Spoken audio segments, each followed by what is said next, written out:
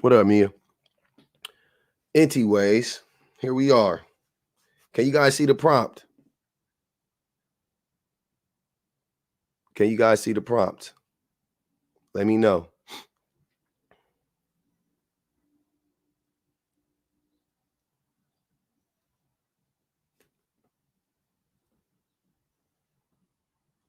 JG, I would love for you to cook this real quick. Come on up, brother. Hey, what's going on, man? What's up, brother? Can you hear me? Yes, sir. Hold on. Let me make sure my mic is right. Okay, there you go. All right, go ahead, man. Hey, man. I'm not sure what side you on, or what kind of man, what a man is to you. But this is just crazy, man. What is a man? I don't know. You got to ask yourself that question. A leader, a protector, a provider. So Men aren't any of those things. How are men codependent? Because we're not any of those things. Oh, is that an opinion? I mean, I would base that on reality. The fact, like, based on everything that we've done to women to subjugate them, to force them to be with us. Women leaving men in droves, women staying away from men for these very reasons. That's what I would base it on. The fact that men are the ones who hurt women the most physically, emotionally. Like of all time? Like all throughout history, you're saying this? I mean, in recorded history, yeah. Like name a time when it's not. Name a time when men and women were treated equitably in society. Like in history, I'm saying. You mean like the millions of successful families that have housewives and men providers and everyone playing their traditional role? You mean those families that don't get on live and talk? Are you talking about those people? The housewives? No, they do get online and talk, and they'll tell you that, especially trad wives. What are you talking about? I've interviewed a trad wife in my life before, and she was an ex-trad wife, and she talked about how terrible being a trad wife was. A traditional wife? Yeah. Yeah, man. That's just. I guess we just don't see the rest of the numbers and the rest of the families. Is that? But you don't even know, JG. Wait, JG. First of all, the vast majority of wives are not trad wives. Just off the rip. Where's that source at? There, it's in it's a Pew Research, Pew Review did it. Yeah, but you don't care. I'm so tired of you guys acting like y'all care about numbers. And the reason why I know this, JG, and I said this a million times. If you cared about the numbers, me and you wouldn't be having this discussion in this way, because you would have already looked it up. Because you know what I mean? Like if you cared about it, right, you would go look it up. I looked it up. You made a statement. I'm just asking if you could prove the statement, because I know, seems like a lot of but JG, hold on. You got a bunch of women in here. Yeah. Like it's just JG. Hold on, wait, brother. What solutions do you have though? I don't even want to get into what I want to get into. I want you to get into what you want to get into. Don't pivot to me, because you don't have nothing for me personally, right? But this is crazy, brother. Yeah. Like, so tell us why it's crazy. Exactly the opposite of what men should be listening to. So tell us. We're trying to rebuild the hold on, community. JG.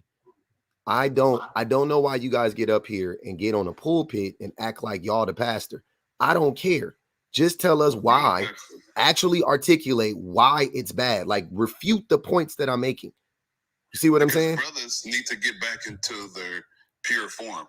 These other men coming in here, allowing things to happen and allowing people and allowing the things to go to where they are going today are the bigger problem. But there are traditional men and there are old-fashioned men that want to stay that way and are that can't, because they can't play this game that the new men created for the women, giving the women all these opportunities and voices. It's counterproductive to what the nuclear family is taught. So you're in all kingdoms. So animals. Hold on, wait. I don't care about animals. You don't know shit. You're not a zoologist. Don't talk about animals. But here's the thing. So you're making my point in real time. You've already made my point, like literally right now. So you just said. That's what I want to get into. Hold on. There are men. JG, let me finish. JG, for other JG, men to come JG, out and sound like this. JG, This is the problem. JG, let me finish my statement so you can respond to it. I just listened to yours. Now let me tell you what I think. All right, just stay logical. Yeah, not, don't do that. You don't want to. You're not logical, and I'm gonna tell you why. Because right now, I'm saying that men depend on women. Right? I said that men can't survive without women. They would rather force women into needing them rather than becoming a person that she wants to be with. And what did you just say? Not 2 minutes ago, you said that this small group of men are giving women access to jobs and letting them have voices. So you're talking about autonomy, freedom, right? And the more free women get, the more they reject men. Why is that?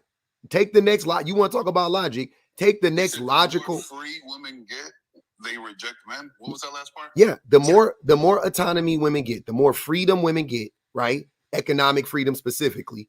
When because that's if you think about it, the way there's a few ways that the government can legislate like the codependency for women, you know what I'm saying? Like for women to need men, right? And one of the major ways, if not the biggest way, is economically. So if you say that women can't work, then they have to get a man because only men can work. If you say that women can't own land, then they got to get a man because they can never move out of their parents' house and they can never have kids or whatever. If you say women can't vote, then they won't ever be able to participate in they won't be able to participate in the legislation and the rules that govern us all, right? So things are continuously going to be harder for them. You just said that there is a small group of men that have made those things more possible, which you're right, because it ain't you're making my point for me. The majority of men are not interested in giving women more autonomy because the majority of men are more interested in sheep herding women into relationships with men that aren't up to snuff, that aren't good people, that aren't human beings and won't treat her like a human being. And instead of him being like, I'm going to learn how to treat women like human beings and I'm going to treat myself like a human being, I would rather the rules dictate that she has to come to me. That's what I just said. And that's what you just backed up with the statement you just made. Yeah, but the idea that the men are codependent is not like, what is the solution that you're having this? Hold on, wait. You just wait. But you didn't acknowledge that right there. I was just reading the prompt. I gave you the solution. So different angles. JG, it's hard to keep up when you talk like that. Hold on. Like a preacher, like a pastor. No, like it's hard to get in there. Hold on, man. Because hold on. Stop talking while I'm talking, JG. I'm telling you, I don't talk like a pastor. I just talk concisely, and I mean what I say, and I say what I mean. And I'm articulate. So I'm articulating my thoughts properly, right? I don't have jumbled thoughts. My thoughts are consistent. So I'll go back. You said, you keep asking me what my solution is. I put a big ass solution in the right smack dab in the middle of all of this. I said, instead of men learning, they would rather force women into needing them rather than becoming a person. Hold on. Please don't cut me off. This is really annoying. They would rather force women into needing them rather than becoming a person that she wants to be with. That is the answer. What do you mean? You want to know the example? I just gave you the example. I just gave you the example. Treat women like human beings. First, start with yourself. Don't look at yourself as a superhero because you're not. Do you think men have power today? Of course, men have power. Of course, men have power. So the men with power are forcing women with all this independency and all this extra privileges and rights, and everyone's defending and backing them up like you. You really think men still have power today in 2024? Where are all the men? It's just me, JG, and it's a bunch of undereducated men like you. It's me. On your live before. I know. I don't know if you remember me. I do remember you. Remember because I cooked you in that live. I'm sure you didn't, but JG. So there's a bunch. Hold on. A real man. Golly, man. Can you shut the fuck up for a second? Be quiet. JG. Hold on, brother. Hold on, man. You gotta be quiet when I start talking. I promise you, nobody want you got. Can you look? I'm gonna have a conversation with you about this. Can you emotionally regulate yourself? Is that possible? Of course, brother. Okay, so can you be quiet while somebody else is talking? Is that possible? It's a conversation with two people or one? It's two people. So when I'm done talking, you talk. I'm trying to understand you, but you cut me off when I start If getting you into stop, my thoughts. JG, if you stop talking while I was, That's not a conversation. JG, it's hard to listen when you're talking, first and foremost. Secondly, it's hard to listen when you are listening to respond and not to understand. So two things you have to work on, not me. Take some accountability. So you got to listen. You got to actively listen to what I'm saying. Don't listen to argue, right? Don't listen to cook me or whatever, because you can't, because you don't even know what you're talking about. So listen to what I'm saying, and then you will. Talking about that. Okay. Can you tell me what I'm talking about? Because I don't think you heard a word I said. I did. I'll reiterate what you said to me. All right, tell me what I'm and I went about. And by the way, I literally just went through what you just said. So you said you twisted. You took the first part and changed it into to just disprove what I'm trying to say. Okay, so I already told you what you said. Now you explain it to me again. I must have misunderstood what you said. Explain it to me again. What I'm saying is that men need to get back to traditional ways. You're saying that it's. Why are you telling me what I'm saying? Hold on, JG. Hold on, brother. I asked you to tell me what you were saying again. You said men need to get back to traditional ways. One sentence. That's not what you said before. Then you pivoted to me. Don't talk about me. This is about you. What are you trying to say? Reiterate it so I can understand it better. Women need men. Men don't need women. Women need men. Men don't need women. Okay. Right. Based on what? Biology. Nature. Okay. Based on regular day-to-day stuff that we've lost. And now we have this. We got people like you. Hold on. Why are you pivoting to me? Wait, JG. JG, hush. Hold on, JG. Stop. Don't try to attack me. Just make your point. You can attack me. Huh? You can attack me? Yeah, I'm attacking your point. I just told you. The thing that you just said was, and you're at best, here's what I'm saying. You're trying to do this I'm rubber, you're glue bullshit, right? You're like, men, how dare you say men need women? I'm gonna say the complete opposite, which everybody knows is not true. You know what I'm saying? Like, that's dumb. But so at best, hold on, wait, JG. So at best, men and women don't need each other, right? Which what I want is a world where men and women don't need each other. That's what I want, right? But right now, the way that it's set up is women don't need men and men desperately need women. Because we are. And that's just why do you think that is? But you don't think that's nature too coming out? No, I don't think that's natural. We have been conditioned, because women have been conditioned to not need us.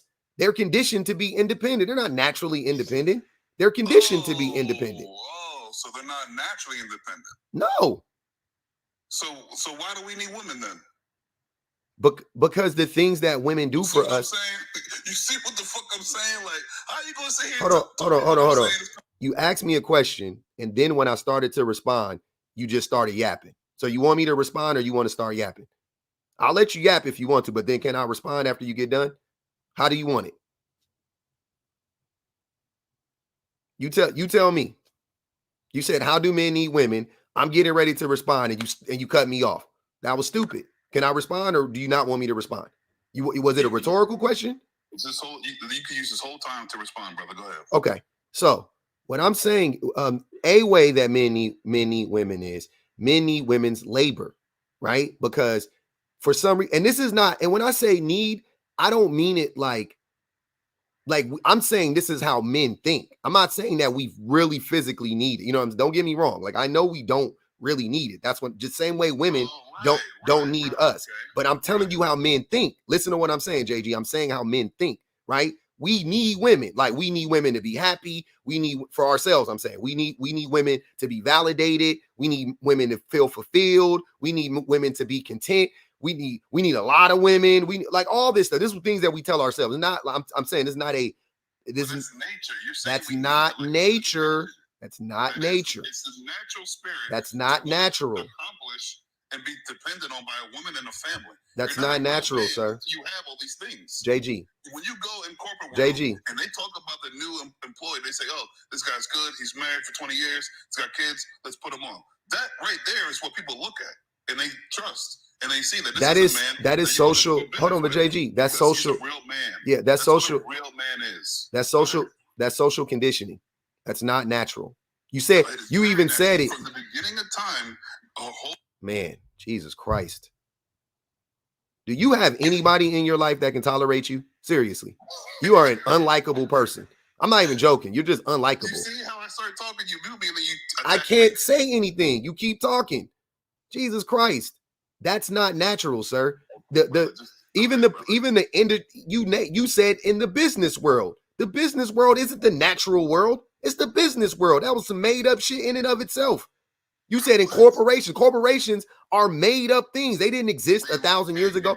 Why are you talking while I'm talking? Why? You claim to me. Are you a liar now? Because you just claimed to me that you can emotionally regulate yourself, but you're proven otherwise. Can you do it or not, bro?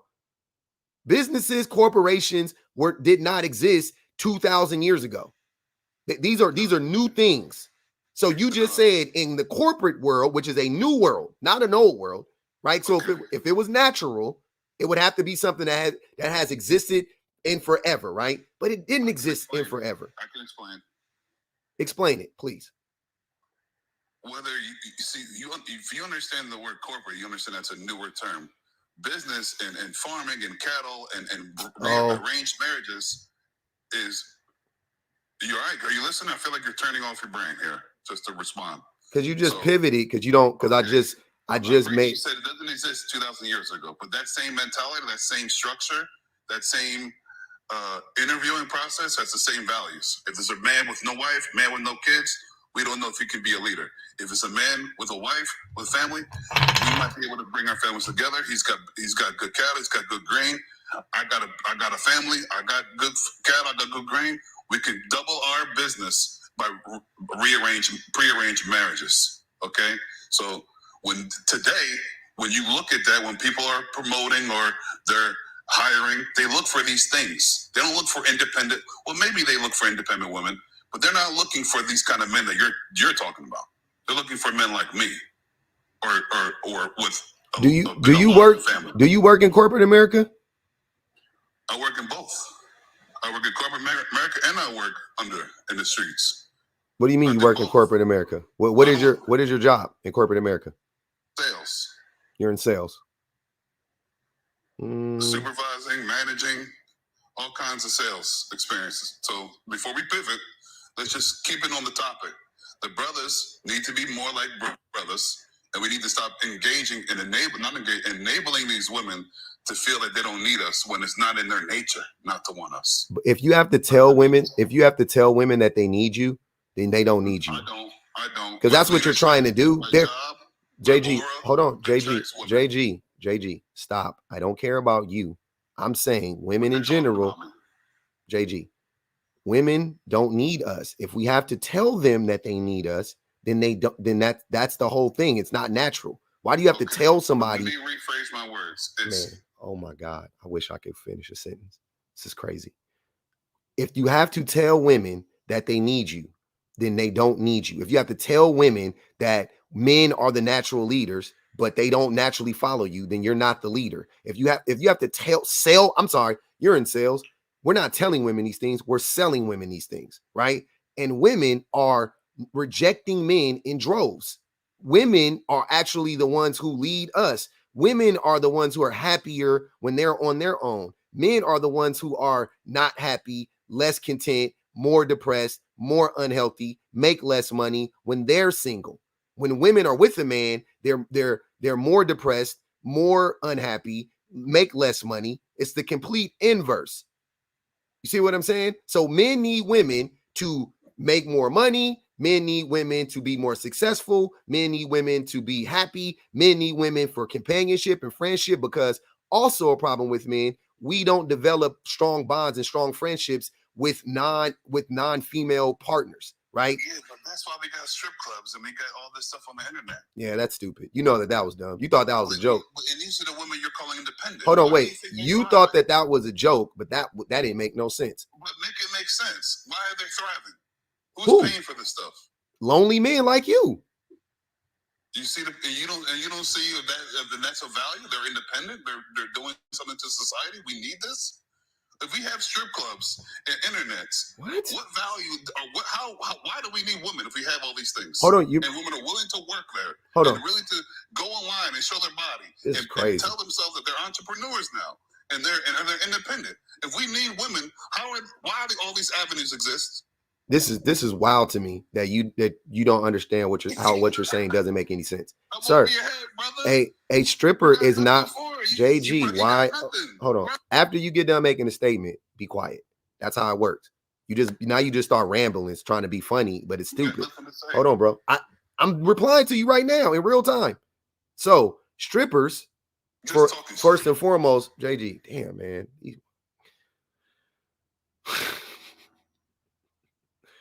I want people in your life to see you act like this. But brother, you keep stop talking. I want people in your life to see you. I want to send this clip to your job so they can see how you act. If they don't know already how unhinged you are. They know that my self-control frustrates women. What's self-control? Exactly, because the things that women do. Exactly. In women's hair. Hold on, wait. Exactly. What do you mean exactly? I didn't say anything for you to agree with. Well, you muted me. Bro, you're not making no sense. So let me hold on, JG. Hold on. I don't care about you. You keep trying to center yourself. I don't care. I'm just saying that strippers are not therapists. Strippers do not do labor for that man. Strippers don't. They literally just dance and talk to him for however long he can afford to pay her to stick around, right? That's what SWs do. So they are short-term relief for that man from his sad, pathetic existence. So when you say, why do strippers exist? It's literally strippers exist because a lot of men are sad and pathetic and they need to go to strippers, right? The strippers aren't sad and pathetic. They get to go home and live their best life. The men who go to them that pay them the majority of the time, not every man, but the majority of the time, they are sad and pathetic. You never seen Players Club? You don't remember the guy who was stalking Diamond? That's what most men are like in the strip club. They're like him. Oh, I thought you really loved me. I thought you really loved me. Now, when boy, that stripper goes out in public, is she telling everybody what she does for a living or how she got that BMW? What? I don't care to shame. Don't care. Is she going to men telling her what she really does for a living? Don't care. She's talking about that? Don't care. There's different levels of men that women want to deal with. Don't care. They're the men that help them get paid, like the brothers, maybe the rich brothers or whatever's in the strip club. And then there's the brothers that they want to be taken care of. They go to different rooms. They change their attitudes. They change their personality. They change their style for certain men. But when you're aware of your spirit, a woman's spirit, these things won't work on you. Even if you have millions of dollars or you don't. Because men need to be men and need to stay in control of their emotions, of their lusts. When you have that, women will gravitate towards you and just want to be around you.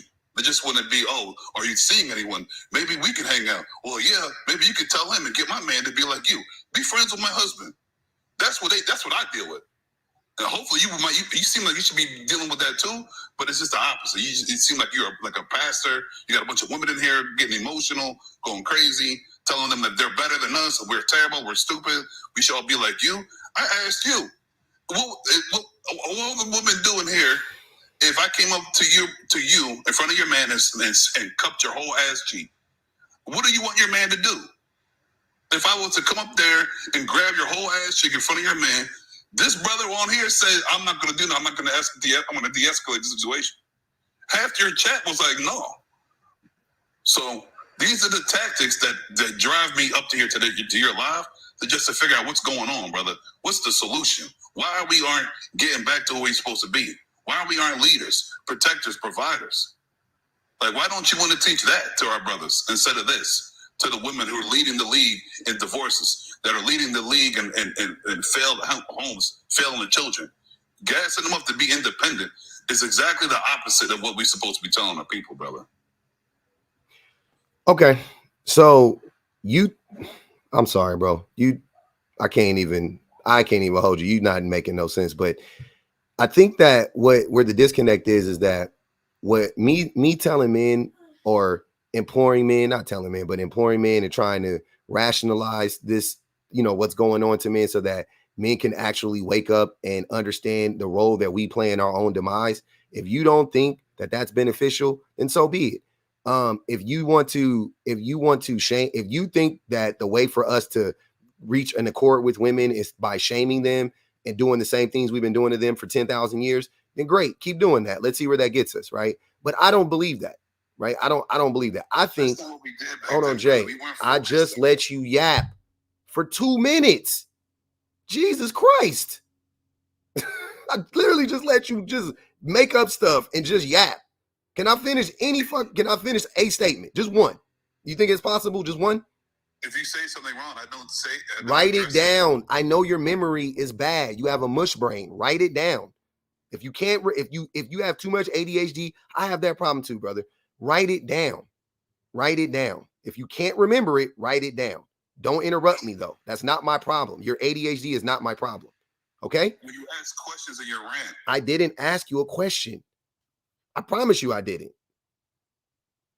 Jesus Christ. So what I'm saying is that asking men and telling men to be saying that the reason why we are in this predicament, the reason why we are at this precipice where women are moving further and further away from us and not moving, in our direction or whatever the case may be, is because men are doing everything but developing our character, right? Meaning becoming um uh, uh better partners, sharing in the load at home, doing more labor, paying attention, being active listeners, having more empathy, being more vulnerable, being more consistent, being honest, things of that nature. We're not working in that direction. We're stuck, right? We're stuck right here, and we keep trying to like fish and like throw a hook to reel women in, as opposed to being like, hey, I should just move towards the women because the women are over there. I want to get over there where the women are. I need to figure out a way to get to them, and the way to get to them, and I know that the way to get to them is by becoming a better person, right? JG is up here saying, I'm not interested in becoming a better person. What I would rather do is shame women to reel them back in, right? I want to go back to the traditional times. I want MAGA, right? We on some Make America Great Again bullshit, talking about traditional families, which are anything but traditional historically, right? It's a new concept. The traditional family in America is a new concept. That is not the old model for families 500 years ago, 1,000 years ago. That is a new thing. What's it called? The nuclear family term, a term that was coined in the 1900s. It literally came out in the 1900s. They made it up. It was a thing. They thought it up in a think tank, and then they thought it up in. Oh, you go. They made it up. They made it up in a think tank, and then they pushed it. And when I say they, I mean the capitalists who wanted you to separate yourselves from your family, right? Your extended family, your mothers, the fathers, the cousins, the aunts, all that stuff, so you can go out, buy your own house, buy your own car. You know what I'm saying? That's what they wanted you to do. My thing is, we need to, what you're doing is you're putting too much attention and focus on women. The men back then, we didn't worry and deal and have women on our minds at the beginning of the day and throughout the day. We were more focused on the land, the buildings, the entire community. And that's the way women understood their role. It's like, oh, what can I do to contribute to this man? He's so determined. He's so focused. He's always working and he always wants to better than everyone else. What can I do? Let me be productive. That's where it comes from. The more attention you put toward these women doing this, that, and the third is more giving them more energy and more confidence to leave us so they can be alone somewhere doing something they shouldn't be doing when they should have been back with their man, should have been back with their should have fixed their relationship. You keep proving Instead, my point. We're enabling them to go off, do whatever you want, figure it out for yourself because you have the natural ability to, which is just against nature. All throughout time, men have been showing the way and leading, and they come to follow and contribute. And that's all they want to do, just contribute. They put 5 on that boy's head, by the way. Focus off of women, brother. I don't have no focus on women. Brother. I know that's your whole thing. I know you got a lot. Hold on, JG. Before you get to lying more, I don't focus on women. I literally focus on men. So it's the opposite. See what I'm saying? What you're saying? How you just like blatantly lie to everybody. I don't even talk. I can go days without talking about women. I don't ever need to reference women. Y'all got 10 on that boy head. I don't never need to reference women if I don't want to. I'm telling men that this is why you can't get the woman. This is why. That's it. I'm not focusing on their behavior. It has nothing to do with women. I literally can pretty much build I don't ever have to mention women, to be honest with. Let me be clear. I don't ever have to mention women. Ever. I don't ever have to even say the word women. Ever. And my platform will be exactly the same. I don't focus on women. I don't focus on their behavior. I don't focus on women. I'm literally focused on men's behavior. This is just double talk. You might as well change the prompt then. Why? Exactly. Why? Why would I change my prompt? All right, man. It was nice talking to you, man, but this is cooked, man. Wiki work. Hey, y'all, let's keep liking the live. 27,000 likes. Are you not entertained? Let's get it up. Let's get it up, man. Oh, he dropped Gwendolyn. Or I dropped him, but he was about to drop. They be laughing at themselves. It's always weird. I appreciate the cash apps, though, nonetheless. We didn't get there. We was almost there. Y'all was getting ready to drop them. It was about to happen. I mean, the boys are not okay. As we can see, the boys are not okay, y'all. The boys are not okay. Oh, little friend is back. Little friend also scared to jump in the chat, per the usual, being there tapping. They love tapping. The sovereign woman said, call JG Wentworth. That boy JG tripping. It's his motherfucking live. Shut the fuck up. Them is the rules, but they don't be listening. I don't be understanding. Sir, Google pederasty. Oh, man. Yeah, I don't need to focus on women. I don't like focusing on women. I don't like, I'm just telling men that if you want the women, JG, you said you had to go. Look how dry the live is.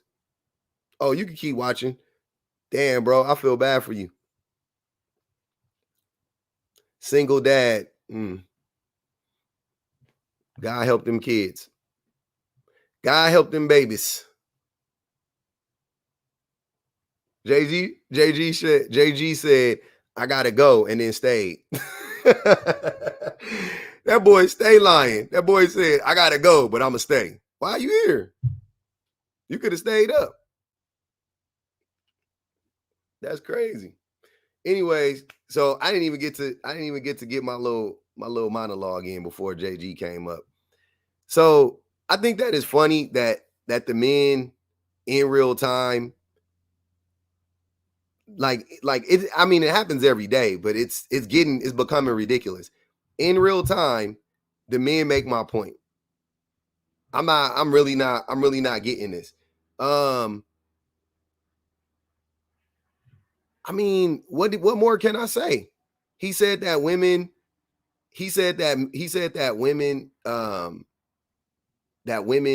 need to get back in the kitchen. That's what he said. W's need to get back in the kitchen. Uh-oh, he's spamming now. Now he gets muted. When you spam, you get muted.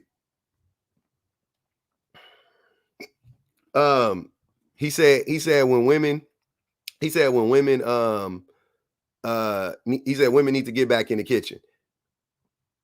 And he literally made my point because he said that since this small demographic of men have started to give women their rights back, right?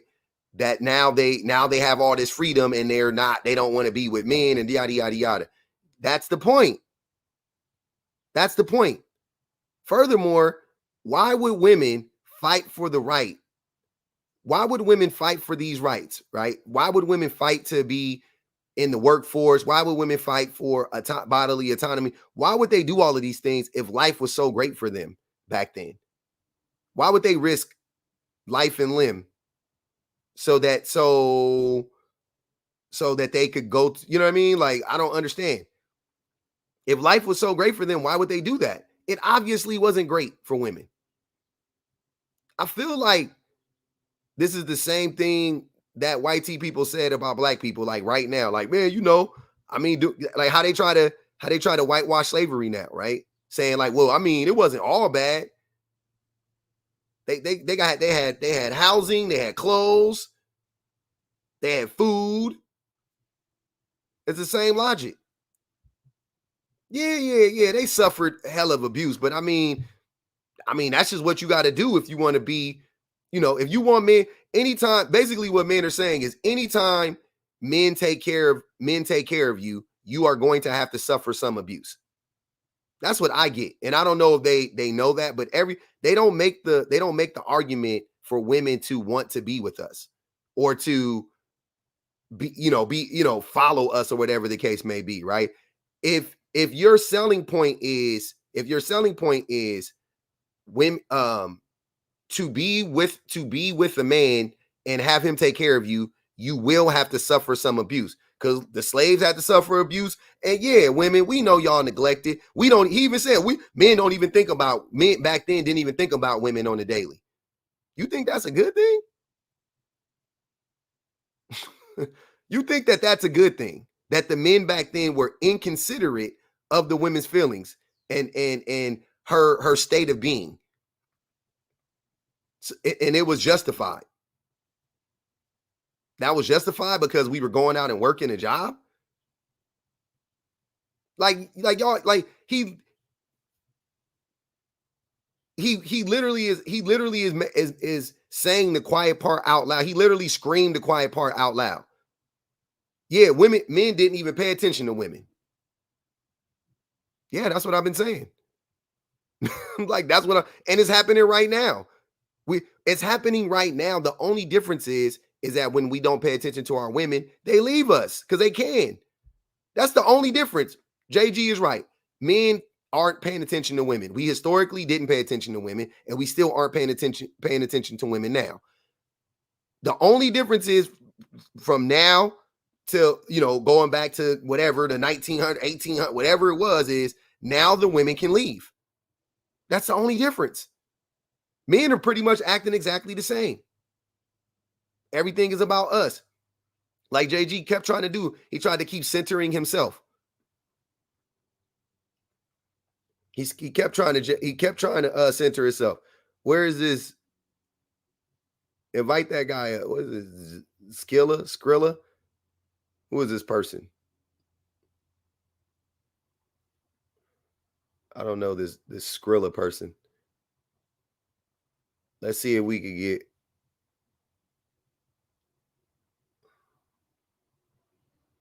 Talking about I'm a single. In his bio, he said he is single dad. Bullshit.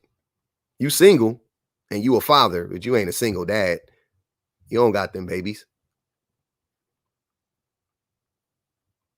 Why y'all always come on here lying? That's the shit I don't be understanding. Y'all always come in here lying. Just like old boy came in here lying yesterday, talking about he was a lawyer. Talking about he was defending men in court.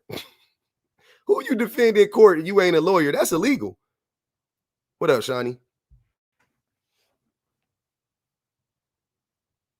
Hey, public. Chill. I was just gonna tell him before he dropped.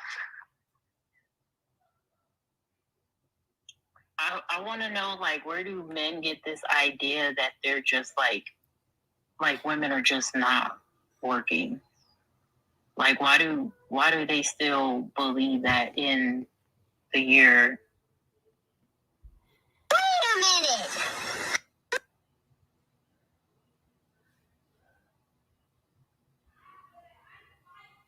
Like the breadwinners in your household. So I'm trying to get this idea, like, why are y'all like still stuck in 1950?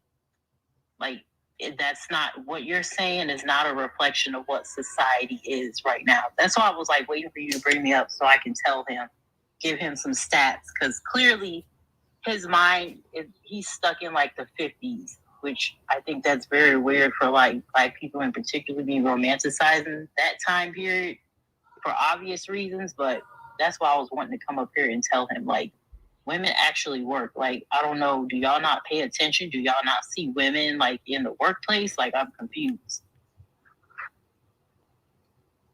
I don't think, I mean, he sees women in the workplace because he works at a strip club. Oddly enough, he works at a strip club. But yeah, he can't, but yeah, he's shaming strippers. I'm like, you wouldn't have a job if it wasn't for them women. Like, what? Talking about he work in the corporate world. No, you don't. No, you don't. Don't come in here lying. Why y'all always coming in here lying? Damn, I can't move my damn thing. Why he coming? I just don't be understanding why they be coming in here lying so much. I can't fix this thing. Hold on. And then not even taking into account like mothers who are breadwinners, they're like contributing at least like 40% of like the household income. So I'm confused on like, it's one day it's women don't work and that men got all the money and they're spending all this money on women, and then the next day it's, oh, women are taking our jobs and that's why I'm not making the money that I feel I'm entitled to. So is it Uchiwali or is it one mic? Y'all let me know. It definitely ain't Uchiwali. They be out here just making shit up. Damn. This even worse. I'm sorry. I'm trying to get my, I don't know what happened. HR Lux told me to tell y'all to tap the screen, power tap the screen, and then send some heart beams and all that good stuff. Yes, ma'am. Like up the live. Why is this happening?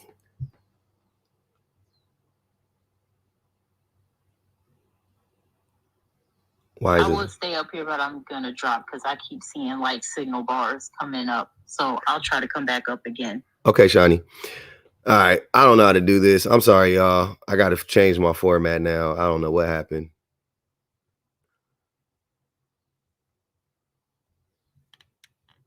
I don't want to do that. It's messed up. It's messed up that it did me like this.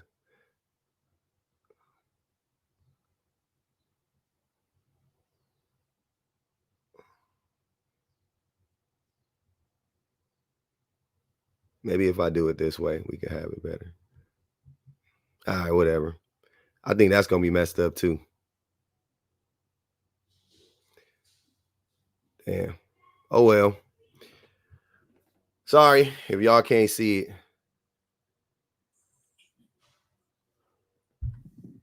What up, homie? What's happening? I feel like there's an echo. There it is. Is it you?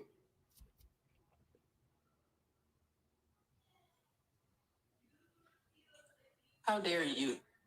Me?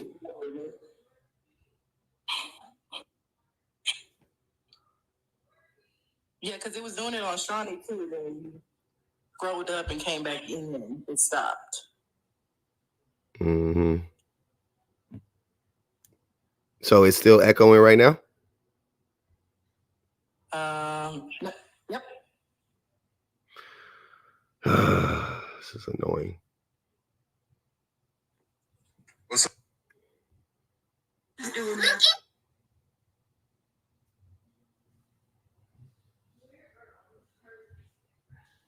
And close the app and then come back and then go live again, and then you'll rejoin the live, and then everything will work. I did that. I did it twice. This is the second time I've done it. I think it's fixed now. I think it's good now. The echo will go away, but it won't allow me to move my thing. So I don't know what you're trying to do. Huh? Oh, you can't move your box. No, I can't move my box. No, it's okay. That's weird. All right, that's all I wanted. All right. Yeah, TikTok been on some other shit lately. I don't know what's going on. I think I might need a stylist or something. I think if I had a stylist, I might be able to do it, but I don't know, whatever. Okay. Yeah, but anyways, I'm gonna keep saying it until the term is coined. I'm gonna put a little TM at the top of it. Miserable man epidemic. They are so miserable. And they keep coming in these lives saying the quiet part out loud. Like, how do you come on a panel and say with your whole chest that women need to remain needy and subservient and not have access to as many opportunities, because that's the only way we will stop moving away from y'all, that we will continue to want to be with men?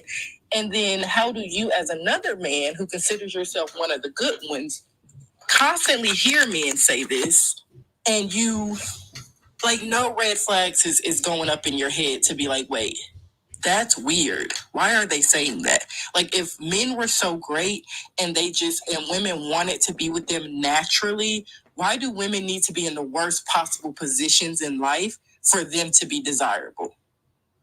Like, why aren't y'all asking yourselves that? Well, because they know the answer. They know the answer is, because they know the answer. They just don't want to do it. They don't want to address it. That's the problem. And I'm talking like as a collective. Like, y'all love to argue and fight until you blue in the face that, oh, most men aren't like this, or you're talking about a small minority, whatever. But as a collective, y'all understand that women, the more rights and independence that women get, the less likely they're going to want to be with you. Mm-hmm. So what does that say? Like, that says that the collective of you are not getting it right. And the collective is they're actively against women. They're actively working against women because you got, like I stated in the prompt, they're not trying to work on themselves to make the situation better. So what are they doing? They're either being apathetic and just letting, things play out the way that they will, or they're actively working against women's rights so that women will be forced to be in relationships with men again. So either way, you're on the wrong end of it. Doesn't matter. Either way. And my dad was saying exactly that. And as a 50-something-year-old man, I'm not giving y'all no excuses. Like, there's no reason why y'all are in your 20s and 30s, early 30s, acting like you don't understand this, talking about some damn traditionalism. When some older men are like, I don't know, this not sounding right. Like, y'all, it seems like y'all want to work with the alt-right to take away everybody's rights just so you can get the prize of having control over women. Like, that's crazy. Like, you will vote for your own rights to be taken away just so at the end of the day you'll get control over Black women or over women in general. Mm-hmm. It's that serious to y'all. Y'all will destroy us all so you can maintain control and not have to be a better person. That's where we're at. Unfortunately, that's where we're at in society. Wicked. Can you guys see the prompt? Am I tripping? No, your box is kind of covering half of it. Yeah. I might have to end the live. This is crazy. I might have to end the live and come back because, I can't. Do what you gotta do. All right, y'all. I'm going to end it. I'll be right back. Yeah. It's not working. Something's going on. Hold on, YouTubes. TikTok playing with me per the usual.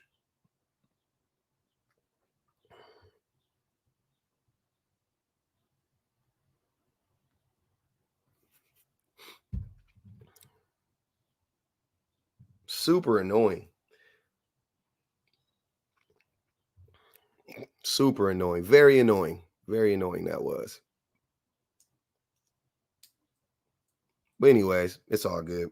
I still got my YouTube friends.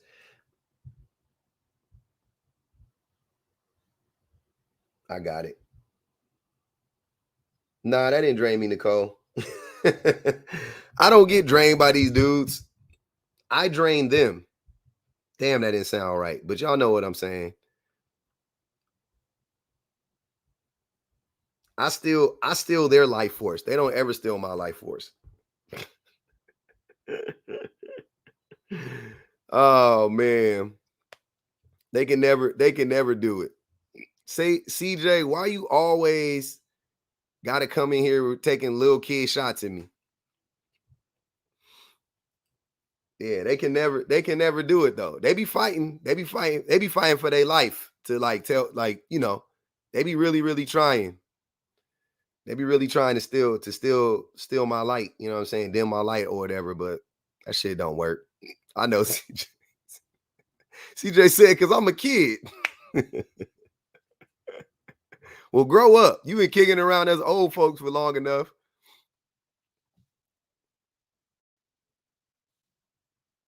I want a man. I don't need one. That's why some of these nakers got fed up. Exactly.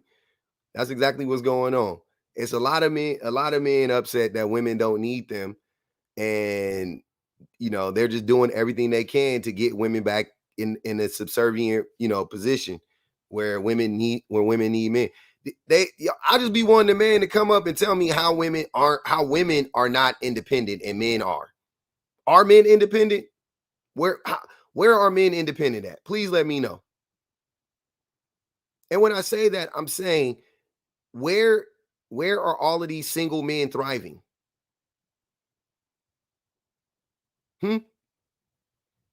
Where are all of these single men just crushing life?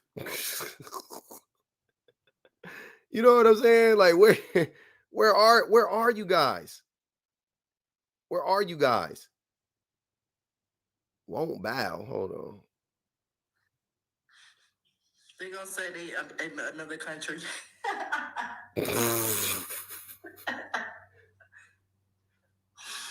They're gonna say they vibing in Tokyo.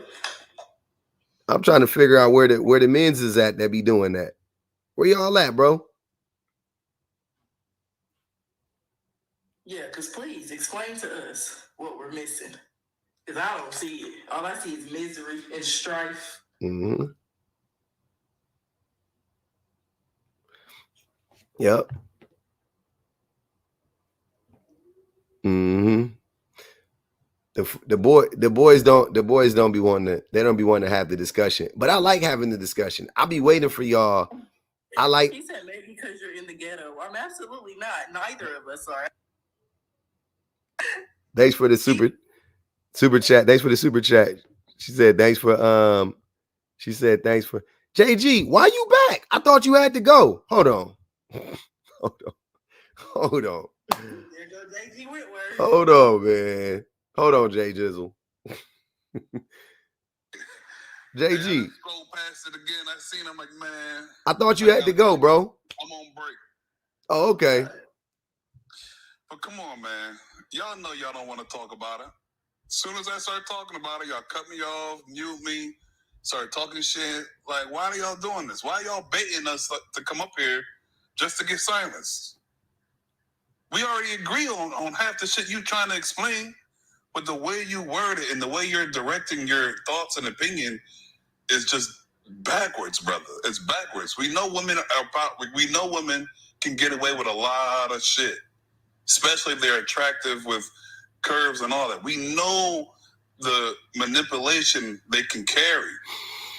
We gotta get away from that and stop shaming the brothers for falling short of that. A lot of us fall short to these silly women with bodies, you know, nice bodies, giving us dreams just to break our damn heart because we wanted to elevate the relationship. We wanted to love them a little more. But the communication fails because they don't know what a real man is anyway.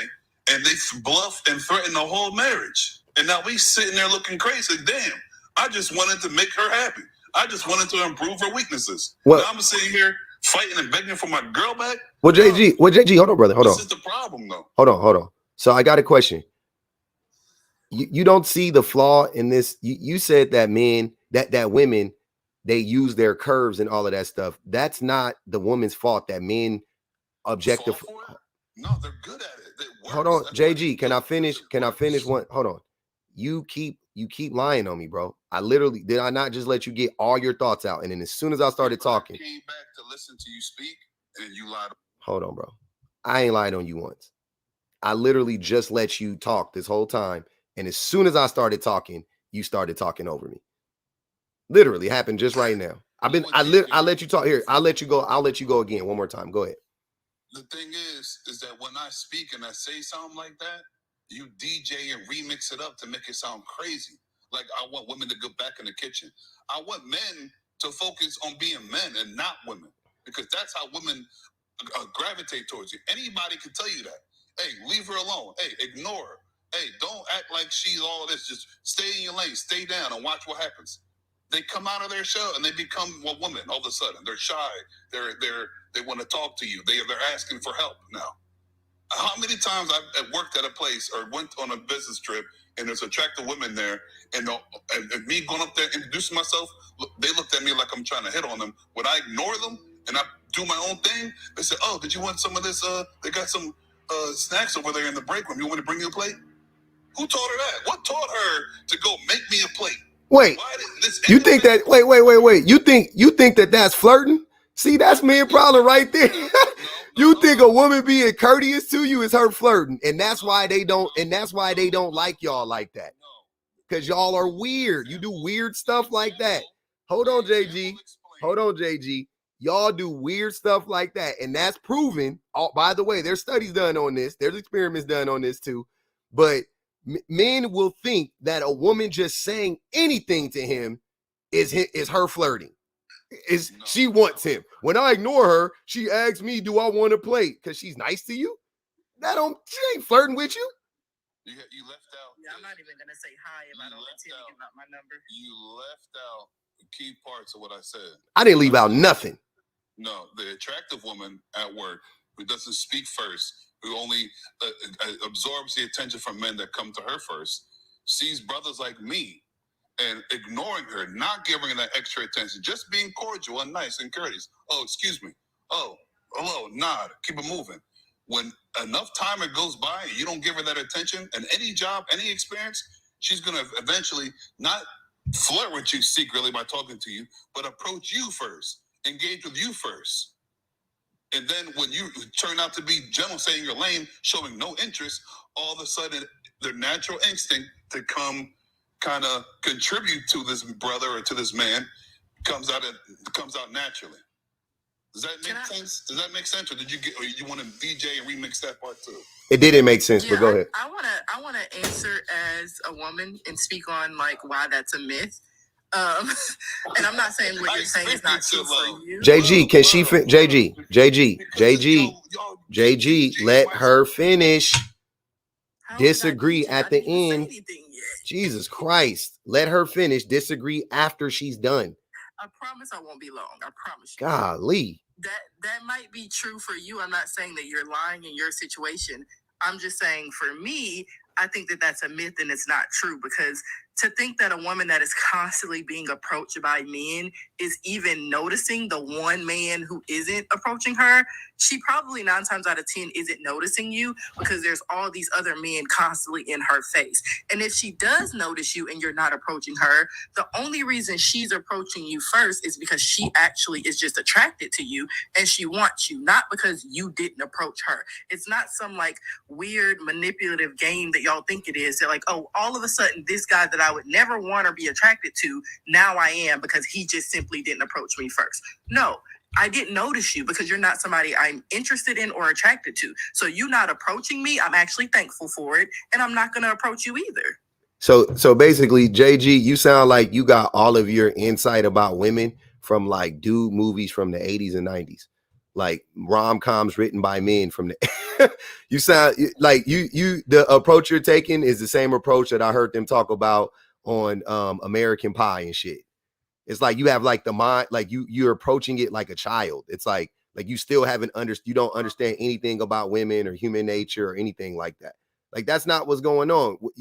Women being, first of all, like I said, a woman being courteous to you and asking you, did you want fucking cake? And it's in the break room. It's not her flirting with you. Secondly, if you aren't talking to a person and they want to say something to you, of course they're going to approach you, right? What if she approaches you and says, hey, your shoes are untied? You're going to be like, see, I knew it.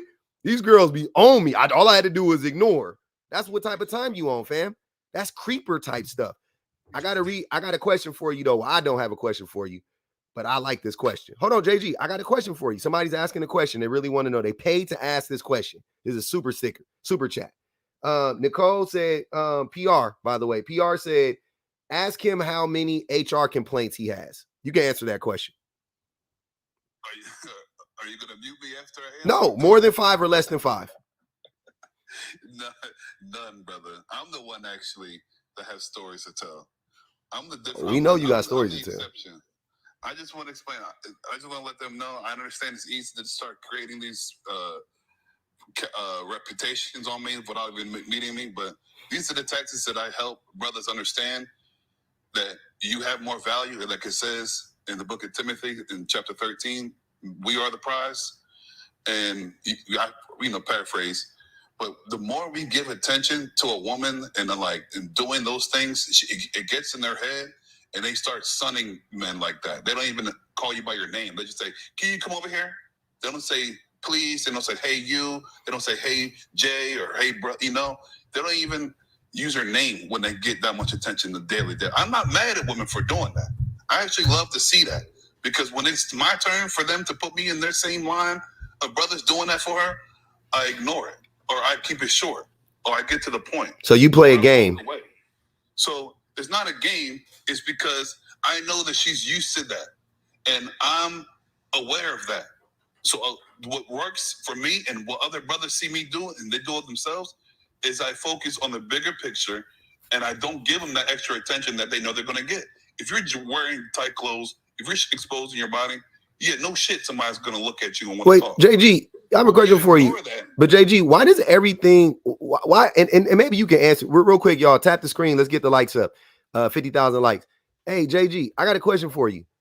Why is it that when you guys talk about women and the dynamics between men and women, and just when you start to just generally talk about women, you guys always, and I mean you guys, because most men who disagree with me, they have the same line of thinking, right? Why do you guys always instantly go to her physical appearance? Because women do the same thing to men when they talk about us. No, they don't. No, they don't. That's projection. Don't do that. That's a lie. And that's a, hold on, wait. And JG, no. A, that's a lie. Nope. A, that's a lie. And B, that's not. They literally treat us as nothing. They think we're nothing. JG, that's a lie. And that's, wait. You take sex out of the relationship and watch what you have. You're talking about men. Any women in here listening, I dare you. Let the man say and take sex out of the relationship and let's see what you really, really got. And it's going to be very sad for your brothers.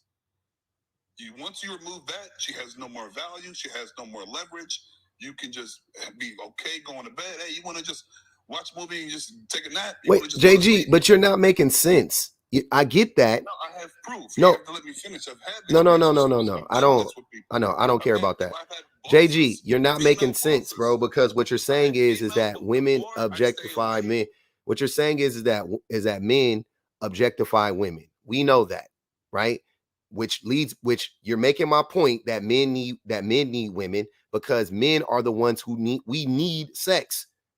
Women don't be tripping. Women, if they in the mood, they won't have smecks, right? Men, on the other hand, it don't matter what mood we in, we need smecks, right? We need it. We can turn down sex, brother? We can be, yes.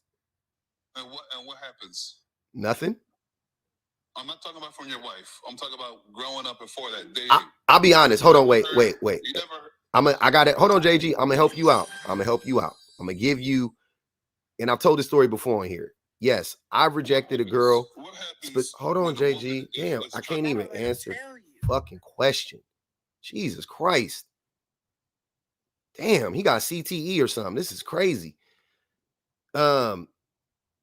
It happened to me a long time ago, by the way. I got to go back to high school. I can't even mention it as an adult man. It happened to me in high school when I rejected a girl and she lied on me and said that I slept with her and I was trash.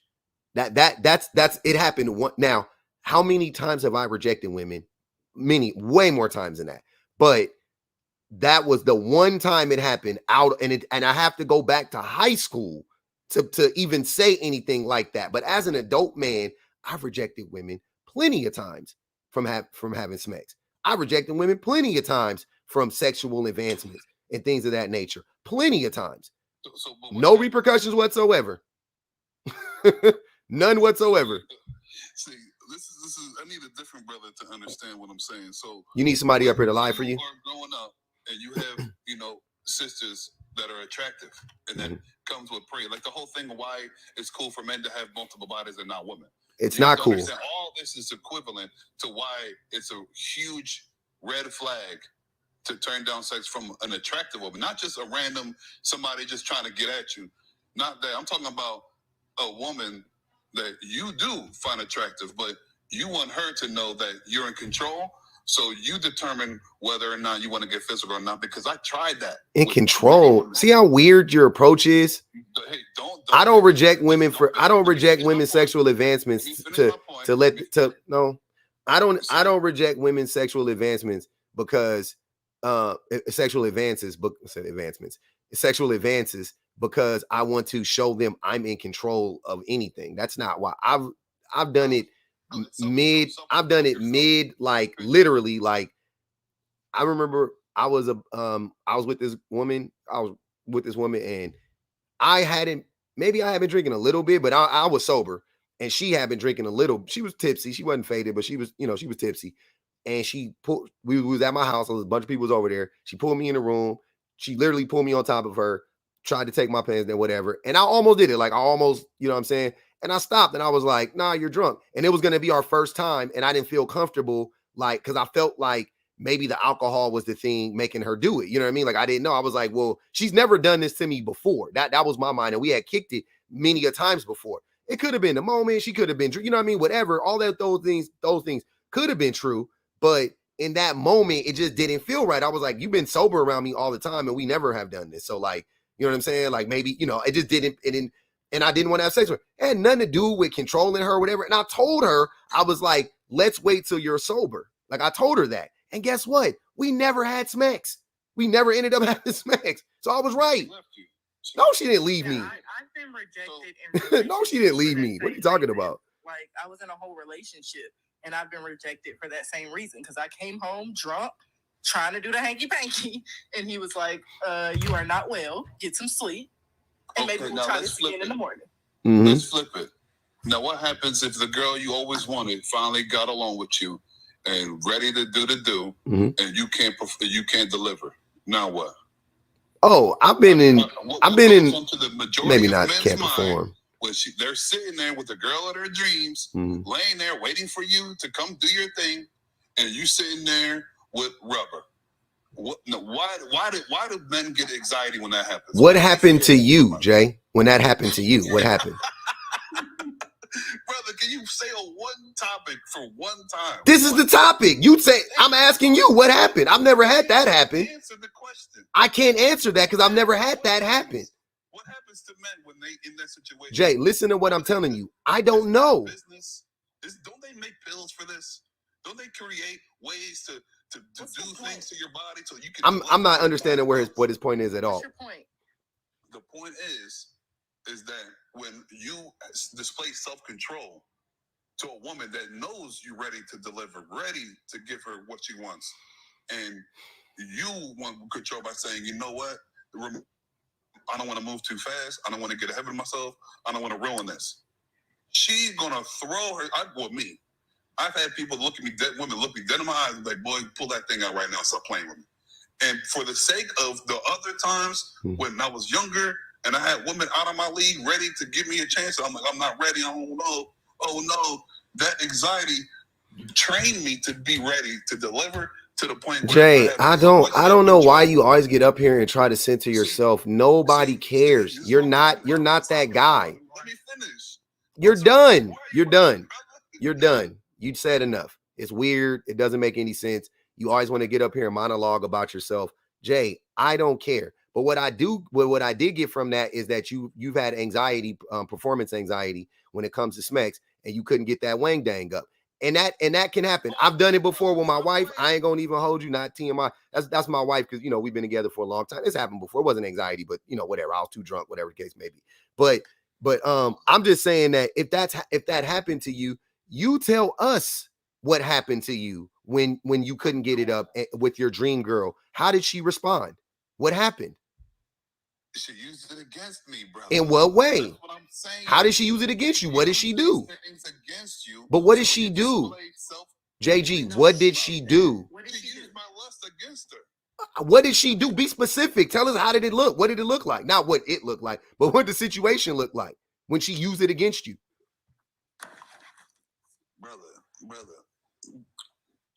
Tell us. I don't know how to explain this for you to understand. It should be easy. It's so common. Because it sounds like a lie. What Because it happened? never happened. It sounds like a lie. It's the thing you're describing should be really, really easy to explain if it really happened. Existence of being from 16 to 38. I'm 38, brother. You too old to be up here lying, by the way. I'm telling you what goes on through brothers' minds when it comes to women and getting them to settle the fuck Sir, down. what happened to They're you not when you settling couldn't get it down up with your because of with brothers your with your like you. with your dream girl? No, why are you blaming? You blaming everybody but yourself. Blame your Wayne. Why are you blaming me? What? Who says Wayne? Bro, Blame your pickle. How you blaming a man for your pickle? Why do you Like, what is wrong with you? Blame your heart. Blame your brain. Blame the fact that you are mentally unstable and you had anxiety when it came to getting with that girl. Or Jay, it never happened. Or it never happened. Because I think it never happened. I think you up here lying. I really think that this is why we have our problems, because now we got brothers operating emotional. Did you grow up with a father? Yeah, man. So where is he? He's around. Where is he in your life? He's around. So where's your kids? Where's your kids' fathers at? Have to do with anything? Nothing. You've He just been the most unable to control yourself up here. yeah. Men that grew up with their fathers understand how women. Men who grow up with their fathers. Hold on. Here, ladies and gentlemen, this is exactly what I'm saying. JG is exactly why, if he grew up with his dad, right? I didn't grow up with my dad, JG. I'm just joking. Everybody knows that. But the difference, you have a man that is not emotionally regulated, JG, a man who is a habitual liar, a man who is a gaslighter, right? You have that man who Runner. You said what? A runner. You have that man. You have that man talking to a man who didn't have a father, and he wants to say, see, this is why you need your dad. Exactly. This is what I be saying. Y'all be making my point. I'm going to chop that up. I'm going to chop up me and JG's clip right there. I'm going to post it on YouTube, and I'm going to say, this is why I say you don't need a father in the home. Y'all be making my point for me. This is why if that's what JG is telling y'all, this is what it's like to grow up with a dad. Cool. You got it. I be trying to tell y'all too. The ladies don't be wanting to believe me. I be trying to tell them too. Like, them growing up with a dad is not the answer. Like, when women be like, "Oh, well, when I'm dating, I'm trying to make sure he grew up in a 2-parent household." Why? That's double the misogyny. Why? That's just double the misogyny. He gonna have to deal with the internalized misogyny from his mama, and then the misogyny from his daddy, more than likely. That's crazy. I'm sorry, I'm gonna take my chances on a single mom any day. Because at the most, I might have to deal with him having some mommy issues or some enmeshment problems. Okay, whatever. But I don't have to deal with the toxic masculinity and misogyny your daddy been teaching you since you came out the punani.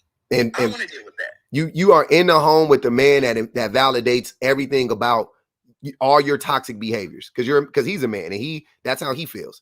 So all of your toxicity gets validated on the daily.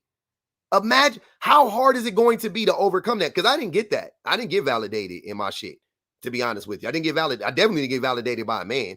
Definitely. But my mama didn't do it. She wasn't even paying attention. She was working all the damn time.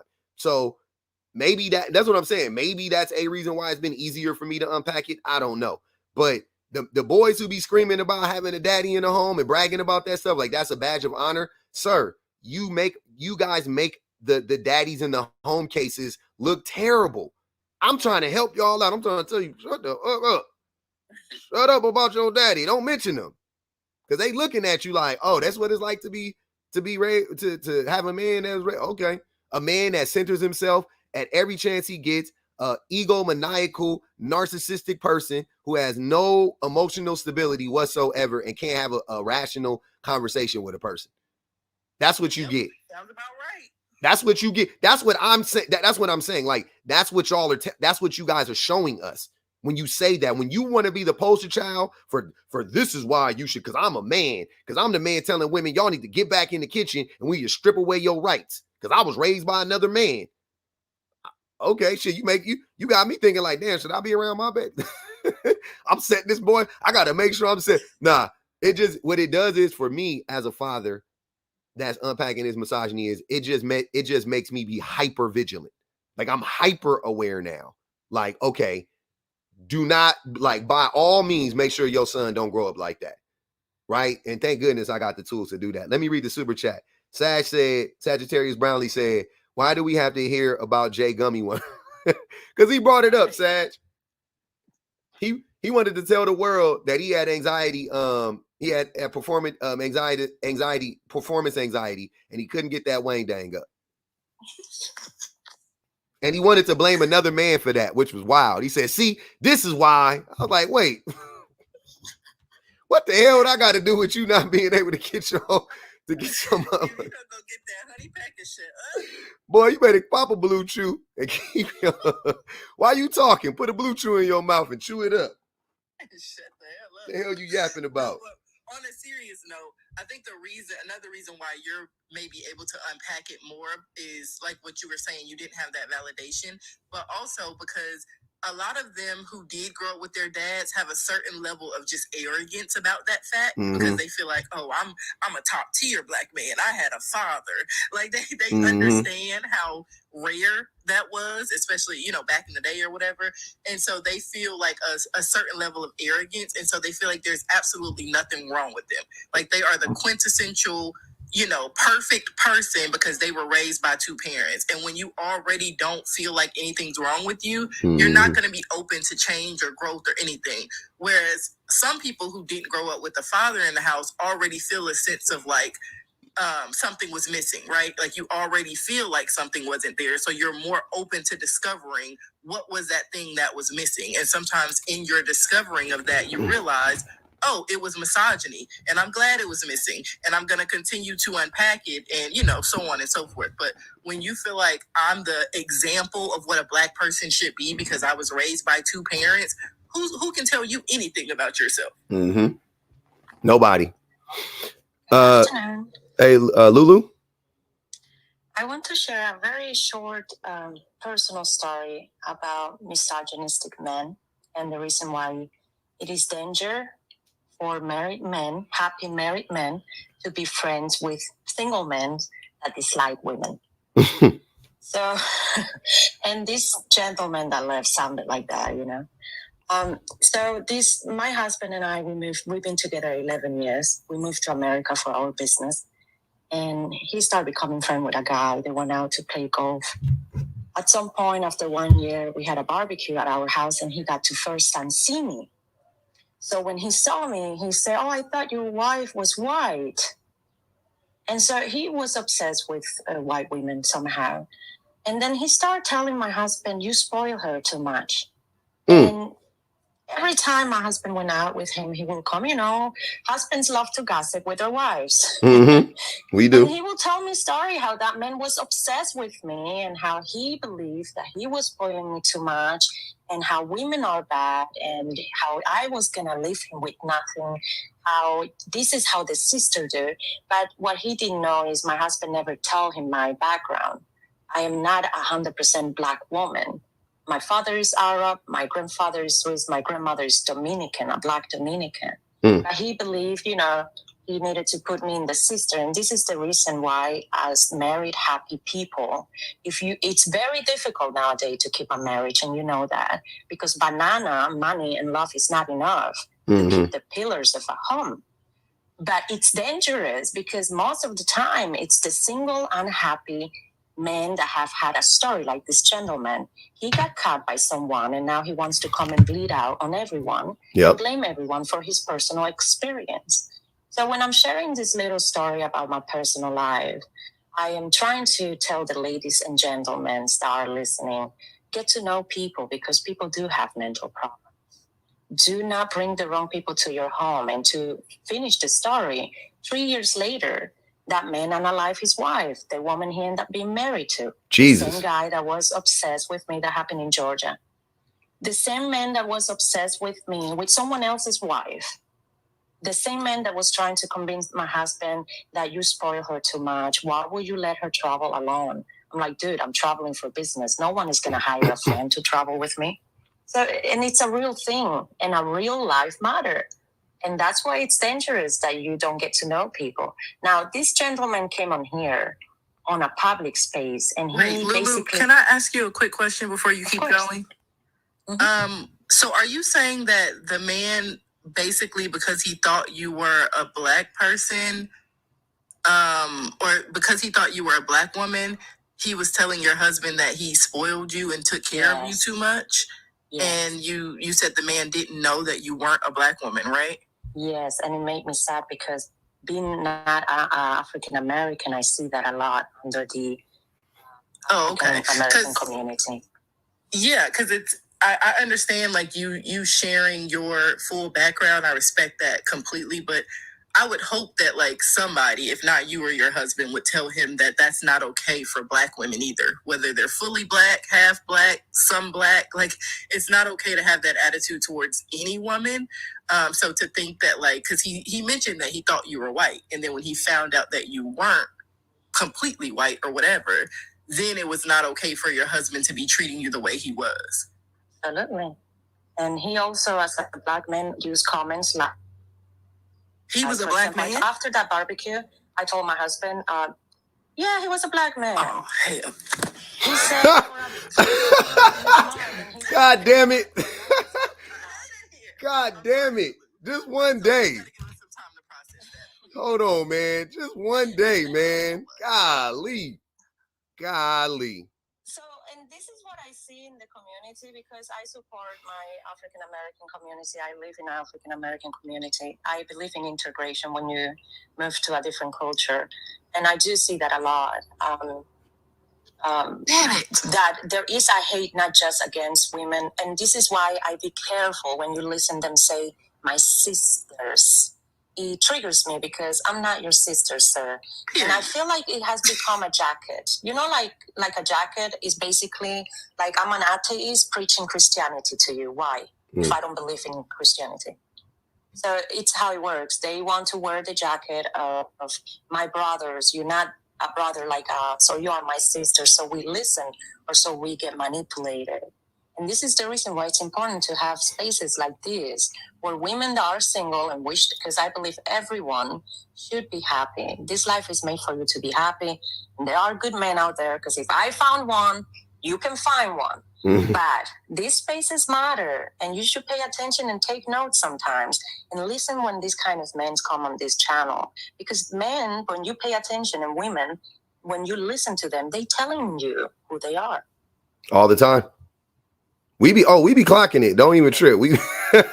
That's what we do. We love it. That's our favorite part about it. That's my pleasure. I love clocking that shit. That's what we here for, Lulu. I ain't gonna hold you.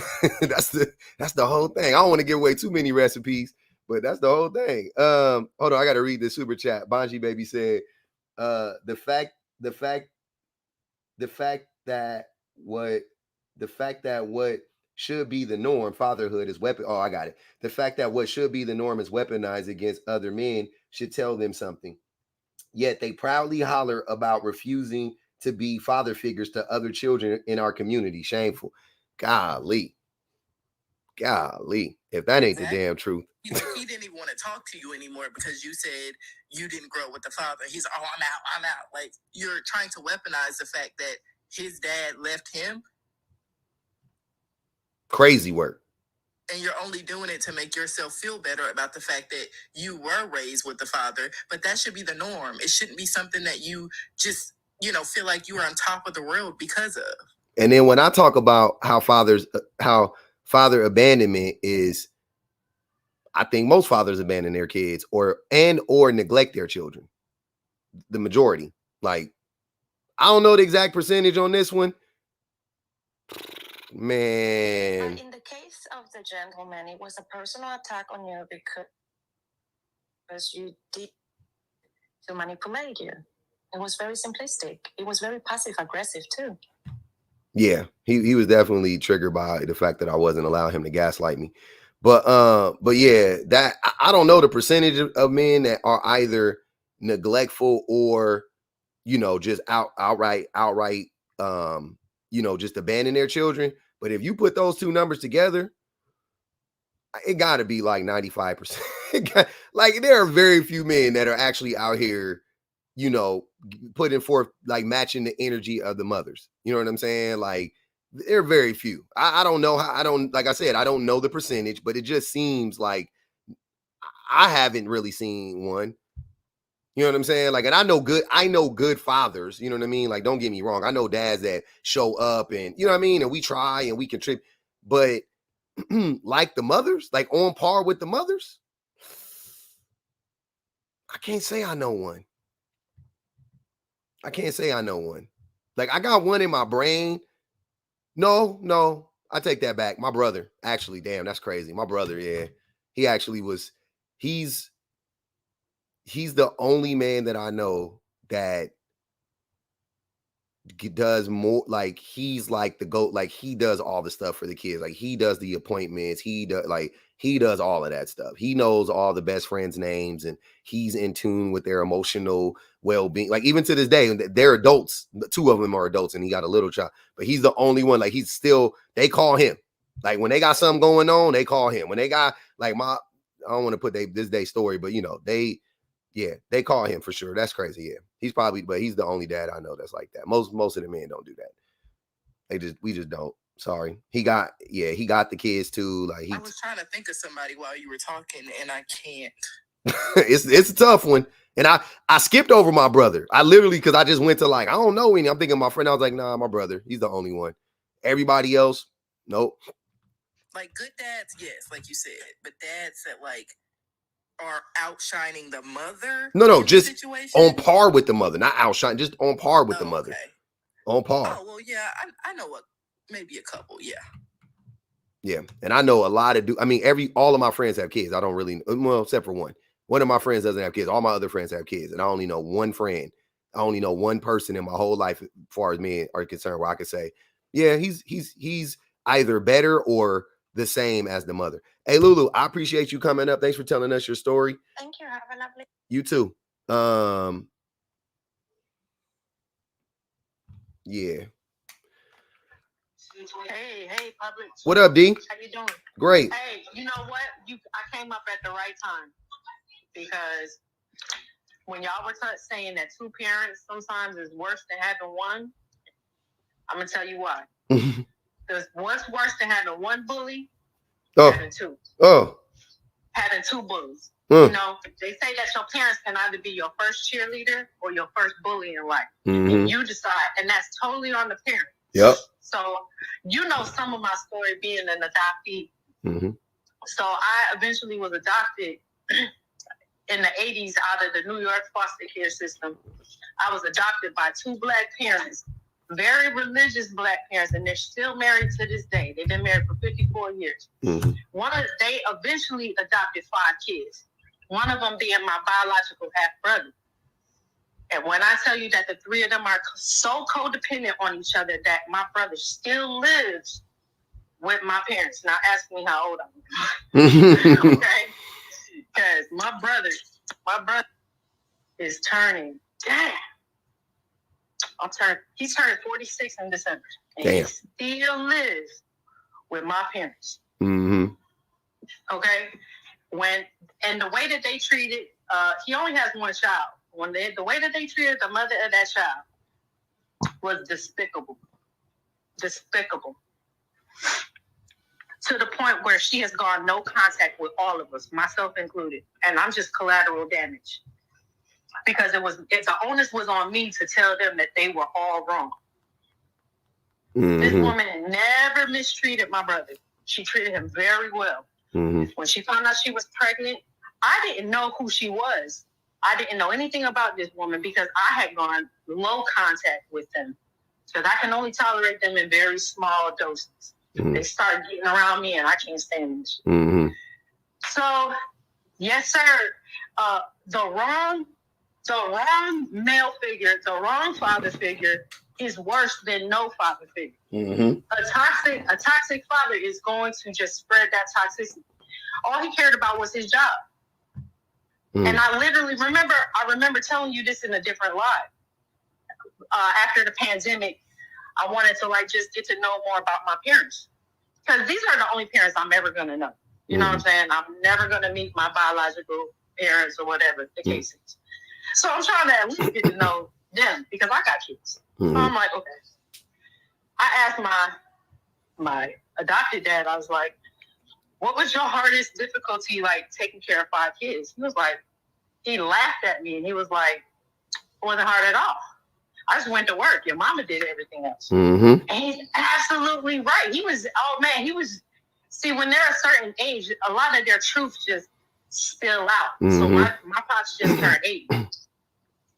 So when I say he is the most passive person, so if my mom would have led us in the right direction, if my mom wasn't the way she was, then it would have been a great scenario. But my adopted mother is very narcissistic. Very narcissistic. Like when the kids will argue with each other, she would move the furniture out the way. She's proud of this. She would move the furniture out the way and tell everybody to fight. Oh shit! Not on some the Mandingo fights from from Django. Like and it didn't matter your size because I was the smallest, and I got adopted siblings that are like 4 or 5 years older than me and way bigger than me. Oh, y'all want to argue? Let's move the furniture out of the way. She thought that was a good form of discipline because she talks about it to this day. To this day, she's proud of herself. How many girls was in the house? 3. So 2 boys and 3 girls. Okay. So, so you used to fight the girls a lot, I'm guessing? Boys too. I'm sure, yeah. Yeah. Sometimes you win, sometimes you lose. Yeah. And you just scrape it off and fight another day. Damn. I left home at 17 because of that. Joined the military immediately. Damn. I'm telling y'all, I am living proof that one, the adoption system is pay for play. It's a crapshoot. You don't really know how the child is going to end up. So stop trying to make adoption a good cop out to laws that's being passed with shmamortion, with the chop shop, because that's not a good alternative. And 2. Every 2-parent household isn't the right or a healthy 2-parent household. The key is if you're vetting a person and you're thinking that, oh, I'll date him because he's from a 2-parent household. No, you need to find out about that 2-parent household. Yeah. You don't know what kind of hell. And these are people that had us in church like 4 or 5 times a week. Yeah. Multiple times on Sunday. Y'all know them. Y'all know what I'm talking about. Sun up to sundown on Sundays. That shit used to be wild. Y'all know that old deacon. Y'all know the old deacon and deaconess in the Baptist church. Y'all know exactly the type I'm talking about. Have had their kids all up and down reciting Easter poems and all kinds of stuff in the choir and doing all that. They were ones raising the loudest hell Monday through Saturday. You know what I think of when you say that? I think of never mind, I ain't gonna say it. But AD, I appreciate you coming. I ain't want to say nobody name over here. I ain't want to drag nobody into this. Go ahead. What I was going to say public before you drop me is I still got a testimony. I'm still blessed. Yep. And I turned everything to my favor. My oldest child, she just graduated law school. Hey. Yeah. See, Dave, you a young guy. You a young person though. So when you be telling me stuff like that, I'll be like, what, y'all? Well, look, if my brother's turning 46, I'm turning 44 soon. I'm not that young. Nah, that's pretty young. My 24-year-old, she just graduated law school with my GI Bill. So my little daughter is studying for the bar exam now. So we on our way. Don't let y'all think that these single mothers ain't making things happen. Okay? Oh, I never thought that. Yeah. Okay. I never bought into that. Okay. Never. Appreciate you, all right, D. Hey, congratulations too on your daughter's success. Much appreciated. I appreciate you. Okay. See, Dave, man, they already put 5 on your head, brother. Go ahead, man. The clock is ticking. I was just saying, you know why you invite me, man. I give it 10 minutes. Nah, bro, you can make it, bro. I believe in you. You was up here. Hey, I got a clip. You was up there for like 45 minutes the other day. So it was a lot of people up here though. Now it's just us, so it might be faster. But go ahead, man. I seen Luck said if you could tap, you could yap. So I brought you up. What would you say? I like to chill in the comments because I get my points across. But yeah, man, y'all, why you be up here lying, bro? Like this whole single parents is better than double than 2-parent households and stuff like. I didn't say that. Why do you say this? Why do you say this shit, man? When did I say that? You just said it. No, I didn't. You didn't just. Okay, well maybe I heard you wrong. So what did you say? You said that a single parent household is better than a household with 2 parents, or you said than a father. Let me. I'm saying that a gentleman came up here. I don't know if you was here. I don't think you were. A gentleman was in here and he was doing that like, oh, are you raised by the daddy? Were you raised by your father? And I was like, no. And then he was like, oh, well, you know, I guess, so apparently he was. That's his thing. I don't even know if he was, but they like to use that as an excuse. So I was like, whatever. He ended up leaving. And I was just making the point. I said that is what I'm talking about. That's why a lot of times I say my fathers are not needed in the home, because the children turn out to be like him. That's what I'm saying. Whether I'm not basing this on like some economic or some educational or some, I'm talking about them as people, because you can go to college and still be a shitty person. It happens all the time. You know what I'm saying? You could have a good job and still be a terrible human being. Happens all the time. So I'm not conflating those two things. I'm separating them, saying that for that reason, as far as the character development of that person, a lot of times, especially the men who like to weaponize them having a father in the home or weaponize the fact that I didn't, a lot of those men are broken people. Like, they're not good people. They're not even trying to be good people. They don't want to be a decent human being. They don't want to treat other people like human beings. And I think a lot of that has to do with the fact that, I'm saying, especially when you're a man, is your dad just passed that on to you. That's all he did. He just passed on his misogyny to you. He passed on his whatever to you. That's what happened. So that's what I was saying. I was like, yeah, I don't think that father, because you'd already know. I mean, you alluded to that. Oh, you say that single parent households are better. I'm not saying that economically. I know they aren't better. I know that it's a struggle for the women. I don't like that mothers get put in that position to where they have to neglect their kids. You know what I'm saying? So they can go to work or whatever the case may be, because they don't have any support or much support at all. I hate that for them and for the children. That's not what neglect is, brother. Neglect is not you going to work, right? Neglect is you going to work, see, Dave. If I may, can I So neglect is purposefully, willfully depriving your child of something. No, it's not. What is it then? What's neglect? Neglect is neglect, bro. Neglect can be unintentional or intentional. You can't describe a word with the word. Listen to what I'm saying. I said neglect is neglect. I'm saying it could be unintentional or intentional. You're saying that it's intentional. It's not intentional. It's unintentional or intentional. So you could be going to work every day not knowing that you're neglecting your child, because you're just like, I got to go to work. And then your kid could come to you and say, hey, Dad, you're neglecting me. And then you will go, oh, shit, I didn't know I was neglecting you. I'm so focused on work. It's still neglect. The effects are exactly the same. What does it matter? So it matters.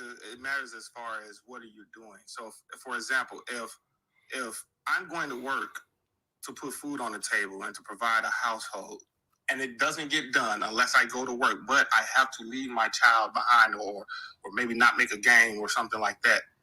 That, to me, that's not neglect, because what this person is doing is providing, key essentials for survival, right?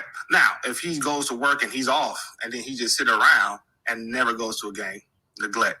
If they're doing something purposely and willfully to deprive their child of something, neglect. Why are you always trying to justify poor treatment and poor behavior of human beings? Like, I don't understand it. See, Dave, you missed the whole point, and you didn't even, like, you cannot refute the fact, like, literally, if you look up the definition of neglect, it doesn't say anything about intent. It doesn't say you have to intentionally do anything to neglect a person. So it doesn't. I promise you. Without a doubt, neglect is not. It doesn't matter if it's intentional or not. I bet you. Okay, well, we can solve that real quick.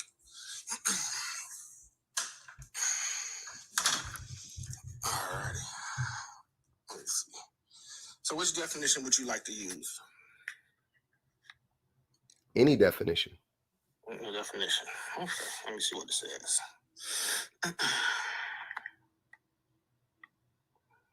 I'm just gonna read the first one that comes up when I type it in. Sure.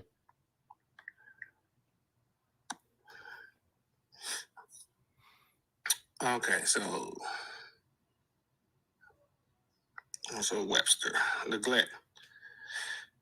To disregard, to give little attention or respect to leave undone or unattended, especially through carelessness, right?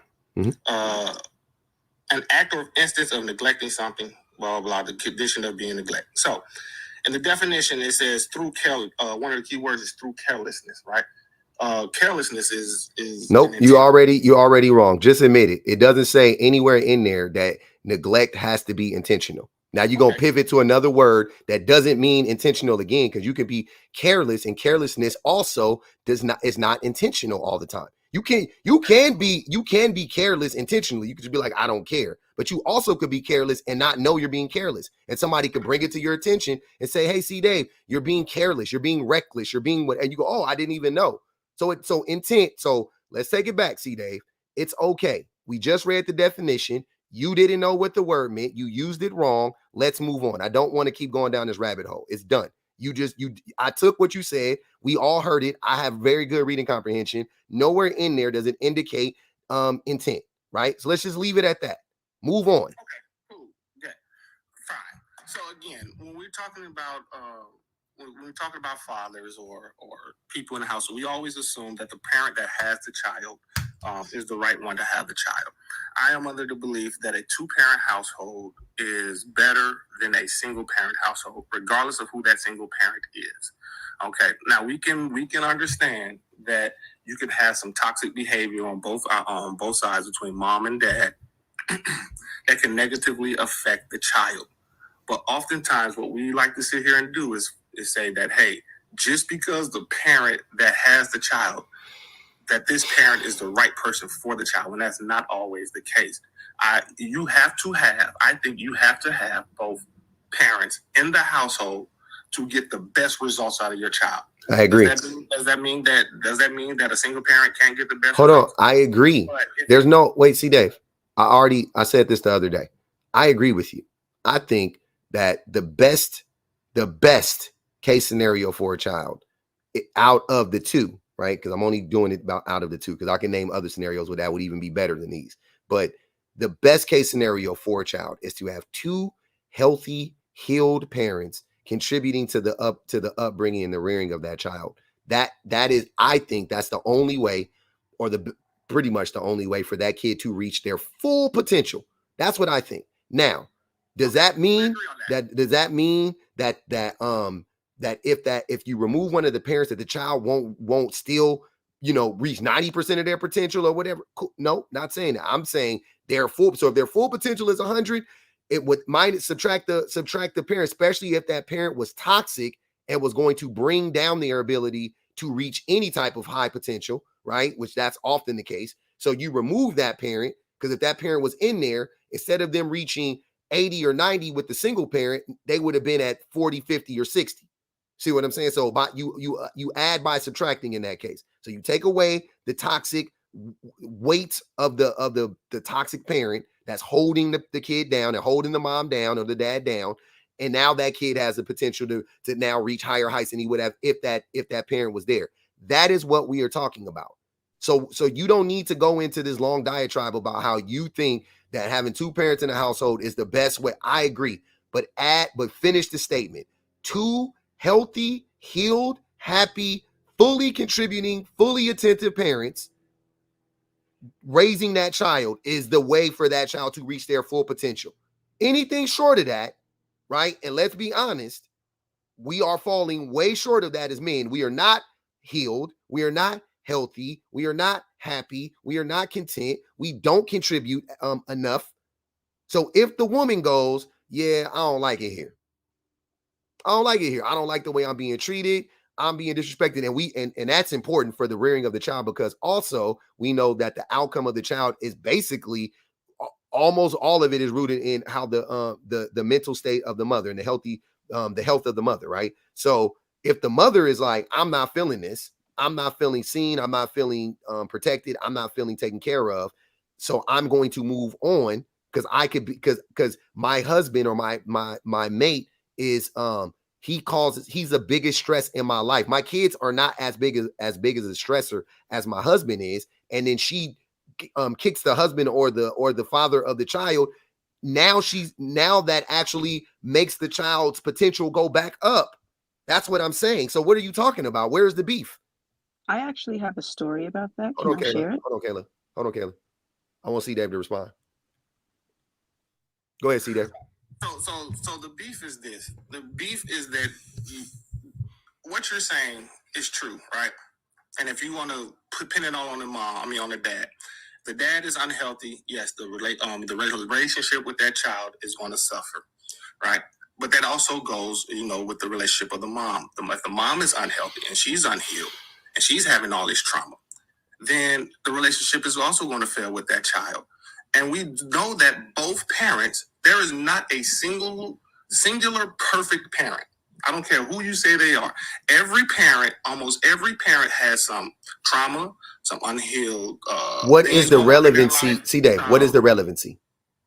The relevancy is that you continuously place the blame on fathers and men.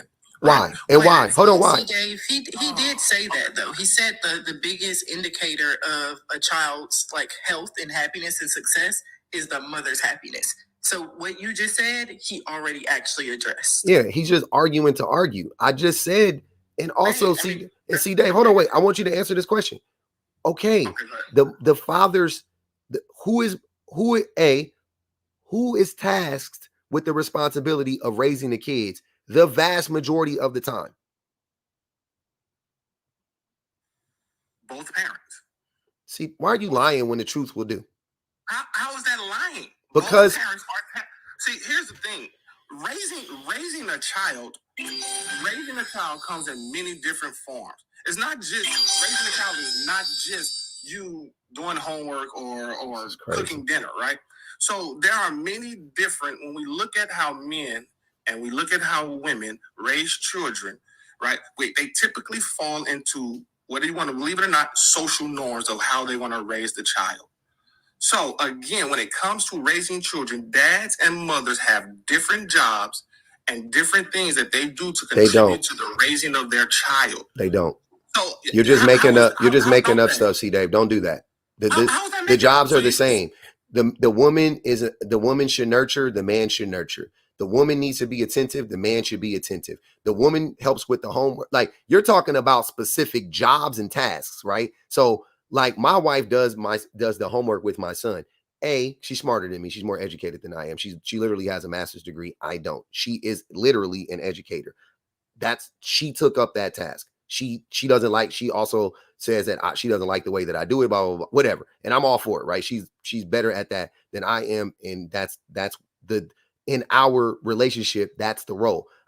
That's not her responsibility to do that. Don't get me wrong. I'm saying solely. It's not solely hers, right? I pick up my sons from school. I drop my sons off at school. That's my task. That's just a part of my task, right? Like, that's one of my duties. I gotta drop my son off. I gotta pick my son up. I gotta do that. That's my duty, right?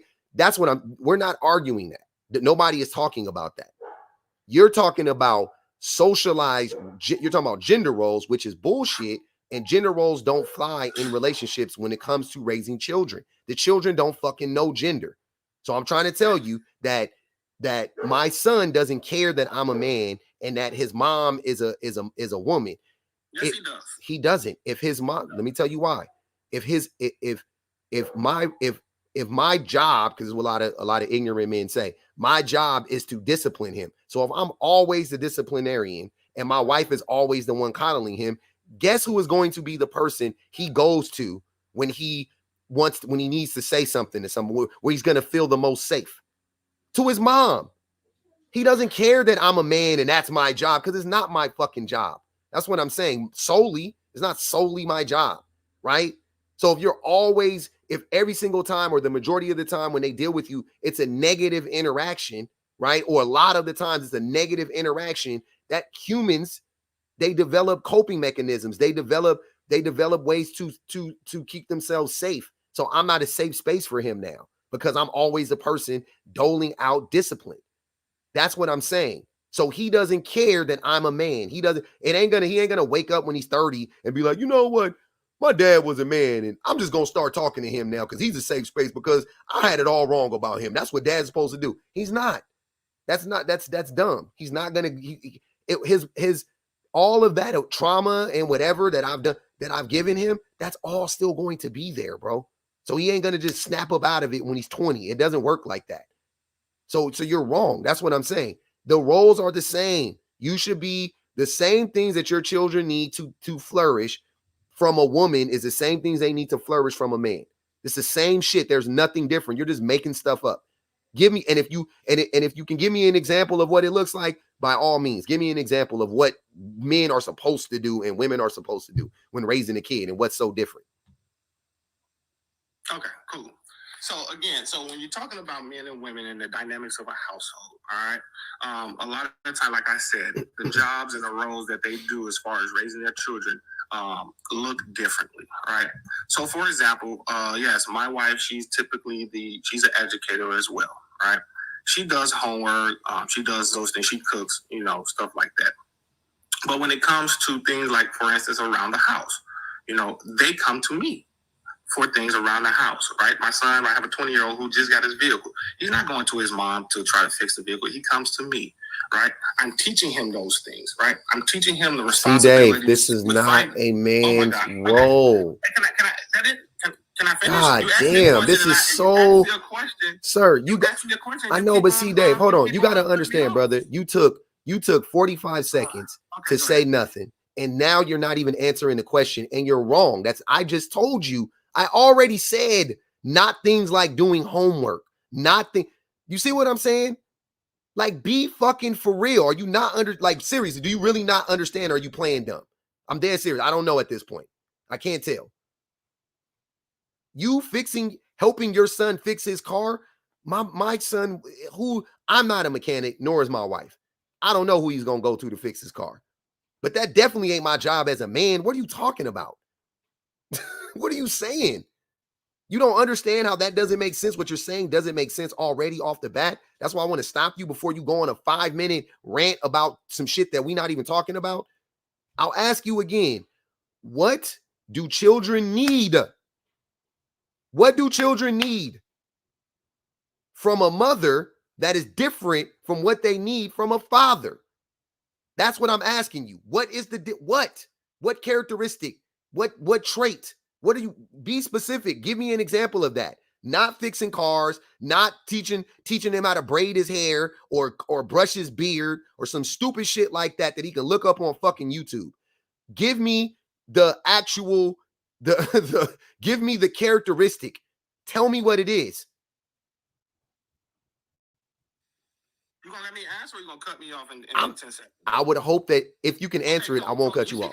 Just because my answer doesn't agree or doesn't look like what you want it to look like, doesn't mean that it's not an answer to your question. You can just simply say, I don't agree with that. And like you said, we can move on. But again, my answer is going to be the same. Whether, I don't care how mad you get about it, it's still going to be the same. Right? So when you're teaching your children like finances, right? When you're teaching your son or your daughter, whatever the case may be, mothers and fathers typically fall and teach their children different things. That's what we know. Now, if you want to raise your children in an egalitarian type of system, that's fine. That works for you, right? But everybody doesn't run their household or raise their children like you do. And that's what you have to understand. There's more than one way to skin a cat, brother. See, Dave, you just said, and I quote, that men and women have different roles based on society. And I'm asking you, what are those roles? You talking about how I run my home. It's irrelevant. I'm saying to you, what are the roles? Jesus Christ, you brought it up. You can't even answer the question and you brought it up. You don't think that's weird? I answered the question. See, Dave. So is someone fixing a vehicle, is that not a role? No, that's not, sir. It's not, because anybody could, sir. Because okay. Once again, let's go back. You're asking me what is, even though I told you twice. I've given you 2 examples. So I'm saying that if you are the nurturer right? Or a nurturing person, meaning you're empathetic. You're gonna be the one, like when they're going through something, you're gonna sit down, you're gonna talk to them. You know what I'm saying? You're gonna help them through some stuff, right? You're gonna be patient. I'm asking you for stuff like that because my wife, she helps my son with his schoolwork, but she's not the educator in our family. I educate my son too. We both educate my son. That's not her role to educate him because she's the woman. I educate him too. Right? I don't know if you remember, you asked me for specific examples. I gave you a specific example. Yes, me and my wife, we both educate our children. Okay. But there are certain things that my children would come to me for. Yep. Right? Because I fulfill that role. That's what I do in the house. Right? And there are certain things that they go to my wife for because she fulfills that role. So see, that's Dave, what they go to her do. So again, whether you want to admit it or not, the children, they can identify, they can self-identify which roles are you typically going to their parents typically take hold in the household. And when they feel more comfortable with a parent who, okay, listen, I know I need to do this. Hey, I'm having some issues with my finances. My children are going to come to me about finances. Right? When they have some issues about education, where they want to say, when they get to having children, they're going to go to my wife about, hey, which school should I go to? What should I be looking for? Because she's a lifelong educator. But right? But These see, are Dave, the hold roles on. that we're doing. But see, Dave, when it comes to, but see, Dave, hold on. See, Dave. I think there's a disconnect. This is what I'm saying. So I said, but do you not educate your children? You just said you educate your children too, right? Yes. Absolutely. Okay, cool. So the role of educator, because every child needs to be educated, right? And it ain't just schoolwork. It's like you just said, finance, whatever, right? You are an educator. Your wife is an educator to your kids. Okay, cool. That's the role. The role of educator is doled out to both of you guys. Right. You helping your child fix his car, what role does that fall under? Maintenance. Negro, what? Maintenance. Maintenance? You know what maintenance is, right? For a car. Yes. Maintenance. We gotta be kidding. What do you mean you gotta be? We gotta be kidding. For a vehicle. You don't think maintenance for a vehicle is important? What role is that though, brother? What role are you? That's the role. That's maintenance. Maintenance is the role. Right? That's the role. So again, like it could be a car, it could be fixing the water faucet, toilets, like all of that stuff. You teach your children that. Like many men teach their children those type of things. Those are roles in the house. That's a role. Wow, this is sad. Like wow, I don't understand. Like no. I think I know, but see, Dave, based on our prior conversation when you didn't, I'm sorry, go ahead. But based on our prior conversation when you didn't know the word earlier, I'm starting to think there's like an English, like a language barrier going on here. I'm not even joking because this just doesn't make sense. That doesn't make sense. I'm not even playing. Like, I don't know how else to tell you that. Like that is not an example of what you're comparing when. If you mean to tell me if we polled 1,000 parents, couples, and was like, give us the roles in your like I said, educator, nurturer, what else would it be? What would it be? I won't. So you only got two. So no. I was thinking about stuff like, which those are really big roles, by the way. Like a lot of stuff fall under, you know what I mean, nurturing and educate, but I'm thinking more like the person that you would, like the person that they would come to. Oh, disciplinarian. Yeah. Disciplinarian. The person that they would come to talk to, when they need, when they need help or whatever. I can't think of the word to describe it. I would say like psychologist, but when your children come to talk to you, right, about stuff. Confidant. Yes. Counselor. Yeah. These are good words. Yeah. Right. They're going to go to the parent who has demonstrated the most knowledge throughout their lives in that particular category. Yeah. And that parent could be a man or a woman. That's my point. So your role isn't the financier of your family because you're a man. You just might be better with money than your wife. But in many relationships, the woman is the better person with them. So that's not a role for, sir. That's not a role for men. That was my point, because that's how we got here. You were saying that men and women have different roles. We don't. We got the same roles. Okay, gotcha. Right, so we can say you can sit up here and say that men and women have the same roles, but we can also understand that typically one gender is usually in that role more so than the other. So I guess we can go there. Then. What role? Name the task. Name when we talk about, like, for the nurturing part, you're right. Women are tasked more with being the nurturer because men are not conditioned to be nurturers. We are conditioned to ignore our children. What? No, we're not. Men are not conditioned to ignore their children. Yes, we are. Absolutely false. Now, I would agree with you that women are the majority of the nurturers, right? And that comes from birth, right? They're the majority. That's what they do coming from birth with the child. Is they're the nurturers. But to say that men are conditioned to ignore their children is a lie. Okay, that is a lie. You got to stop saying words that don't apply, because it's not a lie, but it is a lie. It's not. Is maintenance a role? 100%. 100% said no. Maintenance isn't a role. Substantiate how men neglect their children. No. Substantiate how men are conditioned to neglect their children. Because we're conditioned to put our needs first. What? This is the dumbest shit I've ever heard. Oh, we got 10. They got 10 on your head, C. David. See, I told you it ain't gonna be 10 minutes. You've been up here for like 20 minutes yapping. Yeah. So men being conditioned.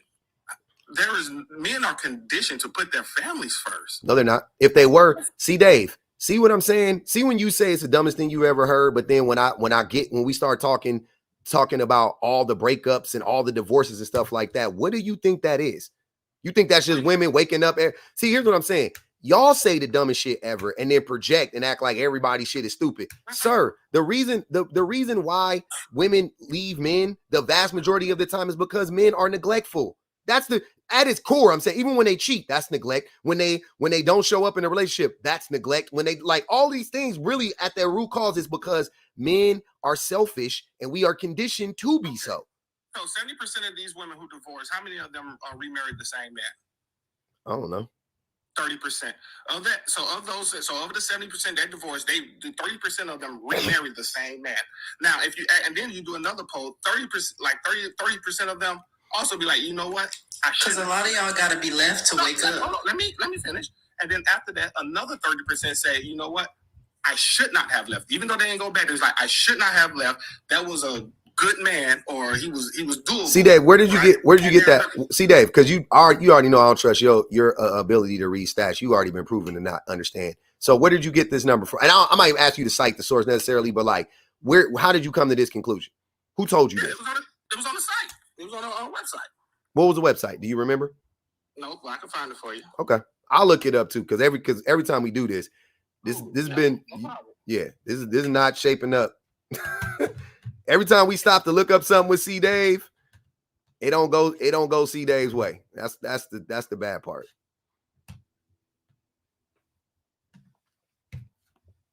Majority of women don't even get remarried. So 30% to get remarried to the same man, high as hell. High as giraffe coochie. Mm-hmm. Somebody looked it up, said 6 to 15% remarry the same person. Everybody's saying 6% now. I'm looking at 25%. So they're saying 6. Wait, first you said 30, you already dropped it to 25, but they're saying 6 to 15. The first thing I found was 25. 25% and 30% is statistically the same. But I mean, it's not, but I don't even care. They're saying it's 6 to 15, which is half at the high end. It's half of what you're saying on the high end. Well, this was done February 14, 2024, and it says 25%. Okay. So about 25% of married couples report breaking up and getting back together. Mm-hmm. So, I mean, there it is. So of that 70%, 25% of them get remarried or get back together. So again, them out here, you saying they getting back together. A quarter of them are getting back together. I believe the chat because I don't feel like looking it up. I'm gonna take 15. Okay, cool. I'm gonna take the majority. I'm gonna take the majority over the minority. They're saying 15% on the high end, 6 to 15. You don't want to take the low number. Let's split the difference, right? Let's say 10%. So 10% of women and men remarry each other, not 25%. So 90% of people don't get remarried to the same partner. So your point is moot. Try a different one. Okay, well, that's just because you're going off what them said. I'm going off of the majority right now because I don't feel like stopping and looking it up right now. And you already didn't know what you was talking about because you said 30 and it was 25. And it only says 25. It don't give you a range. Say what now? It should give you a range. No, it says 25%. Yeah, I don't know. Anyways, yeah, I don't believe it. But go ahead. What point were you trying to make with that? Okay. So again, the point I was making is that 70% of people get divorced. But do we understand why don't men get divorced? Why? Because it benefits them. Marriages benefit men. Relationships with women benefit men. Goes to my prompt. Men, look. It goes to my prompt. Men are codependent on women. No, we're not.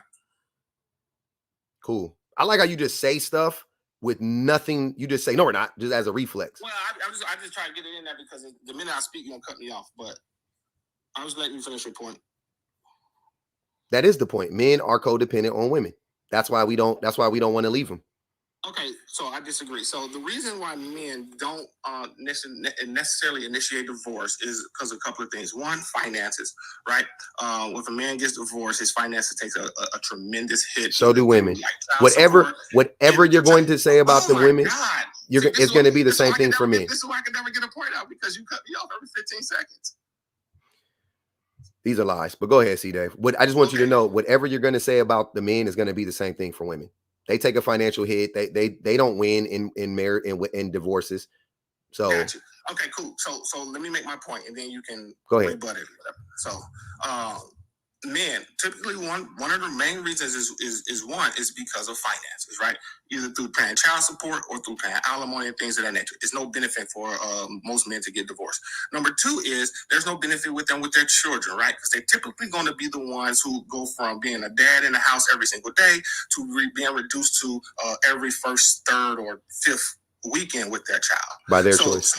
So again, if I'm looking at a divorce, I have to, one, weigh the options of my children being taken away from me. Number two, the money that I'm going to have to spend or lose by being divorced. Okay, so there is no benefit. There is absolutely no benefit for men to get divorced, unless the only way it's a benefit is if the woman is on the exact same financial and social level that you are.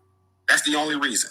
Okay, so a few things. The vast majority of women or men don't get paid out alimony, so that's stupid. Secondly, child support is child support is for the child, and you actually spend less money on the child paying child support than you do if the child is living with you. That's stupid.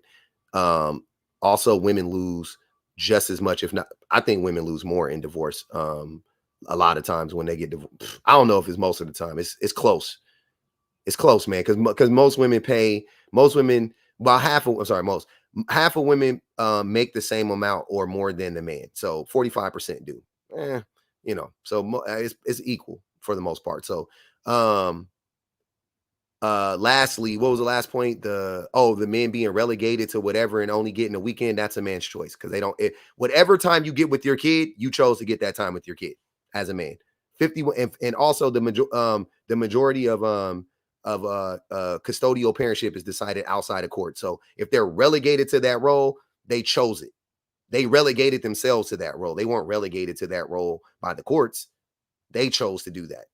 And the reason why the reason why they're not in the house every day with the kids anymore is because they fucked up.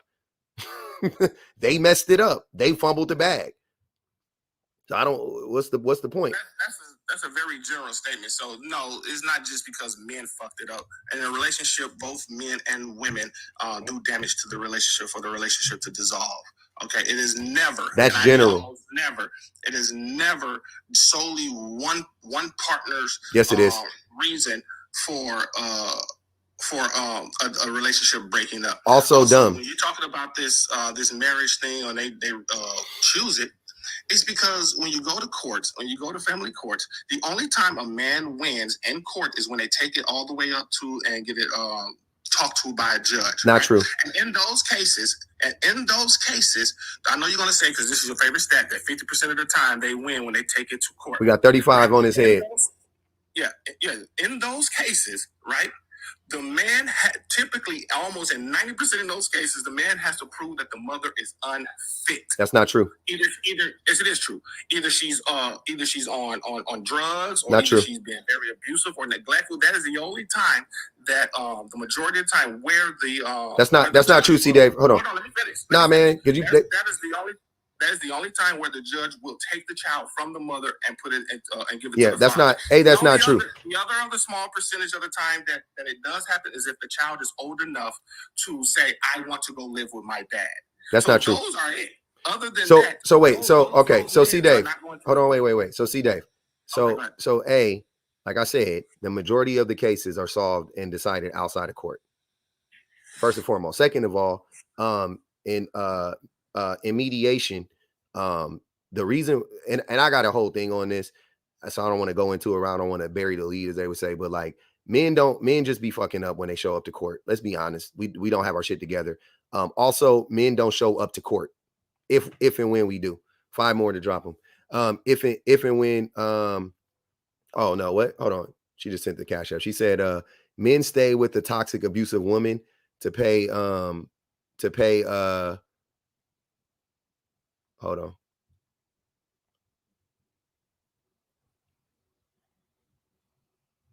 Men stay with the toxic, abusive woman. I hope you don't leave. I hold on. Men stay with the top. Hold on. Somebody asked a great question. She said men stay with toxic, abusive women so they don't have to pay. That's what that make it make sense. Oh shoot, we still got somebody here. Hold on, LJ. Let Kayla go if she's still here. I'm sorry, Kayla. I had to go with that guy because I knew he was gonna get dropped. So it's okay. Can you hear me?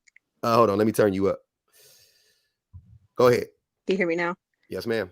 All right. So first and foremost, let me just say that I am pretty young. I'm 20 years old, so not speaking from any major life experience. This is a story of somebody else that I know. But okay, now you're a father, so I can assume that kids say things that 9 times out of 10 as they get older, they're going to change their mind about. So when I was 15, I was like, oh, well, being a housewife doesn't sound too bad. Okay, this is a story of my family member. I'm not going to disclose because I don't want to spill too much business, but they got into a really bad rough patch in the summer of 22. That was the year I graduated high school. And it was bad enough to the point where they thought it was going to end in divorce. Okay, whatever. If that's the route you want to take, that's the route you want to take. But it didn't go that way. But I took issue when I asked what's going on right now. She essentially was having a mental breakdown. She was pregnant at the time, by the way. She was having a mental breakdown because this man decided, because they're in this rough spot, he's mad at her. He's not in state, by the way. He's in Florida. We live in Texas. He's in Florida. She's a stay-at-home mom. She doesn't work. She hasn't worked in a while. She chose to do this when she married him. He took all the money out of their joint account because he was mad at her. Yeah. While she was pregnant and taking care of I think she was 3 at the time. I had another big house. I had a woman come up here. Her name is Jenny. She told her story many a times, but she told it on my platform a long time ago. That's what happened to her. She caught her husband ex-trafficking young women. Caught him in the act twice. Got back with him one time, and then the second time she caught him, she left him.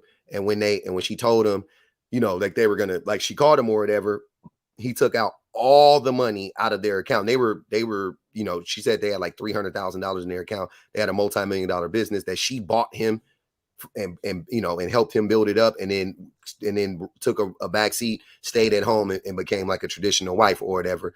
And then when she caught him cheating, he took all the money out of the account and then forced her out of her own business that she started. So yeah, and crazy. My thing is, so this person that I'm talking, like I said, somehow they worked this out. The only difference is now she works. He, of course, had an issue with that the first, like after the rough patch, because in her mind, she's like, okay, you're not about to sit here and do that to me, especially since I have your kids. So she started door dashing, and then by the time she actually realized, oh, I have a resume, I have work experience, she got a really good paying work from home job. And he was irritated about that for a while. To be honest, I'm not sure, he still might be, but that scared the mess out of me, because mind you, I'm in college, and at some point in time I was like, well, I don't mind staying home and potentially taking care of kids. And it's been enough of a time to realize, A, I don't want children, to be totally honest with you, and then B, why put myself in that situation? Because mind you, this is not the first time I've heard something like this happen, both in my family, online, and in other people that I know. That amount of control, why do you feel that comfortable doing that to someone? And why should I be okay with that? And I'm a little irritated that she's still with, why would you be okay with him doing that and then not really apologizing for it? Yeah, you got to holler at her about that. I ain't I ain't got the answers on that one, but that shit is crazy though. That's definitely red flags. This would be one of those examples where if and when something bad happens to her, the men's would be like, she should have chose better. See, the red flags was there, and they would blame her for it for sure. Now, to your point, I know this is kind of like in the past, but to your point about kids being okay with a single parent versus two parents, I'm a living, breathing example of that. Now, my mom and my dad had me when they were in high school. They were never together formally after that. It was a split. He got time, I got time, or she got time. That's how it was. Now, my dad was a very damaged individual. He had really bad anger issues. He was very emotionally and mentally abusive. I don't think that was ever his intention, but he was just so fucked up. Sorry. He was just so mentally messed up in his that I don't think he really recognized that he needed help. And it's because of that bad behavior, of course, completely rubbed off on me. I'm very impatient. I have serious anger issues. I have really bad mental health issues. I have really bad depression because all of that, just being around him, I didn't even live with him full time. At most, I lived with him for like 2-3 months, and then I go back to my mom's house. But that's all it took. Now, my mom's not perfect either, but I was in a much better headspace with her, to the point where I told her, because, okay, he died. So he's been dead for like 10 years. I didn't even have him full time in my life. I was 9 when he died. But him doing what he did still messed me up to the point, well, now I'm 20 years old and I still have these issues. Yeah. That sucks. Yeah. Because that's when it happens in your formative years. It happens when you're a child, and it lingers. The stuff that you do at 2, 3, 4, 5, 6, that's the shit that's the hardest shit to get rid of, to be honest with you. Because that's when you learn the most. That's when you know what I mean? When you absorb the most stuff. So that's when the trauma is going to be like kind of be in your DNA. Yeah, man, that's crazy, Kayla. I'm sorry to hear that, by the way. Not that he's gone, but it's okay. And to be honest, I've gotten to the point now where all of that's just like, oh, it's not a whatever thing. Definitely not. But it's just like, okay, I'm an adult. And at this point, what's the better thing to do besides sit here and act like everything is against me, which is to go to therapy, that is something I don't understand. Just about not all men, but just like for some of the men, most men. You have these issues. You can just say men. You don't have, it's because it is most men. It's not, you know what I mean? It ain't all men, but you could just say men and it applies to most. It doesn't mean all men. Like same thing with my stepdad. Like, you have these issues. Why are you so against going to therapy? Why are you so against even telling someone this is what I went through and this is why I'm struggling? I had to do that. I'm still doing that. And it hasn't gotten easier, but it's better than me talking to somebody like they're crazy because XYZ happened to me when I was 15 or whatever the case may be. Yeah. That's facts. I'm glad you're getting the help too. That's important. You know what I'm saying? But yeah, a lot of men don't want to do that. We're not conditioned to, self-reflection is something that they breed out of men. Because if men self-reflect, we become better human beings. So they figure out a way to make sure that men don't ever self-reflect. That's pretty much how it breaks down. But Kayla, I'm gonna get to LJ real quick. I appreciate you coming up. Thanks for waiting and being so patient. Yeah, of course. You don't seem angry to me. You seem Mm-mm. like a well-adjusted human being. That could be the therapy, or that could just be because you were an awesome person before. So, but I appreciate it either way. Thank you. No problem. Have a great day. You too. All right. Hey, they already put 10 on LJ head, so the clock is ticking. Go ahead, LJ. Oh, they wasted their money because I just came up here. The dude that was up here before me, he was talking about going to court and dads can get their kids or whatnot, which is false. You already know where I stand on that. So I just didn't want, I was trying to catch him while he was up here. That's a very dangerous message for men to be pushing to other men that they shouldn't participate in the process. Men need to go to court. They need to, you're going to have the relationship that you're going to have with your kids based on your effort. So if you're not willing to put the effort in, then you're going to get what you get. So, but it really, really irks my soul when men get up here and basically have a message of, well, the system is ready against you, so don't even try. No, them your kids. So whatever you got to do to be a part of their lives and to be active, then you need to go do it. See that? It took me a while to get full custody of my kids, but it's possible. You got to put. Huh? See, I want to get to, because Dave said, who said they shouldn't, but he missed what you just said. See, Dave, LJ is saying when men like us, especially, we get on public platforms and we talk to our friends, when we perpetuate this lie that the courts don't favor us or we don't have a chance or whatever, you scare men away. You would be better off telling them the complete opposite thing. You know what I'm saying? Which may not even necessarily be the truth, but you know what I'm saying? Like, you'll be better off telling them the complete opposite thing than telling them, oh man, the court system, they really don't favor me. No. Tell them it's easy. Tell them all they got it, which this is what I believe. I think courts are easy. I think if you have your stuff together, and the more you have your shit together and the more prepared you are, the easier it is. So that would be my approach. Hey man, it's easy as long as you're prepared. You go in there with your shit together, you're good. Don't even worry about it. You don't have to worry about anything. Yeah. That's what I would tell them. Yeah, that's facts. That's it. So that was really it. Just combat that narrative that, men should be afraid of the system or they got something to lose. No, the relationship is ending. Seek therapy, do what you got to do, move on from the relationship, focus on your kids, focus on being a good person. You won't have to worry about all that other stuff. So that was really it. So hopefully he hears it and he won't stop saying that, because that's a very dangerous message to be pushing out there to other men. I agree, but he won't hear you. Yeah, I got a whole prompt on that anyway. I've been trying not to talk about the fatherhood stuff because I got a whole prompt ready to go for that for a different day. Well, hold that $10 over for that time, because then I'll come back up and then I will be problematic. So you already know how I feel about that part. You don't even know what I'm saying. You just automatically assume. Well, I know your viewpoint that fathers aren't necessarily. Oh no! It's not that. It's not that. Oh, okay. Yeah, no. And I don't. Hey man, I'll scream this until I'm blue in the face. Fathers aren't necessary. The way that men are conditioned right now, we're not necessary. We did it to ourselves. Do you remember running that prompt the other day and I said thank you in the chat? And now I'm really gonna go. But I literally hung up and called my dad and just thanked him for who he was, what he did for me. Like all of the successes in my life, I trace back to my dad. So and I hate that not everybody has that experience. I realize I'm privileged, so I'm not like speaking down on nobody. Your mama didn't raise you? Huh? Your mom didn't raise you? She was in the house, but I was a daddy's boy. Like I was always under my dad. Like we go to work with them. Like if he was outside cutting the yard, I'd go out there. He didn't have to ask me. I'd go out there and help him cut the yard. Like I through and through have always been a daddy's boy.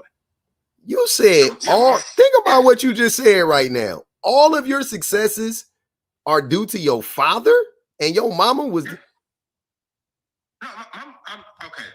My parents, but primarily, I'm not gonna hold you, bro. Like, both my parents contributed. Absolutely, my mom was contributing financially to the house, so I'm not gonna say 100%. Financially, she didn't contribute emotionally. Your mom wasn't there for you emotionally. Me and my mom didn't really connect until I was a teenager. I'm being honest with you, bro. Okay, Yes. I'm not. Look, man, it could happen because it's a human thing. That's what I'm saying. I'm not under the assumption. I'm not like, you know what I'm saying? Like, I know some men are more nurturing than the women. Like I already told you, my brother is like that. That's how he is with his kids. So I could believe it. but it just, I can believe it. I ain't gonna even hold you. I love my mama dearly. When I called my dad, I was talking to him, and I heard her in the background. I'm like, Mama, I love you too. I ain't leaving you out. So I my mom is I ain't about to go into all that history though, but both my parents come from like very tough conditions, and both of them come from really large families. And so my dad was more towards the end of the birth line, like he's 8 of 9. My mom was kind of in the middle. She was either the 5th or the 4th of 10. So like they both come from like really large families, like, you know, and you're a middle child, you get lost in the sauce when kids are kind of that big. So that's all I'll say on that. But you know, that's my mama. So all right, you get the parents you get. But again, like my parents still together. I'm very fortunate. So, but yeah, my dad, he's that's my dude. I ain't gonna even hold you. I'm happy you like it. I love it. I just would be curious to hear your mom. I would love to hear your mom's take on this, but I know I'm not asking her to, you know, none of that. I'm just, she ain't about to do all that. Yeah, I know. No, it's funny because we had a conversation once, and you know, it's funny hearing your parents reflect back on how you were as a kid, especially as a teenager. And you know, so we've had this conversation, and there was a thing that was floating around on Instagram. All of you that still have your moms in your life, I encourage you to do this. I literally saw it. It's like 7 questions to ask your mom while she's here. I don't know if any of you have seen it, but like, it was like, you know, what was it like being my mom? What was it like, you know, our first year together? What was it like, you know? And I don't remember all the questions, but in the midst of that, she was saying like, yeah, you didn't really realize that I was here until you were like 13, 14, and there was like this awakening, and that's when we started bonding and connecting. And I thought back like, well, yeah, because, you know, I grew up in the early 80s. I was the latchkey kid. My parents were always working. So, but my dad was the one that would get up in the morning and make sure I got to school, make sure I had money in my pocket to eat. Like, you know, it was my dad. He did all that. Do you think that what you just said sounded familiar to me? Do you think that happens typically more with fathers or mothers, though? Mothers, definitely. That mothers wake up and realize the child is there at 13? Oh, no. I thought you were asking me as far as mothers taking care of the kids and making sure they. No, I'm saying, typically you would say that. I think most dads don't become interested in their kids until they reach probably like 7, 8 when they start doing sports or start doing things that they can bond over. Most men not interested in doing the hard work that like when they're kids, changing diapers, chasing them around, getting them from daycare, like having to entertain them. Yeah. Like most dads are not interested in doing that. In their most formative years, the dads aren't interested. So when I say that fathers are necessary, why would you refute that? Because while they may not necessarily be interested, it has a lasting impact on that child when men don't do it. And so I just think that like instead of giving, because what I think happens is men hear that, right?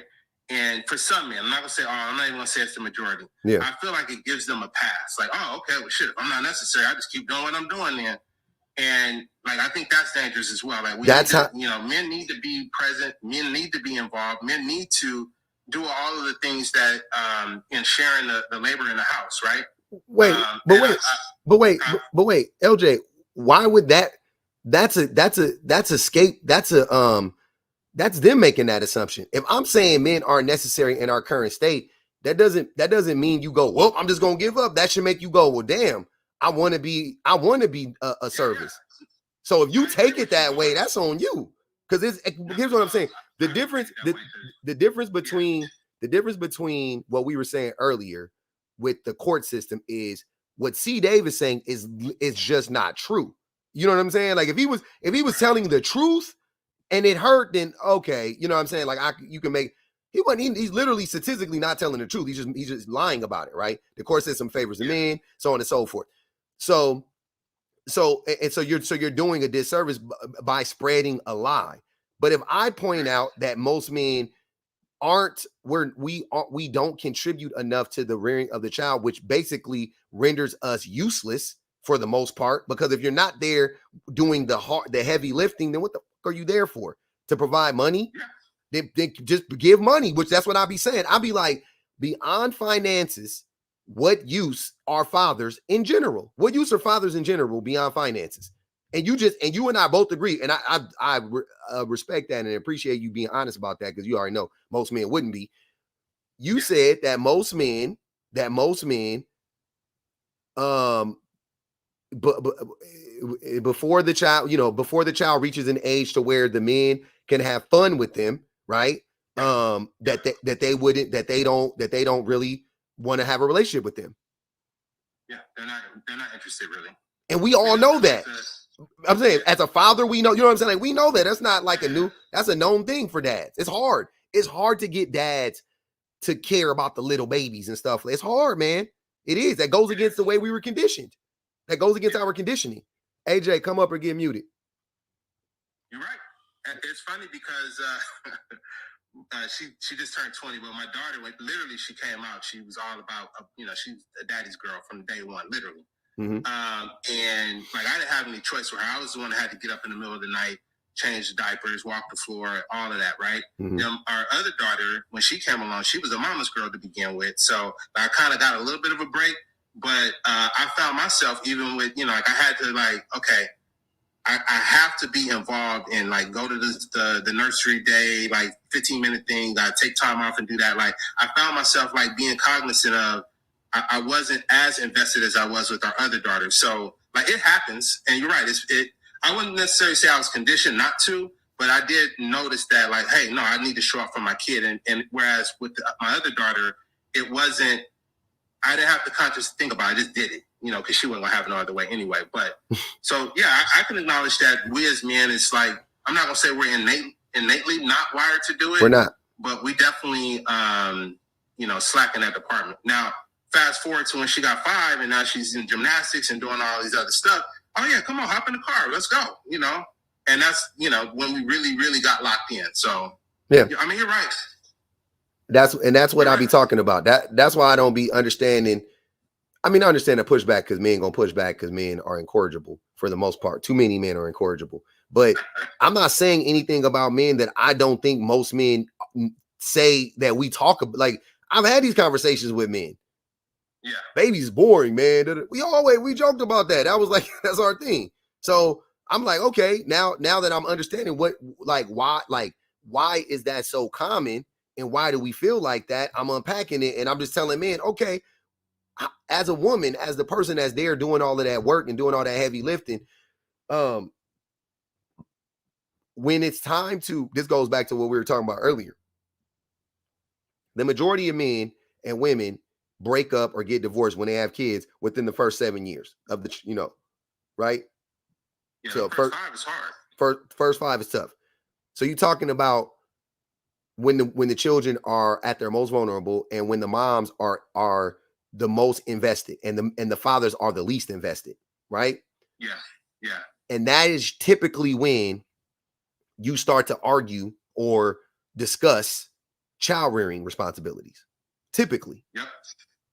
Right? Yep. So there's no mystery there for me as to why women are the ones who end up getting the kid, because men don't be. Now, if whatever, if this was, most people broke up when the kids were around 12, 13, 14, okay, I could see more of a case of it being like, no, this mom, but you talking about kids being 3 months to 3 years to 5 years to 6 years. That's mama time. That's when I'm saying in men's brains, that's mama time when they're that young. And I do think that when kids are really, really young, I do think that mothers are more important. When they're really, really, really young, I do think that mothers are the most important. Definitely. But there definitely comes like a time when it should be like, okay, now it's time for me as a dad to just like, you know what I'm saying? I got to, basically once they get off the boob, once they get off that boobie, yeah, you know what I'm saying? Like, get active. If a man has never had to be with their child for an extended period of time, I'm not talking about a couple hours. I'm talking about like when they get home or you pick them up from the nursery, you bring them home. Maybe they take a nap, maybe they don't. You give them a snack. You got to play with them. You got to entertain them. Mm-hmm. You got to make sure that you get them some dinner. You got to get them a bath. Like, you got to get them ready for bed. Like, if a man has never gone through that on a repeated basis, like 1 or 2 times, he ain't gonna get it. But if he's done it consistently, I think he would have more empathy for the woman in his life, for what she goes through on a day-to-day basis. Absolutely.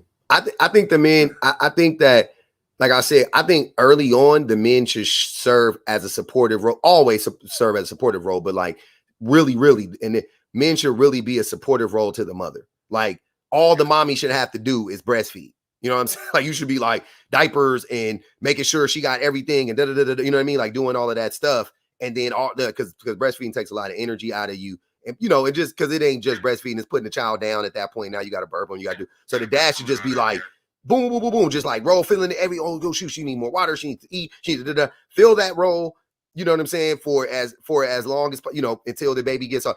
And then after that, now you can hold the baby more now, you know what I mean? Like, and don't get me wrong, you always should be picking up your baby when you can, but I'm saying, you already know it's only so much, you only get so much time with your baby when they're that young, when they're on the boot. So that's what I mean. Like that, I do think, I'm saying naturally, I'm not talking about socially, because we know that a lot, especially now, a lot more women or a lot of fewer people breastfeed and do formula, and there's no shade to them, but it just is a function of our society, right?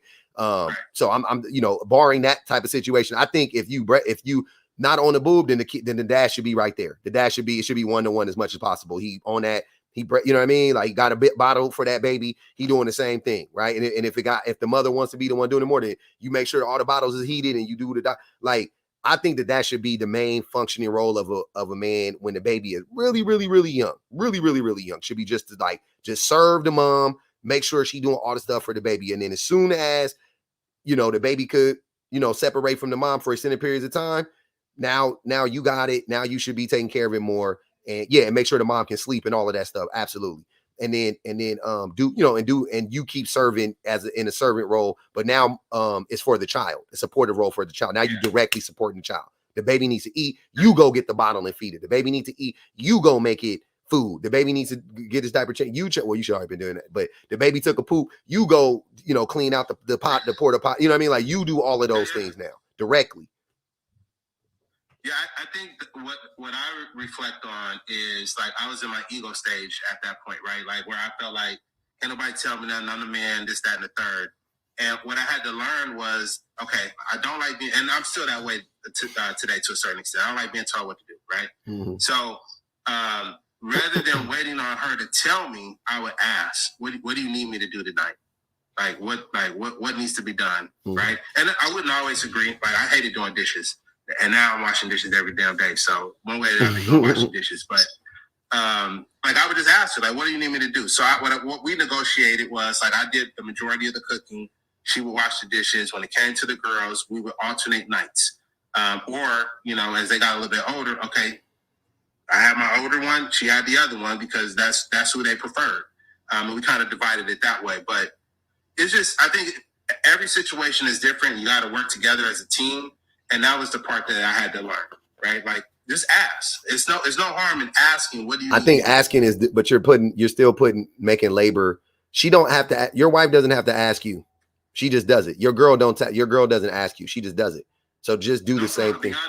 Beyond the basics, right? Like, as far as like taking care of the child, like, that's a given, right? Changing the diapers, making sure they take a bath, feed them, all that. I'm talking about asking what else outside of that. But you shouldn't. But that's what I'm saying, though. That's what I mean. Like, this is me having this conversation with you as a man. That it ain't like I be doing this to the fullest extent. But like, I ain't going to, like, my wife would kill me if I even tried to play it off like I be doing this. But I do see the being attentive is the quest. Being attentive, and if you are attentive, then they shouldn't have to tell you to do anything. That's the point. Why are we expecting them to do the labor? That's the thing. Like, that's just more labor. Like, just ask me. Why does she need to ask you? I don't need to ask my wife for anything. I really don't. Like, I can't think of the last time I've asked my wife for something. Honestly, like, I don't have to ask her for I don't have to ask her for shit. She just does it. I don't have to ask her to do anything. I don't have to ask her to pick up my sons. I don't have to ask her to make sure she's on time for something. I don't have to ask her to treat me better or talk to me or pay attention to me. I don't have to ask her for shit. Like, I don't. And men, we need women to, once again, this goes to all this is leading. Men need women for all of this stuff. We need them. We're codependent. If you're independent and you're attentive, then you wouldn't need a person to direct you all the fucking time. That makes us codependent. That's a thing that makes us codependent. We also, like we've been talking about this whole time, we need women to raise the kids, right? For a certain, definitely for, I'm saying even in the best case scenario, we need them for a certain period of time. But most men lean on them or need them for the first 6, 7, 8 years until they become interesting. Most men do that. So we need women for that. Like we do. We're completely codependent on women. Completely. They got to tell us they got to tell us in what direction we need to fart in, how many times we need to brush our teeth. Like, it's crazy. And then we fight them, which is wild to me, even, and I'm saying this about myself. It is wild how many times I push back against my wife on stuff that I know I just needed. Like, she'll just remind me of something. I'll be like, I got it. You know what I'm saying? Knowing I just forgot to do it fucking, you know what I'm saying? Like, it's dumb. It's just dumb. Like, men do, like, what the fuck is going on? Like, this is crazy. This is, I'm telling you, it's like being in, it's almost outer body type experiences that I be having sometimes with myself. When I have, even when I have those moments, like, I just, it's disgusting for me. Like, I'm turned off by it as the person doing it after I clock it. I'm like, that was gross. Like, who, like I be wondering, how does that, like, how is she going to, like, how can she be attracted to a person that does that? I think, you know what I'm saying? Like, that's what I'm like, that's kind of like how I be feeling. I'm like, damn, that's a weird way to be. Like, how is she still attracted to me and I'm a big ass child? It's crazy. Like, that's not sexy. It's not, no, for real. It's not sexy at all. Like, it's a weird, it's just a crazy, but then when you look at it from that aspect, you know, it's like, yeah, that's what, for me, it's like, I want to do better. I don't want her to look at me like that. I want her to think I'm the sexiest man alive, whatever. But I know that the way for me to do that is for me to be an independent, completely functioning, whole, healthy human being. That's the way for me, that's something that I realize, like, men are like, how attractive she is physically. That's the biggest turn on. She's the hottest woman that I could get, yada, yada, yada.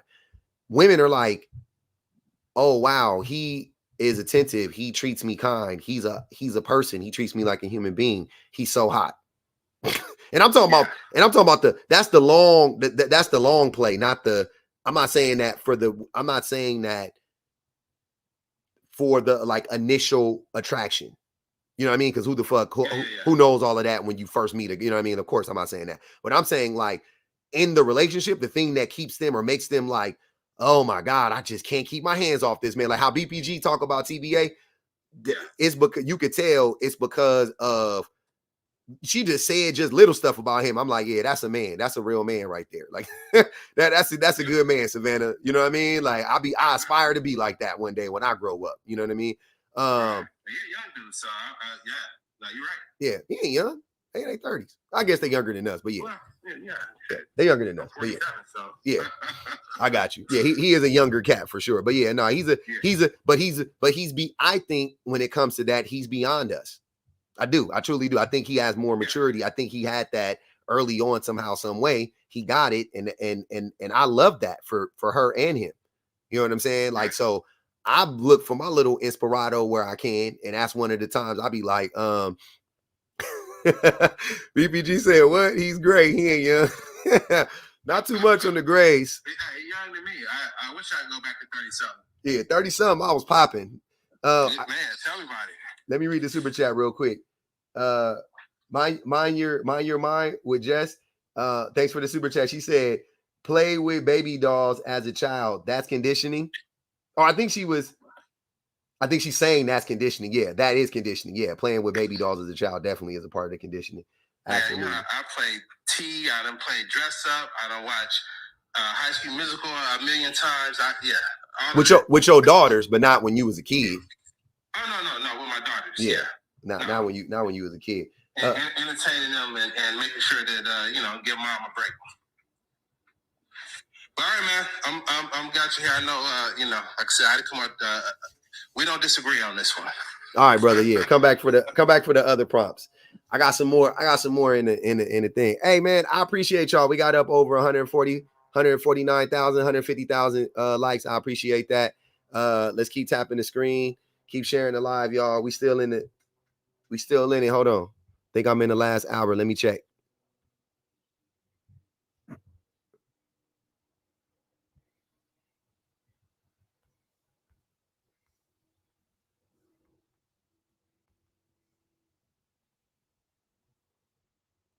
Got to check with my barber. I missed last week. He might be punishing me. I don't know. Anyways, but yeah, we got an hour. I'm in that last hour stretch. Rashida, Mia Mays is in your waiting room and says that it was her father she turned to in tough times. I would love to hear that about. Okay. All right.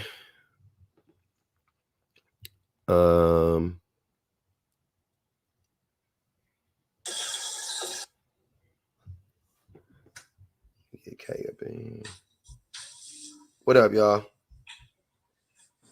Hey. What's going on? Mia, are you there? Yes, I'm here. Hi. Hey, how you doing? Good. How are you? I'm great. What's going on? You want to share something with us? Have you seen my scale? Yeah. So I'm commenting. I'm really enjoying the rhetoric here. I was just saying in the chat that because I've been listening and I heard you say like men are not like necessary in the family structure right now. I do like that you said right now because I do acknowledge the difference than when I was raised. I'm in my 30s, and my father and I are like best friends. My parents are married. But I was just saying in the chat that I believe that when a child turns about 8, it's time for the father to really kick in way more than the mother. I think that mothers are needed for like really like emotional development and that childlike way. But the majority of the time, kids are going to be adults in our lifetime more than children, right? So fathers typically are more stern, more straightforward, without too much emotion, without just having like that love kind of spew over into rearing, And right? Mia, why is that? You think that's natural? I don't know. I mean, I'm seeing it often with women, so I'm gonna just say it is natural. So you think Women, that you don't think that men's emotional stability, lack of emotional IQ, you don't think that is due to our conditioning?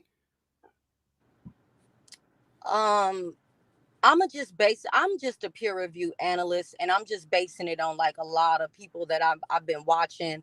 I have a role at my local school. I'm in the board in terms of like how they treat the young African American males. And my son didn't even go to the school, but my daughter did. And the stories that she was coming home saying, I just had to get involved. And what I'm seeing is it's really like the moms that's rearing the boys in a negative direction in terms of how to handle life. But when it's the What do fathers you are mean? around, What do you mean like by that? like like for example, a friend of this actually went viral. It's out of the city of Chicago. A mother, her son was bullying one of my friend's sons, tried to steal his shoes, but my friend's son beat him up in the bathroom, and they got into a fight. And long story short, my friend took her son over to the woman's house to beat the boy up in front of her. But when the mother answered the door, come to find out she works 15-hour shifts. She's a single mother. Her son was very, just really lacking, you know what I'm saying, in terms of cleanliness, and it just looks like he didn't have much. So he's out here trying to steal. His mother, she's too busy. You know what I'm saying? We asking her like, where's his father at? Where is, you know what I'm saying? But the mother answered the door, and guess what she did? She took a extension cord and she whooped him in the yard, and it went viral. So I'm saying like that is an emotional response to what your son did. That is You think not. you think most women reacting? Well, two things. A, that is definitely most of that is due to the lack of a father, at least financially, because you just said she working 15 hours. So that's a part of it. It would be the father not being there, at the very least financially. And B, she doesn't have any support from him, like once again, like to watch the child, like where is he at to rear, you know what I'm saying, that to help to be there for him. I don't think that my question to you is, do you think most women would react that way in that situation? Most mothers? I would say not really like whooping him outdoors, but I think behind closed doors, a lot of moms are cussing, screaming, thinking they need to punch their sons. I know countless women that punch their sons behind closed doors. I That is agree with not that. okay. Yeah. I That know is I not know okay. abuse. I We know mothers are abusive too sometimes. Yeah, definitely. Yeah, like we are the feminine energy. The males have a completely different energy. And that is not our place to put our hands on our sons, because the only thing that's going to do is teach them that it's okay to engage with a woman on that level. And that's not okay in adulthood. But it takes a man to sit their son down and say, hey, listen, we're going to get these shoes at this time. Look, my paycheck's short, whatever. I know plenty of men that don't have the bag like that and talk to their children. And like for me growing up, you know, like I said, I was a daddy's girl. So I'm hearing a lot of rhetoric like father's not important. I didn't feel safe in a home until my father got home. And remind you, I had 4 brothers. If I didn't hear my father's footsteps, being a pastor, I knew them church shoes walking through the house. If I didn't hear them, I wasn't sleeping good. So to say, you know, fathers are like, that sounds crazy to me. Does it sound crazy to you? Because I mean, I'll reiterate this. Most men are not. I mean, you just said it too. Most men are not emotionally equipped to handle children. Right? We're too self-centered. We're too irrational. We're too erratic. We're too violent. We lack empathy. We lack sympathy. We're not attentive enough. Like all of these things, right? So that these are the reasons why I think that fathers are not really built to be. We're not. That's why I think we're not a necessity in the home, right? This is not a personal attack on your father. I'm happy that you had your dad, and I'm happy that you have a great relationship with him, right? So we got to kind of decenter ourselves from these conversations and think generally, is that the case? You're telling me you think most people have this experience with their fathers? Absolutely not. Absolutely not. The person who they go to the most, more than likely, would be their mother. The mother is the more nurturing one. It is not natural to me. I don't believe it. I think it is, because there's a bunch of women who aren't nurturing. A lot of women have to learn to be nurturing on the fly with their kids. a lot of women have to learn how to be nurturing on the fly with their children.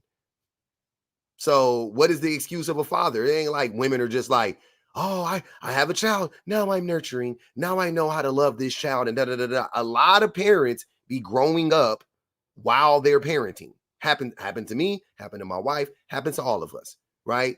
So I'm not buying I'm not buying into women are naturally this way and men are naturally that way. I'm more in especially when it comes to this stuff, that men are conditioned to not be the things that I described, not to be attentive, to be irrational, to be and when I say emotional, what that means is erratic, because women are actually emotional. They allow themselves to feel more emotions and express more emotions in a healthy way. But men are more erratic. Men are quicker to violence. Men are quicker to anger. So we're more irrational in that regard.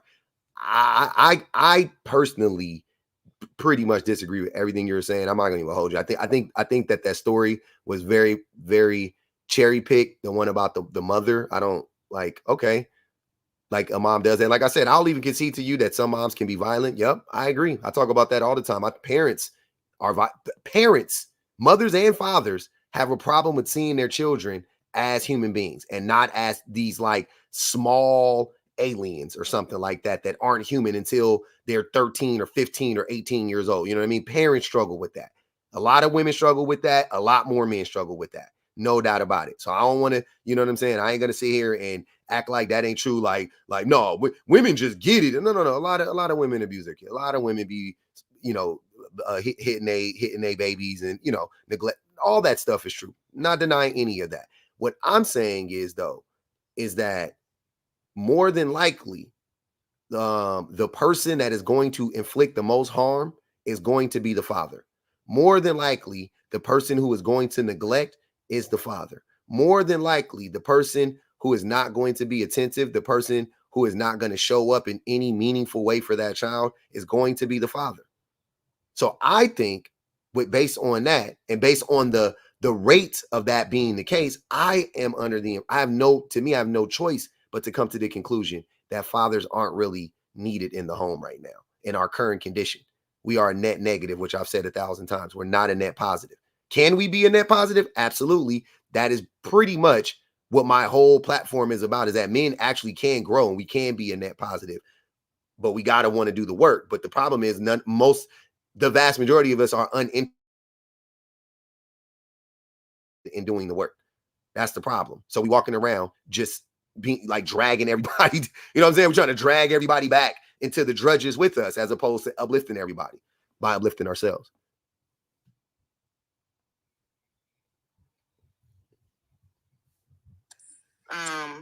Public, I want you to know I made the mistake of, I was in my kitchen cleaning my refrigerator, minding my business, and my kids are listening to this conversation.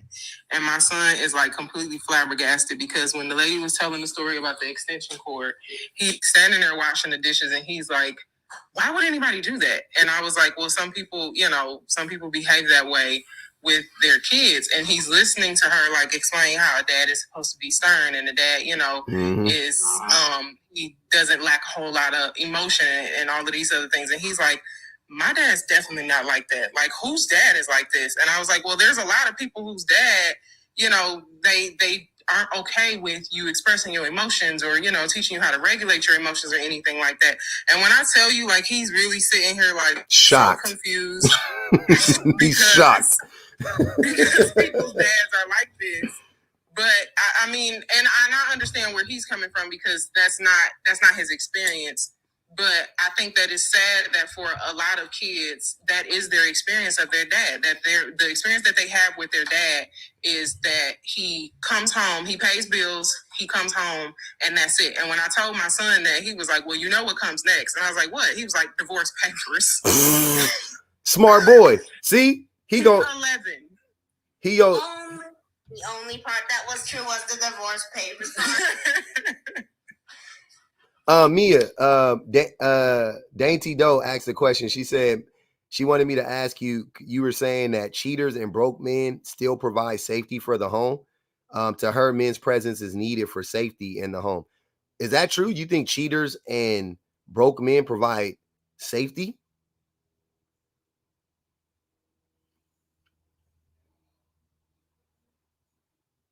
Mia? That was for you, Mia.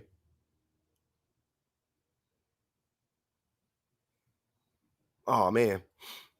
Go ahead, Mr. Facts. We'll wait for Mia to come back. I don't know what happened. Oh, her mic is off. She might have got a call. Go ahead, Mr. Facts. Hopefully she'll answer the question, Dainty, because I'm curious. I want to hear that one too. Go ahead, Mr. Facts.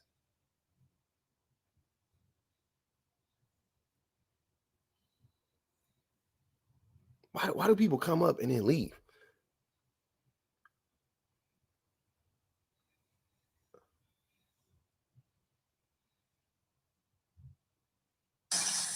I'm going to be quiet. What's good?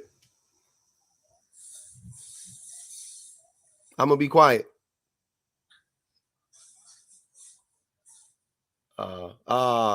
Mia dropped. Dainty, I wanted her to answer that question. She dropped. She might have got a call or something. All right.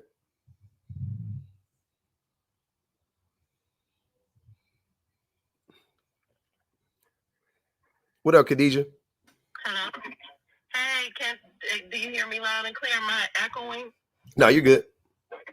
Okay, yeah. I wanted to say something. I was a latchkey kid too. My father was very very stern, disciplinary. He was involved in our lives financially, but he was emotionally unavailable. He put his work, by the way, my father and I have repaired our relationship since then.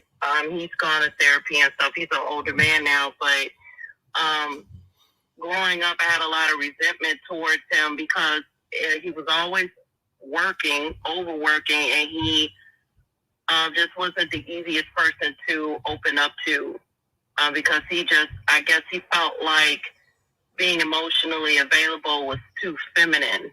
And I went to the women in my family for comfort and for, understanding in that. And I grew close to my mom because she was emotionally invested in our relationship.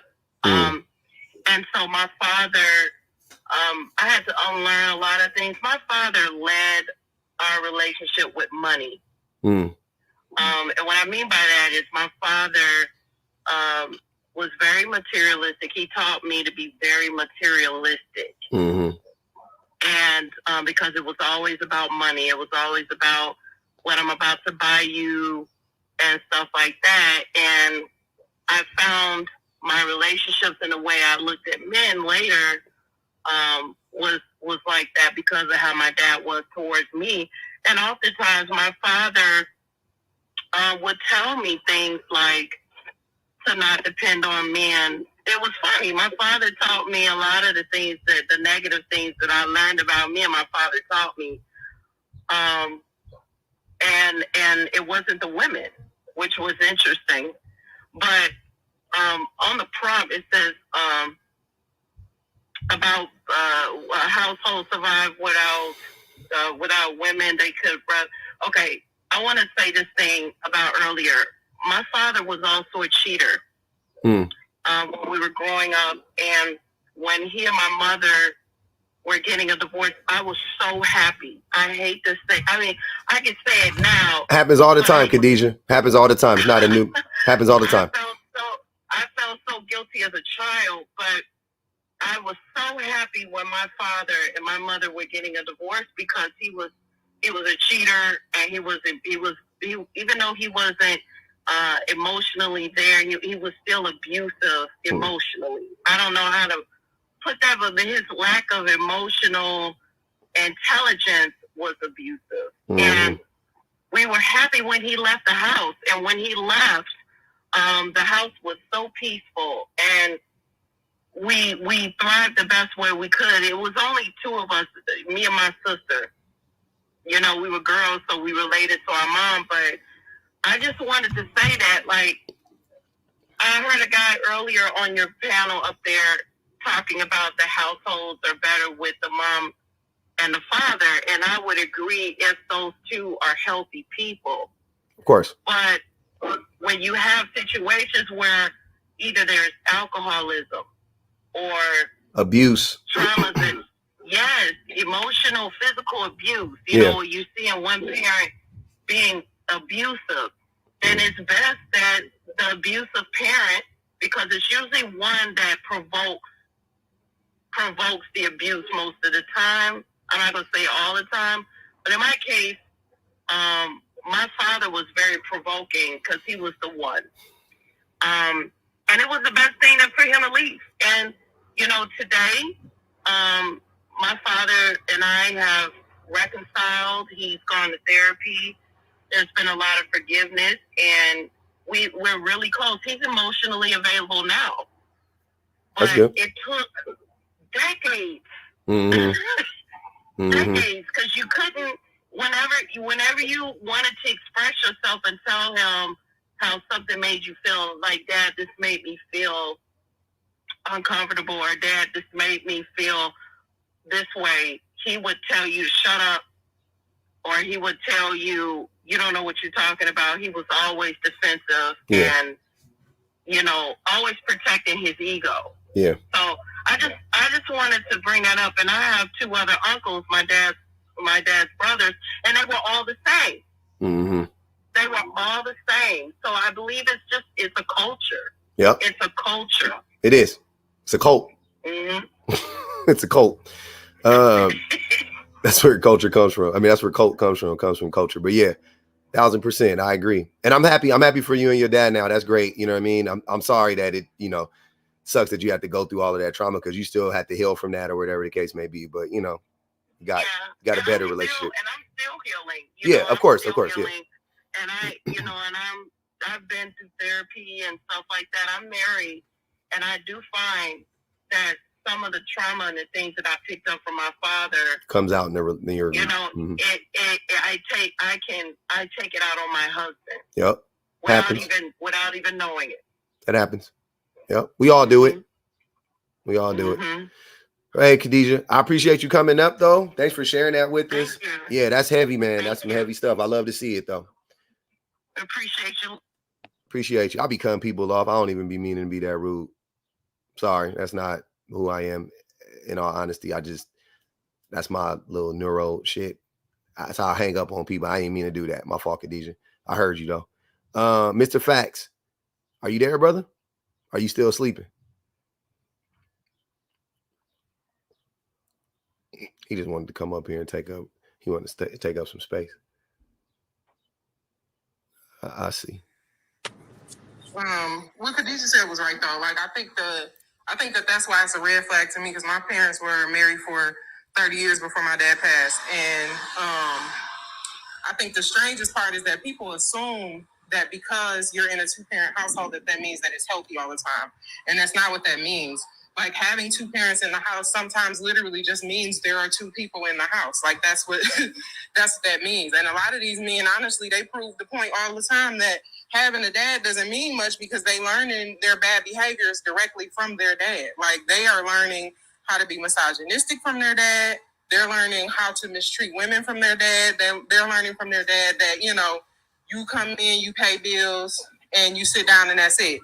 But unless you're committed to like real fatherhood and being there for your kids and considering their, what you are to them as a parent, it's always going to, be that kind of thing where, yeah, you're present, but are your kids, do they have a relationship with you?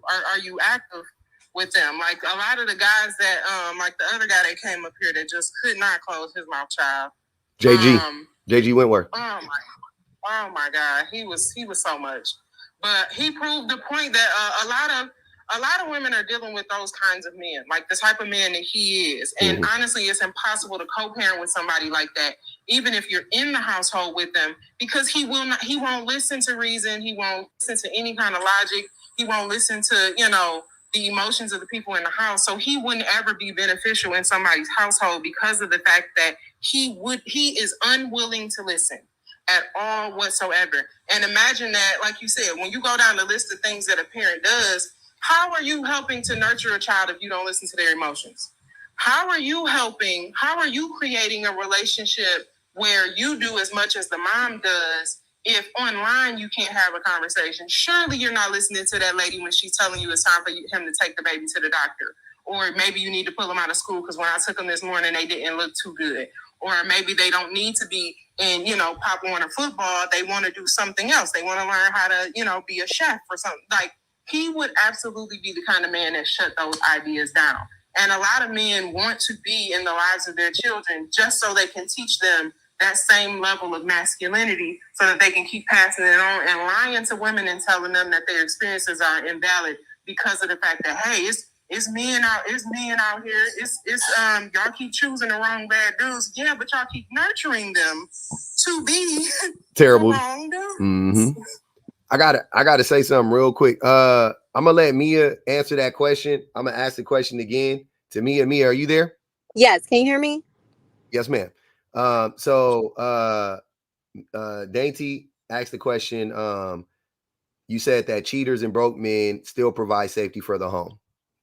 Yeah, so just to elaborate, you asked a question like, what is the man's role in the home?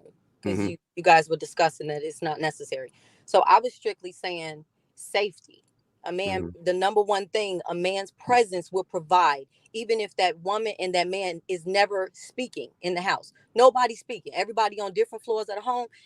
Safety. Because when those neighbors see that man pulling up to their house, when the block boys see that there's a man in that home is less likely to be attacked. Okay. And when stuff go down, like in Chicago, we just had a major tornado. Come on, man, lights was out everywhere. You cannot tell me the women that were in them homes by themselves did not feel that. I agree. I agree. People saying that's not true. Why isn't that true? Of course, if you got a dog, it's just like putting a club on your car. It doesn't mean that if somebody really wants your car, they will still steal your car even with the club on it. They'll saw the club off, or they'll put it on the damn flatbed and tow it away and strip it and dump it on the side of the freeway. Don't worry about that. I know. But see, I really bring that point up to my childhood. It's not even about 2024 because, like I was saying before, I didn't sleep well until my father was in the home. So that might irritate some women to hear, but it's the truth. And I think that if women continue to go down this path of having babies with these men that have never showed up adequately for us as women, if that you can't just throw out the baby with the bathwater. You have to be, if you choose and you accidentally slip up, whatever the reason that you had a baby with this man, whether he's black, white, or whatever race, you need to be a little more patient. So I think the problem with what I was going to say though, with going back to the safety part, even so, let me use your example, right? What is the likelihood that your home is going to be broken into while you're there? Is it a high likelihood, medium likelihood, or low likelihood? I'm not. I guess it would depend on where you live. Anywhere in any neighborhood, like you could take the worst of the worst neighborhoods. What's the likelihood that your home is going to be invaded when you're there? I mean, I don't know. I know that I've had 2 experiences in my 20s with somebody coming to my door. So I don't know. I could only speak to, and I have a Coming to lot of your family in law. So Yeah, I don't know. they came to your door. But once again, I asked the question again. What is the likely? You think it's a high likelihood, moderate likelihood, or low likelihood? I would say moderate likelihood. Moderate. Okay. Statistically speaking, it's highly unlikely that anybody is ever going to break in your home while you're there. Right? Like extremely low. Really, really, I don't think people really know how low it is, even in a bad neighborhood. Extremely low that somebody is going to break into your home while somebody is in your home. Now, let me ask you another question. What is the likelihood that the man in your home is going to harm you? High, moderate, or unlikely? I hope to say low, but I don't know. Once again, what do you think it is? I would say moderate. Nowadays. High. High? Extremely high, yeah. Men harm the children in their homes. They beat the kids. They be like, that happens all the time. It's women like, beat the kids too. And what they I wanted do. to speak No. on. We know women do it too. I already conceded that before. Right. But men do it more. That's what I'm saying. Actually, that's what I wanted to speak on when you said that earlier, but I don't know, you couldn't hear me. Yeah. In my family growing up, my mother whooped us more than my father. My father only spanked us probably 2 or 3. Yes, sir. But Mia, can we remove ourselves from these discussions? What is the use in having discussions? I don't know a lot of, do you know a lot of men in 2024 public that actually spanks their children? Me personally, I'll be honest with you. I don't even ask all my homies that I know of, for the most part, they've all spanked their kids before. I've never spanked my kid, but yeah, I don't know a lot of guys that spank their children because they wouldn't tell you. That's what I'm, because 2024. That's what I'm saying. It's hard for me to know that, but I do know for sure more than half of them have admitted to me that they've spanked their kids. More than half. Some of them actually like. Has it? You asked a statistical question. So has it been more women admit that to you or men? I haven't had one woman tell me that they any women that I know personally. I haven't had one woman tell me that they spank their kids. Not one. But I have had several men tell me that they believe in spanking, or definitely corporal punishment without a doubt. And I'm not. And here's the thing: I'm not saying that the women don't do it. I'm just saying that, you see what I mean? It's hard. It's hard to talk about it from that aspect because I'm not in their homes. But when you look at the numbers, you see what I'm saying? When you look at the actual numbers, it points to most kids are still being abused, even in 2024. Most kids are. And most of the and if a man is in the home, the likelihood that abuse occurs goes up exponentially. That's my point. I just think public that when a man deals with his male child, I believe that in the process of growth, that male child to adulthood it will suffice in order for that man to be like a whole adult man. I just think that when a woman is spanking and hitting these male children, hold on, wait, Mia. Are you saying that it's okay for the men to do it? No. Oh, no, I'm not confused. at all. I'm sorry. No, I'm just saying, I'm just speaking on like right now we're even discussing men, right? Yeah. So I'm speaking on the male child. That's why I'm trying to focus on the male child. So what I was getting from that was you were saying like Go ahead. the men, like like it's cool, it's okay for the men to spank the boys because that's gonna help. Like eventually they're gonna grow up to be men. Like that's what I got from what you were saying. But that's not what you were saying. No, I just wasn't done. No, that's not Okay. what I meant. I'm just strictly saying, just follow me real quick. I'm just strictly saying that we as women, single mothers out here, you know what I'm saying? Countless, we all got them in our family if you're not one, or you know somebody that is a single mother.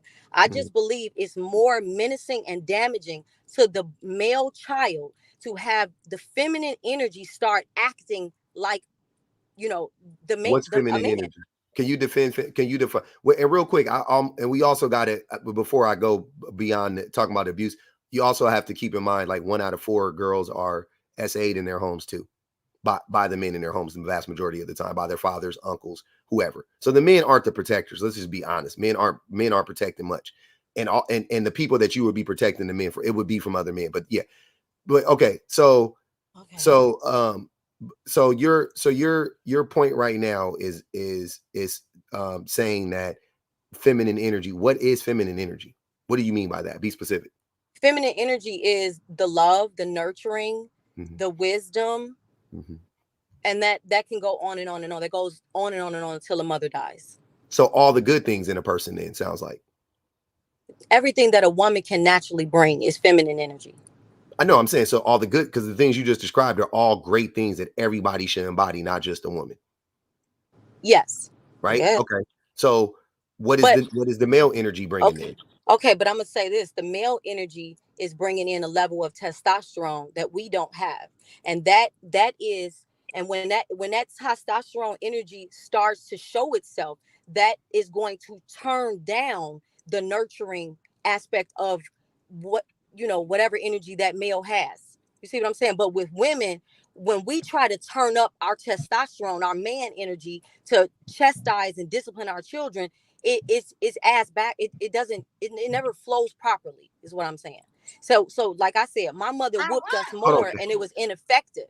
It was ineffective. It wasn't until my mama had 8 kids. It wasn't until my father whooped us, and my father's whoopings was embarrassing. Why did we feel so little when he had to come home and whoop us? But with my mother, we could take that all day, and I'm sure more people can, That's be honest. misogyny, though. If they're honest, they'll say the same thing. Nobody wanted to get whooped by their father. But that's misogyny, though. Also, a part of it could be biology, because your daddy was just stronger and he would exert more, force, and he was more violent. So there you go with that too. But like, yeah, that's just misogyny.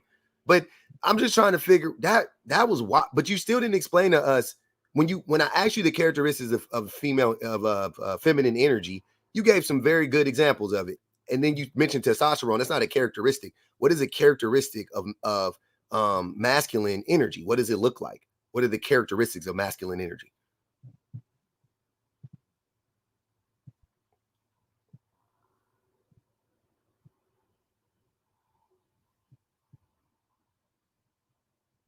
Mia, are you there? All right, go ahead, Kay. Till she comes back, I guess. I was gonna say free me because I done been in the queue since my baby was born, and he's 6 months now. Yo, why you got dropping me? I know I didn't drop. I was trying to get outside for my walk. So my reception kept kind of coming in and out. Oh, I dropped you the first time when no, you dropped yourself. I muted you because you weren't. I said, "What's up, Kay?" And you didn't respond, and then you dropped. It dropped you, and then you came back up. Somebody put you back up, and then it dropped you again. I didn't drop you. Oh, okay. Because I was just trying to figure out, is there beef? No. Is there beef? I didn't know that. Never. I wouldn't bring you up. Lady is, I hope she get picked. But I came up here to say that, dude, like she made a comment. The comment ticked me off. It wasn't what she initially said. She said it ticked. I'm sorry if that ticks women off. That I said I feel safer because my dad was in the home. Girl, that did not tick us off. What ticked us off is you using your anecdotal experience to speak for a larger group when that is the asses and not the masses. Okay, 1 fish, 2 fish, red fish, blue fish. We glad you had a good daddy. Like, you know what I'm saying? Ain't nobody hating when you got a good daddy, because my daddy ain't shit, personally. I be loving, I love all of y'all good. First of all, I love all the good daddies. I'm in the good dad gang. What y'all talking about? But and I love that for the kids who especially experience a good daddy. Like, nobody's hating on that. But what we don't like is when you use the anecdote thinking that it's supposed to eat or something like that. Like it's supposed to eat us up. Oh, I had my daddy. Y'all mad because y'all ain't had y'all daddy, bitch. I had my daddy. And you know what he did? He put our rent money up his nose. He cheated. He lied. He was a drunk. I'm talking about coming and picking me up, and he's staggering up the stairs. He shouldn't have been putting a 4-year-old, number one, on the front seat, but not for nothing, driving that loaded picking me. This the 90s, though. That's what I'm saying. But I'm just playing. Saying, like, how loaded he was, completely negligent, completely unsafe. Yep. Type of behavior. Mine too. In hindsight, 2020, I was not safe with that bitch. Not at all. And I was glad to see him leave. I was another one. When my parents divorced, I was happy. It brought peace to the home. It was just, by that time, I'm the baby, so it was just me and my mom eventually, because my sisters we're all 2 years apart. So, yeah. Anyways, I was glad to see his ass go. And fast forward to piss you off even more, I seen that bitch the other day, and I ain't speak to him. Walk past it. Walk on by. Hold on, real quick, Kate. I got to respond to this. I'm sorry. This crazy. What? Somebody said, Melanie said the 2000s is worse. You tripping. You tripping. Kate, all my millennials, hold on, man. All my Gen X, all my millennials. How often was y'all in the whip with no seatbelt on? Right, highly likely. Like, we're in there with no seatbelt on. Please be for real. How many times have y'all been in the back seat with your cousins, your homies, your sisters, your nephews, everybody? It was 7 people in the back seat made for 3. Please. The 2000s was worse? You crazy. Crazy. I'm sorry. That's crazy. No way, shape. We used to ride in the back of station wagons. Like, just in the back, bouncing around on the freeway. What are you talking about? Pickup trucks. I've been on a freeway in a pickup truck. Talking about lay down. They talking about lay down. Like, what?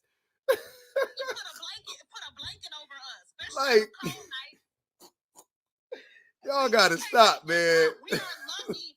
Y'all use these anecdotes all the time, but we are lucky to be alive. Bro, we made it. We made it. Y'all, hey, dude, y'all don't even know. Y'all could really make a strong case for God is real. For all the shit we done made it through. Y'all got a strong case with me specifically that God is real. If I really told y'all the real shit, you would be like, how you don't believe in God? Like, for real. I don't know how I'm here. I don't even know how I made it. I don't know how I made it, but I'm here. I don't even know how the fuck I ended up here. Shit is crazy to me. I be waking up every day like, damn, this is crazy. I be having flashbacks. So nah. You know what? Not for nothing, my baby said, he's the best granddaddy ever. And Cat. I just let her live. Cat. I just Cat. Listen, I just let her live. My mama said, don't shatter her dream. Nah. Your mama wrong and that baby wrong. I'd have told her right there. Cat. 4 years old. Blew her whole world up. Cat. Listen, he fixed her fishing rod, because I literally dropped it off for him to fix it. Long story short, a lot of us had our daddies. And to Public's point, if your daddy isn't emotionally available, if he's abusive, whether it be emotionally, physically, mentally, like, he is a net negative. I don't care if he lived there in person and you saw him in the flesh. He is not a good guy. That's just that's the long and the short of it. And not for nothing, a lot of these, and I'm gonna whisper something to you, so come close to your phone. Mm-hmm. A lot of these dudes be benefiting from a traditional wife, all the while not even being a traditional husband. She paying most of the bills and taking care of the kids and doing all the domestic labor. Hey, Kay, and that's why when they be like, why the men don't be leaving? That's why. You got a roommate, sex slave, kitchen cook, goddamn, she mopping the floors, she doing the shit. Why would you leave? Even if you don't like her. She meal prepping for you. Bro, even if you don't like that woman, that's how great. This is how great. This is why men y'all can't lie to me about this shit for 1 second. This is how beneficial women are to men. This is how codependent men are to women. Even if, because I'm not saying y'all be liking these women. Y'all don't. I'm saying that even in the cases when we as men, we don't even like the women, we still with her because she still is a net positive to our life. Like, that's crazy. Even when you don't like her, even when she, all the things that maybe say, oh, she fat, she put on too much weight. I'm not attracted to her no more, because that's usually their biggest gripe. I ain't attracted to her no more. Or when she get over your shit and she be clocking your shit, that's really when the shit hit the fan, right? When she really just not letting you run over her, and she ain't 25 no more, and she ain't 30 no more. Now she 38, 45, and she clocking your shit upside your head. Now you roll, man, she nagging, she in there. Yeah, I want you to go back to the way you used to be. Naive? Passive? Nah, I'm not doing that no more. Fix it or get gone, right? Even in those scenarios, the man is still not willing to leave because he's not being abused. Let's not forget that. He's not being abused. He's not being neglected still. So why would he leave? And she is still propping him up to look like the man. A lot of times, yeah. Yep. A lot of times, like, she is pouring into him so that he can look like still taking pictures on Christmas Day, opening up the gifts with that she bought with the sweaters on, and yeah, she's still doing that because she ain't gonna do that to you because that's embarrassing for her. Let's keep. She want her people to know that she not only funding the shit, but she treating you like a king. And you are just negative. Let's keep it a bean. We do that at the end of the day. A lot of it be, I can't tell them that this man abusing me. I can't do that. How am I gonna look? They gonna judge me. So a lot of it be that. We know. Y'all be out here really playing stupid. Hold on, let me read these super chats because they was funny. Somebody, Makila, appreciate the super chat. She said, "Is Mia single?" Somebody said she married Makila. Jocelyn, appreciate the super chat. She said that sounds more like you were afraid of or respected your father more than your mother. That's exactly what, when she was talking about Mia, was talking about her father abusing her, and she was like, my father's abuse was way worse than my mother's abuse. I'm paraphrasing, but that's how I interpreted it. Y'all can take it however you wanted to. That's crazy though. No, I was unmuting to say that because I think it also shows up in the kids, and I don't mean no offense to that lady, Lord bless that lady. God bless her. But the way that the kids who have moms like that, who are trying so desperately to save face, the way that they talk about the dad tells you like how much the mom was kind of running interference for the dad, because they'll talk about, like, oh, I'm so sorry that y'all didn't have a good dad in y'all life, but I had a good dad, and when my dad would come around, I would be terrified of my dad, but I knew my dad didn't play.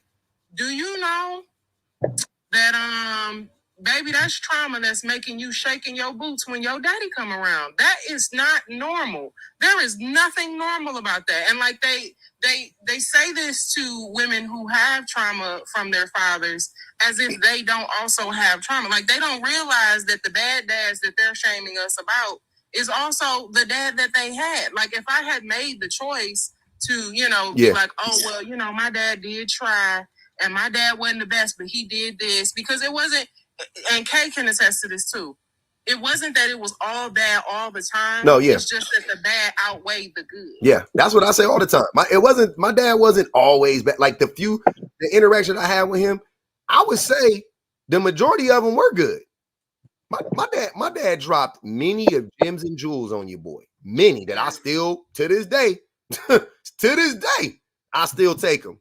They still in my head bouncing around. But he also, the trauma he caused far outweighed the jewels he dropped. Like, I would have figured them things out eventually anyway. That's how I put it. The things he told me, I'm not saying that I would have figured them out when he told me, because he told me a lot of this shit when I was 12 years old, 13 years old, 15 years old. You know what I'm saying? A young person. And they just was in there, and I always had them in there. You know what I mean? But so I learned them faster. Definitely probably saved me from some, some real world consequences or whatever. Cool, no doubt about it. But also, like, he was neglectful. He left me alone in his home when I was in the 7th grade for months. Till I broke down and called my mama. I just broke down the conversation with my mom. I didn't even call her to tell her. I just was talking to her, and I just couldn't take it no more. And I was like, "Daddy gone. He been in jail for 60 days." She was like, "What?" I'm pretty sure my mama fell out her chair. Like, I didn't hear. It just sounded like some shit. I just heard like poop, poop, poop, poop, poop. Like, she was just like, "What?" And I was just like, "Yeah, that fool been in jail for 60 days, mom." Actually, I'm lying. That's a lie. I did not tell her at that time how long he had been in jail. That's a lie. I protected him. I said he just went to jail. That's what happened. I was like, "Oh yeah, he just went to jail." Do you know that man was mad at me? Mm-hmm. He was mad. He got mad at me. He was mad at me. What? "Oh, you could have just stayed. I really wish we." He was trying to, when we talked about it, like, "Oh, I was just trying to get my stuff to, I just, it was a hard time." I was like, bro, that's why somebody said I always endorse beating up your parents. I tried twice. The man, he didn't want the fade. I owed him 2. I owed that man at least 1 fade in my lifetime. I tried twice. I tried at 14, he backed down. And I tried at 19 and he backed down. Both of them was going to be bad for him. He didn't want the fade. But I for man on man, I definitely endorse getting down with your parents. I don't care. Get down. Sometimes they need that, man. I needed that. I still need that. I ain't gonna do it to him now. He an old sick man, but I still need that though. Like, I needed that when I was 20. That would have made me feel better to drop my daddy on his head one time. That's it. But Mia, just so you know, y'all know, Mia back up here. She can answer whatever questions y'all got. But I let her back up. But I'm gonna let BPG go. Hey. I'll pay somebody to give my daddy a fade. Oh, I mean, Lord. if you want to go shake my mama cabinet, you can. But I'm pretty sure my daddy's fade days are They over. gone, But man. You telling us, I want to tell this story real quick because, like I've said a million times, I think that's why we relate to each other. Because when you have a dad that makes you grow up fast, on the one hand, you become very independent, you become very hyper vigilant, and it does in a way make you the person that you are. Would you have still been that person? Who's to say? But my dad, and I laugh at dudes who are like, the reason why I am the way I am is because I didn't have a dad. No, sir. I had a dad, but I had a dad who was going to make sure that I understood how to operate in the world no matter what. So he did a lot of things that intentionally made me fend for myself. Because I tell people often, I started driving when I was 13. But that was because my dad didn't feel like taking me to school. So what he did was he put me in the car, he took me around the block, he showed me like where the gear shift was and how to like turn and all that. And then the next day he tossed me the keys and I was like, I gotta go to school. And he was like, "I'm not taking you to school." And I was like, "What you mean?" He was like, "Look, you gonna take Farnsworth all the way down. It's a side street. Just take that through the stop signs and you can take yourself to school." I'm like, "But what happens like if I get pulled over?" He's like, "Don't get pulled over." And I was like, what do you mean? What does that mean? And he was like, "Don't get pulled over. If you get pulled over, I'm gonna tell the police that you stole the car." Oh no. No, that's I believe it. I believe it. Yeah, I could tell he would say that. That's crazy. But that in and of itself, like for one, I learned how to run interference for myself because I had to look out for myself. The few days I had to catch the bus, if I spent my bus money on food, I had to walk home, and there was no such a thing as calling your dad to come pick you up. So when I meet these dudes who are like, well, you needed a dad and a dad this and a dad that, and I'm like, y'all have to stop assuming that having a dad in a house means that that's going to be a good man. That's not what that means. Some of them dads be in the house traumatizing them kids. Now, some of us can recognize that it's trauma, but others is child. They gonna be like they on the doggone football team, trying to figure out any way they can to catch that ball so that they dad can win every single time. But it's trauma. You should not be afraid every time your father comes around. That is a huge, huge red flag. Oh no. Thing that BPG just said about the things your dad did when you were a kid. So my dad would do the exact same thing. We were literally 4, 5, 6, 7 years old, and he would be like, "Oh, y'all want to drive?" and literally put us in the driver's seat. It'll be one person in the driver's seat in the front on his lap, a person in the back of the station wagon where the luggage is supposed to go, and another person in the middle seat with no seatbelt on. Just reckless. Why? Insane. That's all I come up here to say. Like these dads in the 80s and 90s, I mean, it's lucky we got hair in our head because they used to Right. been in there starting fires, eating anything from under the cabinet. It was just reckless times. Hey, the 80s and 90s was the wild, wild west of child rearing. I don't care what nobody say. Them was 2 decades that was unlike any other decades in this country in the last 100 years. Like, y'all can tell me whatever you want to tell me, but women was in the home up until the 70s pretty much. So they was there for the most part. For the most part, they was at home more, I would say. But literally, my sister, I'll say this and I gotta go to a meeting. My sister always tells a story about how my dad took her to beat up a fiend. She said, my dad said, in the station wagon, because like you said, everybody had a station wagon back then. And my sister was like, my dad said, wait in the car and don't look. Like, didn't, like, well, how you gonna tell a kid not to I'm look? looking. He's at the car and beats up a fiend. I'm looking. A fiend? How old was she? I don't know. She had to be like probably 7 or 8 years Oh, old. yeah, she was too little. I was like, yeah, if I was like 12 and up, we'd have jumped them. I'd have been there scrapping. D-Man said, you touched my dad, it's on. I'm like that too, or I was. I don't talk to him no more. But during that time, I got down with dudes, you know what I'm saying, trying to press my pops, because my dad be yapping, and because he used to be out in public drunk. So he be saying stuff, doing stuff to jump people. And I had to stomp people. I didn't have to jump on somebody's head to get them up off of my daddy before. But me though, yeah, I still would have. And guess what? When we got in the car, guess who was? I was yelling at that. I was yelling at him like he was my child. I was yelling at him like I was yelling at that man like he was my kid. I was like, what the fuck is wrong with you? You dumb. I was calling him all types of shit. MFers, all types of shit.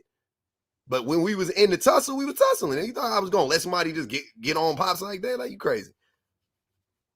Mia's back and CC's up here. Man, y'all got some crazy names on here. Rain Mango. Let me let CC in here and then we go. Hold on. Yeah, let me let CC up in here and then we're gonna get to the other folks real quick. Oh, hold on. Also, is these the men y'all be talking about that be protecting? These the men's. Hey, y'all, bang the cash out one time too. Let's get over 200,000 likes. I love the activity on the taps. Y'all been really doing that. Let's get, you know what I'm saying, let's get a throw $1 in the collection plate for your boy. Keep the live alive, y'all. Please support the live. All the help, I appreciate it, man. I really do. But let me read this super chat. I appreciate all the super chats too. The more we have this femme versus mass convo, the more toxic it becomes. Everyone should be balanced and overall healthy and healed human beings before anything. Yeah. First of all, I want to say good afternoon to everybody. And CC, this CC, right? Yes. Okay, go ahead, CC. Good afternoon. First of all, I want to say hello to everybody, and I'm gonna upset some people. We like to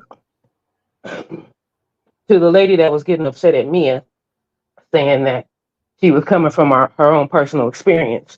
We all are coming from our own personal experiences. Are we sure about that? So that's we can only come from where we come from. We are coming from what we dealt with, what we came from. I have 2 fathers. I have a stepfather and a biological father. I live with my biological father now. We started living together a few years ago. I had a stepfather who was both an alcoholic and a cheater. Loved him to death. Didn't know he was cheating at the time. Mm-hmm. Found out he was cheating towards the end of his and my mother's relationship. He literally killed my mother. Oh, wait. Unalived. What? He infected her with HIV. I'm sorry. Cece, real quick. I want you to finish this story. Give me a second. That is what I'm saying. Why? Wait, stop. You can't be a protector. You can't be a protector. You can't. Stop. You can't tell my story. I'm not telling your story. That's reality. Stop. Let me finish. Stop. However, he worked. He came home every day. When I had issues in my life where things happened to me as a child, he was the first one out the door to, okay, I'm going to tell our story. I had a story where I was SA'd as a child. That man ran out the door to do what needed to be done. He was the man that he did not go to the police first, but I grew up in the Gen X generation. So when he had to go get that man and do what needed to be done with that man, he grabbed my brothers, he grabbed a couple of other men in the neighborhood to go get them, do what needed to be done, like people did back in the early 80s. He didn't go with the police. When something else happened to me as a child, he was the one. Was I ever spanked? I think I got spanked once in my childhood by my father. But so did my brother and my sister, because we did things as children did. So he went and did what needed to be done. Sorry, someone was coming in my door, so forgive me. You good? Excuse me. I'm sorry, I have a nurse coming in to take care of my aunt. Forgive me. You're good. But when those things happen, like they did back in those days, my father went and did what needed to be done to. That's sorry, but he did those things that they said men did back then. To those protecting types of things before the situation happened with him and my mother and the cheating and so on and so forth. He was that father that went out, provided, and so on and so forth. With the thing that happened with him and my mother was through an affair. He got infected. He infected my mother. My mother died first. He died 3 months later. Even after the affair, he still was a part of my life. After they split up, him and my mother were actually still cool. They didn't split up when the HIV happened. They split up because she became an activist and he wanted to keep it a secret. Those were their interpersonal things. Wasn't none of my, it became my business. Was I angry at first? Yes. Am I still angry? No, because I realized human relationships are human relationships. I did go to his funeral. I was there for him. When she passed, he came. I'm sorry, this is hard for me. I got you. Take your time. I'm just listening. I don't want to interrupt. When she passed, he came and did the apologizing and all of that. Asked could he come to her funeral. I let him. He did pass away 3 months later. Literally, I had not been to see him. I got a call that said he was in the hospital. I went to see him. He literally died 3 minutes after I walked out of his hospital room. Family said he was waiting for me. Wanted to know if I forgave him. I had long since forgiven him.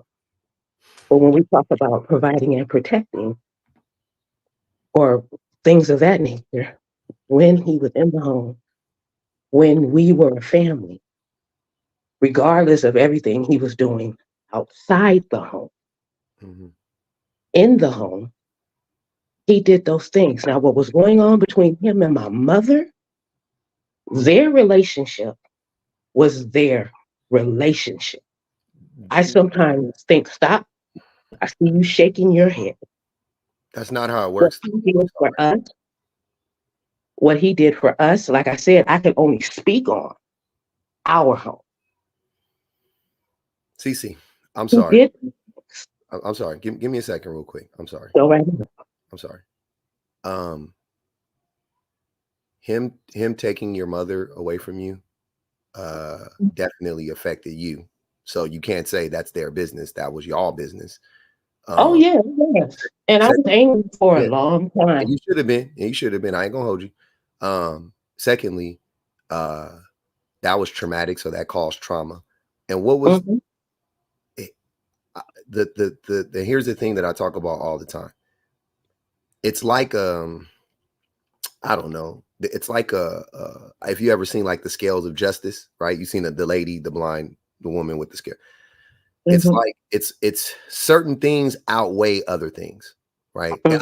To me, at least, I don't know about anybody else. Certain things outweigh. So him going to go hunt down your attacker, that to me is bare minimum. Like that's what he should have done as a parent, right? He should have protected you in that instance. That's not like going above and beyond. That's what he should have did. He did what he was supposed to do. Him infecting your mother with a deadly disease and her unaliving from it outweighs anything to me, just from what your story is. I'm just letting you know where how I come to the conclusion I come to. Him doing that doesn't matter. You could tell me whatever he did between he bought you a pony, he took you on he took you across the world. Like, I don't care about any of that. All of that is negated by that one act. And I know he didn't just do that one thing, but just by that one act alone, to me, everything he did is negated. Therefore, he wasn't your protector. He actually harmed you way more than he helped you. He traumatized you way more than he didn't traumatize you. Like, that's obvious. You barely can talk about it right now. Like, what are we talking about? This is crazy. No, hold on. Stop. The shakiness in my voice is because I have trouble speaking in front of people. Oh, okay. That's fair. Oh, I speak whatever I speak in front of people. So this is not because of this. It's because I'm talking and I know a whole lot of people are listening. I got you. But I'm just not about to cry or anything like that. Yeah. So forgive me for my shakiness. You're good. I ain't gonna hold you in public. You can drop me, but girl, fuck your daddy. Like, hold on, man.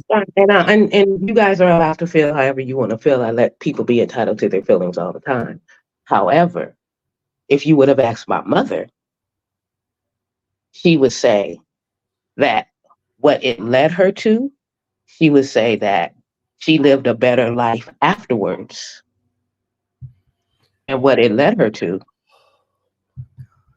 the life me and my mother had when she became an activist, she stopped working. She traveled. I had never seen my mother. The woman she became, when my mother came to me and said, "Baby, I want to stop working. Do you trust me?" And I said, yes. If I could tell you the woman my mother became after she left my dad and the life that we had after that. And for the record, my mother, I know people hear HIV and you think that my mother died in 6 months. She did not. No. I know. Yeah. I'm not assuming that. Many years after that. The relationship me and my mother had, the life me and my mother had, everything me and my mother did, those many years after that, I would not have given up for anything. And I guess it's because of that. She never got full-blown HIV. My mother was never sick. She was never hospitalized. She actually died of a stroke many years later. You told us, but you said that it was a consequence of that. Yeah, that's what you told us earlier. It was a consequence of that, but the life that she had afterwards, I guess because I know how we lived and what happened, all the traveling we did, everything we did, it would not have propelled her into the things that happened after that. My dad actually ended up having full-blown AIDS and died a miserable death. My mother did not. And because I know what it led her to, and because you guys don't, it seems miserable. But for her, it wasn't. For him, it was. I want to be real quick. I just want to be careful with some of that language because you're coming through. Like, it's different because you're coming through me. So it to the app, to TikTok, it sounds like I'm saying this, but it's not me. So just be real careful. Talking about like saying like the disease and all this. So I don't know. I've never talked about HIV on my platform before. Okay. But for people who don't understand HIV is a virus. No. We know. I'm saying be careful with saying the word even. You know what I mean? You could just say a deadly disease, or you could say unaliving. You said he died, he unalive. You know what I mean? Like stuff like that. We just got to be careful with the language because TikTok be tripping. It's a kid's app. The virus itself leads to the disease, but everybody that gets the virus doesn't get the disease. Oh yeah, we know that. I'm good. Yeah, my aunt passed away from it. I know. I'm good. Okay. Can I answer for a second? I'm not gonna do what Kate did. I'm not gonna do what Kate Kay always. Man, I'm trying. I know you be trying. I know, we proud Kay. of you. You doing better, okay? I'm not big on YouTube or things of that nature. I haven't. Maybe because I'm older, I don't do a lot of this. Yeah, I know. So, you're good. You're good. Can I ask? Wait. Let me real quick. Ask anything you want. But let me ask this. I got to ask this question real quick. Dainty says, "The life that was cut short because of your stepfather's actions." That's the question she asked. Because you said that she lived a great life. She's saying to that the life that was cut short because of your stepfather's actions. That's the same life, right? Mm-hmm. Yeah. You don't think? I mean, seriously though, you don't. Do you really? I don't mean this is. I don't know how to say this. Believe me, I am so open about this. I was an activist myself. Yeah, I march for the LGBTQ. I do all of that. Yeah. For over 20 years now. So believe me, there's nothing that you can ask me that I'm going to keep secret. I'm not embarrassed about anything. No, I have a very. It's not even that. I wasn't even going to ask anything like that. I was just going to say there's a lot of people out there that don't understand why I don't hate him. I have absolutely no reason to. You have no reason to hate him? No. And I got that from my mother. Can I have family members that don't hate. My mother never did. I don't hate your mother. I love your mother. I think that she was an awesome person because she persevered and she clearly had a great impact on you. I'm not gonna say how I feel about your stepfather though, because that's you crazy. can say what you want about him. I have family members. I have family members that can't stand him. I have other family members that have long since gotten over it and moved on. I'm going to be on that side of the family. Mm-hmm. I'm on that side of the. I don't know that I'm on that side of the family. Yeah, and can I say something, because there is another side to that, and I realize that generational gap it does something. I don't know what the heck was going on with Gen X kids, or why it is like Gen Xers specifically, and there is like this was some of the first conversations I had when I was ever on TikTok, because that was when my father passed. So I was having a lot of conversations trying to understand like what is the trauma bonding that happens with people who are a part of that Gen X generation. Like seriously,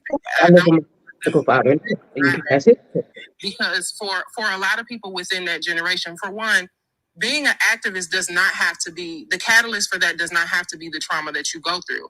I said a million times, I started going to AIDS walks when I was 5 years old, and I was going every single year. So there's a whole lot that I know about the virus. And my dad had it when he passed. Now, thankfully, my mom let him go. They were, they was black married. So they were separated. They were together but apart, yeah.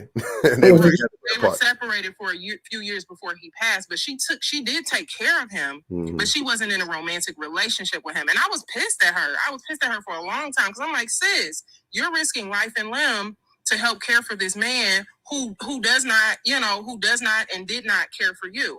I made that stance clear, and I cut off my relationship with my father because of the fact that he wasn't a good person. And I think that there is something strange about the idea, and I was glad that he didn't.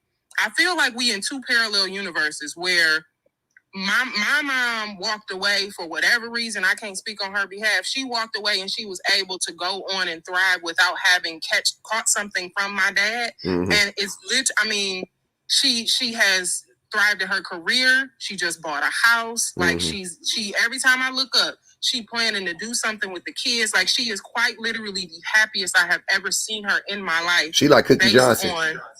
She really is, based on her detachment from him. And I think that a lot of Gen Xers and a lot of women in particular will make these traumatic circumstances the foundation for why they do the things that they do, when the reality is you don't actually need the trauma in order to do those things. Like you really don't. It sounds crazy.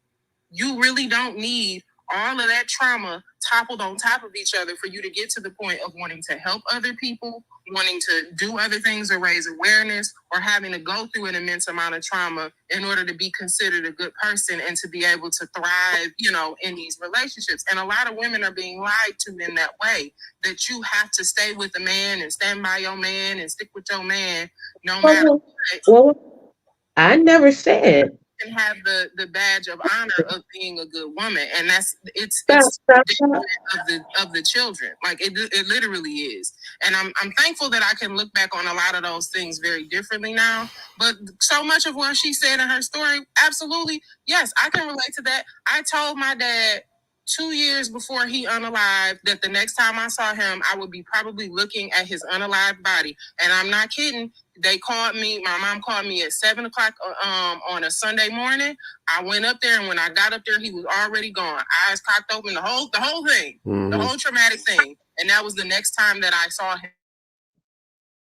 Okay, I never said she stayed with him. It's not a matter of whether the experience. It's a matter of I can't get with the fact, and I think that Publican K can relate to this.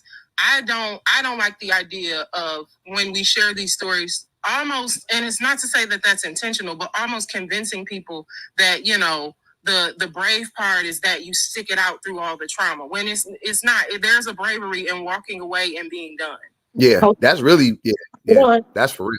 I am not advocating staying. I am not advocating staying in relationships with the trauma, because as soon as my mother found out she left, she was gone. She did not stay. Please, let me be clear. Do not stay in abusive relationships. You said that they didn't break up though. My mother left. I said I, as the child, stayed in contact. My mother was gone. She moved on. They split up. My father left. He stayed with the woman that he was cheating with. My mother was gone. I said the relationship me and my mother had after this stuff went on, the relationship was over. My mother moved on, got with somebody else. My father moved on. He got with somebody else. I said my father wanted to keep it a secret. My mother went public and moved on with her life. I'm not advocating staying in relationship. I said I was the child. I stayed in contact with my stepfather. My mother was done. I'm not advocating staying in a relationship. I'm not advocating staying with trauma. I was saying how they dealt with their trauma separately. My mother became the activist, moved on because she was an activist. Because back then in the 80s, how can I say this without? Back then when HIV came out, it was called the gay man's disease. Yeah. And they back then they said that. Man, we got to be careful with that, man. That's crazy. We got to be careful with that. Yeah. So it was a whole different thing back then, which is CC, hold on, CC, hold on. I'm sorry. We can't keep having this conversation. It's the language, it's too much. I'm sorry. We're gonna have to do this at a different time, a different platform. That's a tough one. Man. I know she just don't get it. It ain't she doing it intentionally, but it's just it's coming through my thing. If she was on TikTok, if you came on TikTok, you could have a conversation and come up there on your own thing so they could, you know, they'll flag you, but they're gonna flag me for saying stuff like that because they thinking I'm saying that. Like, we got to be careful with that. I'm sorry. I wanted to hear it. I really did, but that's too, I can't. I don't think we needed to hear no more though. We didn't. Oh my God. That was tough. I don't think we needed to. Hey man, let's like up the live. Let's protect the live, man. Let's protect the live. Let's like it up. Let's get it to 300,000 real quick. And let's you know what I'm saying? Let's gift the panel, give me whatever. Let's get the gifts up, protect the live, man. Woo. It puts us in a position to look mean, but geez Louise, I don't think people be hearing they so. I really don't. I was trying so hard not to, like, I really didn't want to say. I was trying so hard to not be insensitive, but I felt like anything I said was gonna be insensitive. So I was like, bump it. Did Luck say we need a trauma dumping rule? HR said we need a trauma dumping rule. For real. We just need an HR period. We need some human what is it called? Human resources for specifically for the lab. We need one mod that is human resources, that if you be dropping too many words at too many points, like you just automatically get dropped. Ain't no cash have to drop, because I mean it's only so many times that you can get bananaed before, they just say forget it altogether. So yeah, I think these people be coming in here, and I don't know if they be serious or not, because the stories be that story was a little all over the place. It be playing tennis, like it be one point and then no, I didn't say that, and then they say something else and they be like, no, I didn't say that. No, I didn't say that. I said this. I didn't say that. I said, and like, no, we heard what you said. Yeah. I was trying not to. Y'all know me. Y'all know I be going in when they I be clocking all that shit. So, but I was like, I had to say it when she said, I was like, wait, but you told us that your mama stayed with him. That's what you told us. And it's all gonna be on the playback. You already know it's on the YouTubes right now. Y'all can play it back on the YouTubes. Soon as it ends, it's gonna all be there. Damn, man. Damn, that was heavy. That was heavy. She said her mama stayed, and she also said that was the catalyst for her mama being an activist. Yeah, that's what she said. That wording is problematic, because again, it really does kind of tell people like, hey, if you go through this thing, like you can become this amazing person and go on to do these amazing things because your ex, fooled around and gave you something. It's like, sound a lot like slavery. Sound a lot like we lucky we came to America, because if we didn't, we would still be in Africa, groveling on the ground with no roads and no suits on and stuff, whatever they told us. Slavery wasn't all bad, because if we didn't come over here, we never would have got to hear the word of Christ. Type of shit y'all be saying. What doesn't unalive you makes you stronger. Or I could just go to the gym. Yeah, I don't like that. Unless you're talking about running a mile in under 5 minutes type stuff. Okay, I'm with that. But you know why? This is why we say pick-me's are dangerous, because the fact that she was kind of low-key throwing her mom under the bus but defending this man was nasty work. Like that's why I'm sorry, y'all, and I be trying. Y'all know I done changed. You have grown up before our very eyes, Kay. But it wasn't enough for me to say F that man, because like literally I don't like, there is no way you finna make me normalize this or romanticize the relationship or the love you had for him despite what he did to your mom. Like, girl, what? I was flabbergasted. Man, that was a lot. And say, Mia, you up here too. Same stuff with you, Mia. You were saying the same type of stuff. You were talking about your daddy was abusing you and your mama was abusing you. That should be heavy, man. No. I don't be knowing. Man, saying that type of stuff. Wait, I don't know what you. What'd you say, Mia? Go ahead. Can you hear me? Yes, ma'am. Go ahead. I'm sorry. Yeah, no. I don't know what was said, but my father did not abuse us. Now, what my father did do, because my father probably spanked us a total of 3 times. My mother spanked us more often, but I don't know why, is what I'm saying. When my father spanked us, it was like, not that the spankings was worse, but it was just the embarrassment, or, we all wanted to, be around my dad and like be up under him. And I was a daddy's girl, so I didn't require spankings. He just had to yell at me and I was getting in line. You know what I'm saying? And I think a lot of people can relate to that. When your father yell at you, it's a different type of, frustration or disappointment that you feel. And that's all I was saying. My father did not spank us that often. It was my mother that spanked us. And another thing, my father, I don't know about this pick-me stuff, but my father worked. He had a business and a church.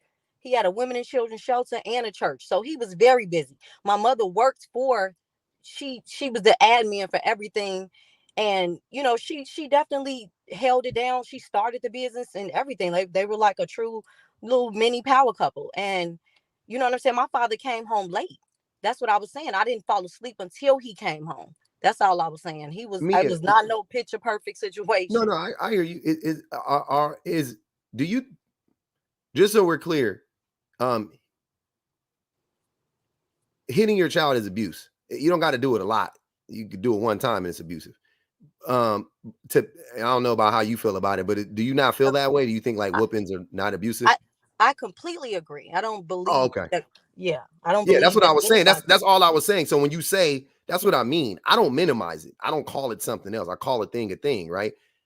He spanked you, aka he abused you. Your mother abused you more. That's what I was saying. I didn't make that up. I'm saying like that's what it is. No, somebody else said that. I don't know if you were. Oh, okay. I like didn't say her that. mother, her father abused her, and she's blaming them.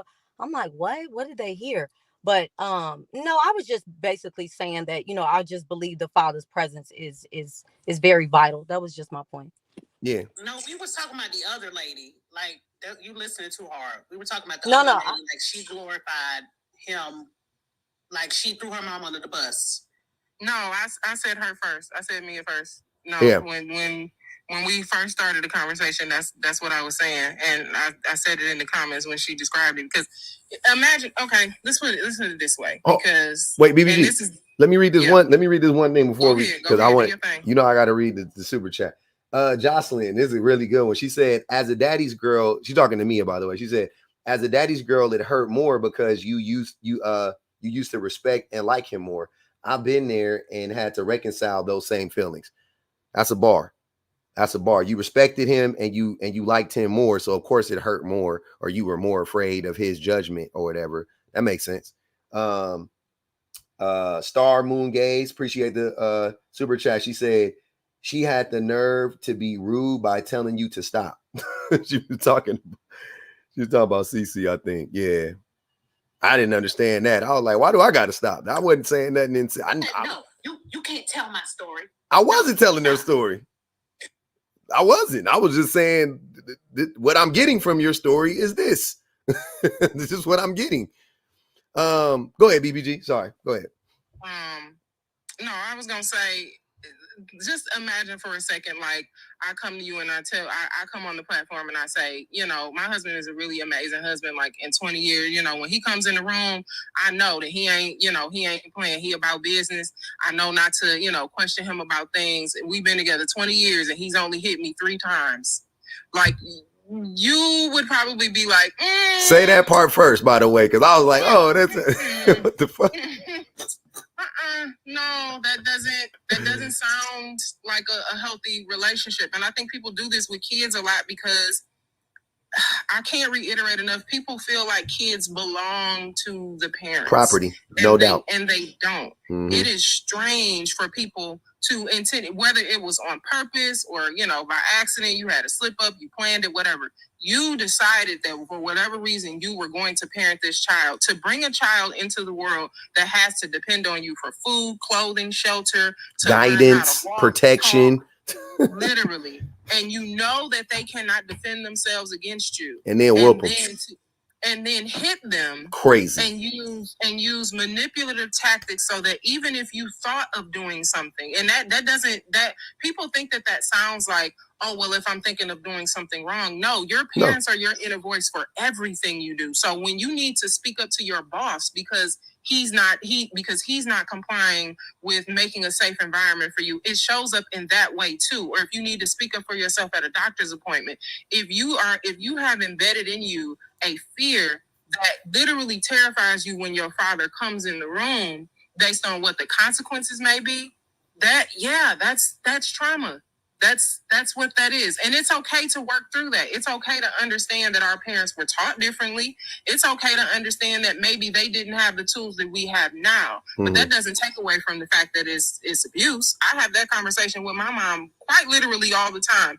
And I'll say the one thing that helps with our relationship when we reflect on these things is that she doesn't look me in my face and go, oh, it wasn't that bad. I just did the best that I could. She consistently tells me like, hey, I really didn't know that's what we were told you had to do with kids. And she's practicing the conscious parenting that I'm practicing with my kids. She practices with my kids out of respect for me because she doesn't feel like the way she did it was correct. Now turn up on them babies like you turn up on me. That's what I want. I want her because I want them to see her. Because here's what I'm saying. BPG. Because when I turn up on her, I don't want my kids talking about, why you always like that with grandma? I want you to know, I want you to know exactly why I'm acting the way I act with this woman. Don't do that to me. She I don't like that. I'll be, keep that same energy. No. I ain't gonna let you do it. No, I'm just playing. That's good that she grew up though. But yeah, she real different, child. She'll set up the projector in the backyard. They had a taco bar last week. Like look at her. She rolls out the red carpet. Look at her talking to him about stuff. But that goes to show like that trauma can be undone. And I think that a lot of it is because of the fact that people will excuse their parents' behavior based on thinking that if I question the way my parents did things, that means that I don't love them. You can still love them and hold them accountable for the trauma that they put in you. That's facts. Go ahead, Lux. Lux said she had something to say. All I came up to do, as usual, was hate on the viewers because I'm a professional hater, and that's what I do by trade. 40 hours a week, 40 days, 40 days and 40 nights. All I do is hate. We love to hate. I came up to tell y'all, let's get up to 300K likes. I think that's the minimum. We used to be hitting 300K alive with only 300-400 people in here. What happened? I don't know. Y'all be hating. Y'all be like, we just be watching. No, it's hating. It's okay. We can call it what it is. I like to use things by their definitions. Let's use the dictionary definition of hating. But anyway,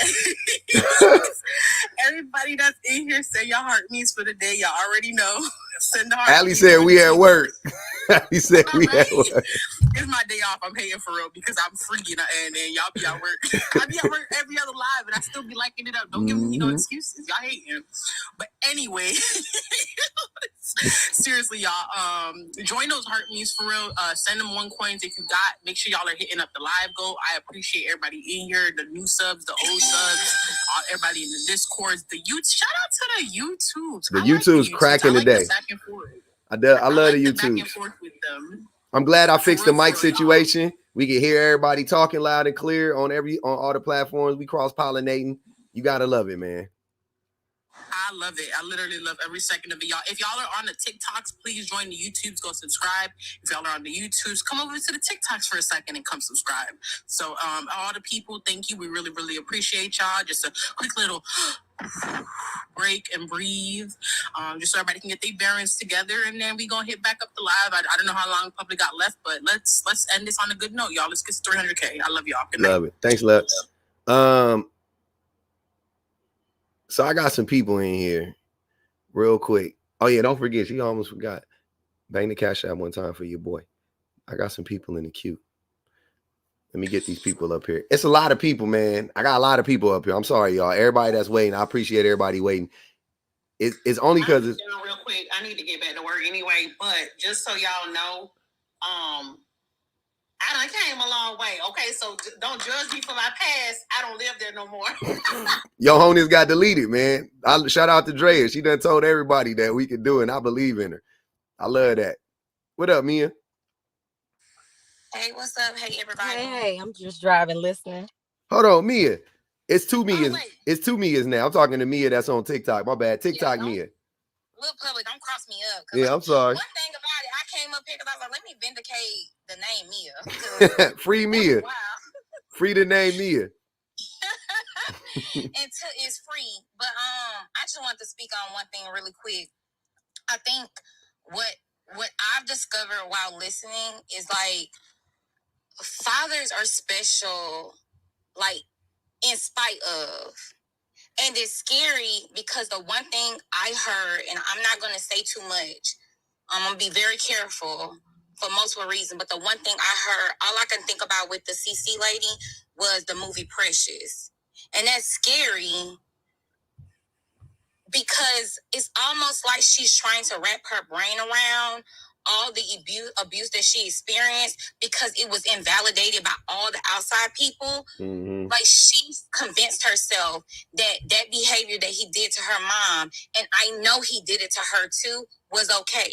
Mm. A person who moves like her, and then it's her stepfather, that was just strange, but a person who moves like that man is a predator and it's scary. Mm-hmm. And the way she was fighting for her life for him is what happens. I can't think of the term, and somebody in the comments or whoever might can help me, but it's a term when you have this alliance or this loyalty to your abuser. Mm-hmm. I was trying. It was traumatizing and it was hard to listen to. And it is, I don't know, but like it'd be wild up in here sometime, y'all. I don't know. Like that was crazy. That was crazy. Oh man. It was a little while. Somebody said Stockholm. That's what it is. Stockholm syndrome. Oh man. Hey, everybody on the YouTube. I just want to say this. Oh, go ahead, Mia. Sorry, I thought you had dropped.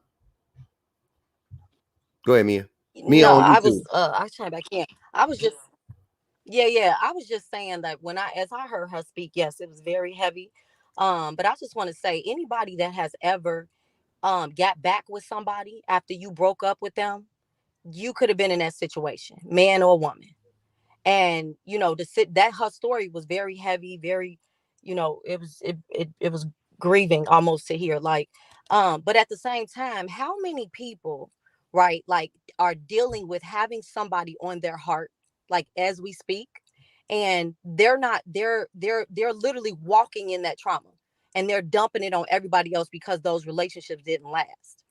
And based on what I was hearing from that lady, it just sounded like she got back with, or she chose to deal with a cheating man that obviously had a heart.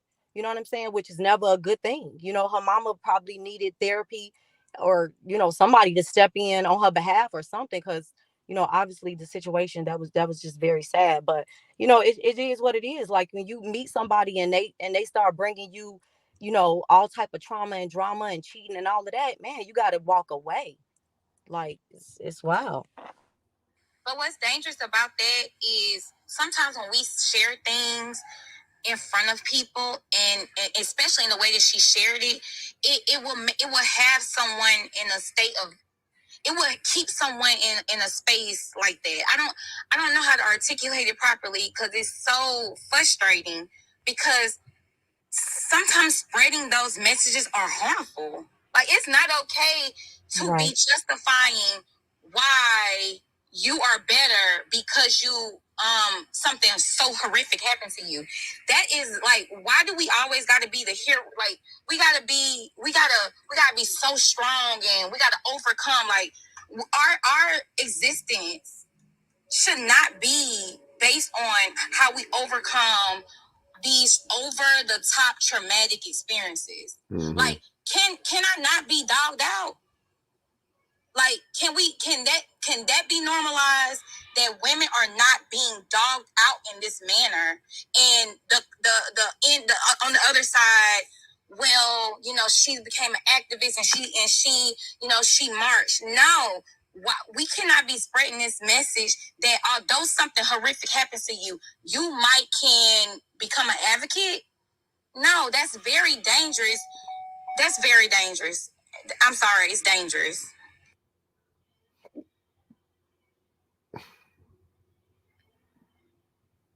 Did you want to respond, Mia? No, I just agree, and I just agree. I agree with what she's saying. It is dangerous, and I believe that woman, Cece, is probably, she has found peace in wrapping that story up the way in which helps her fall asleep at night. Because even the way she broke it down and analyzed it didn't make sense to nobody. We almost want to drop a tear for her, you know.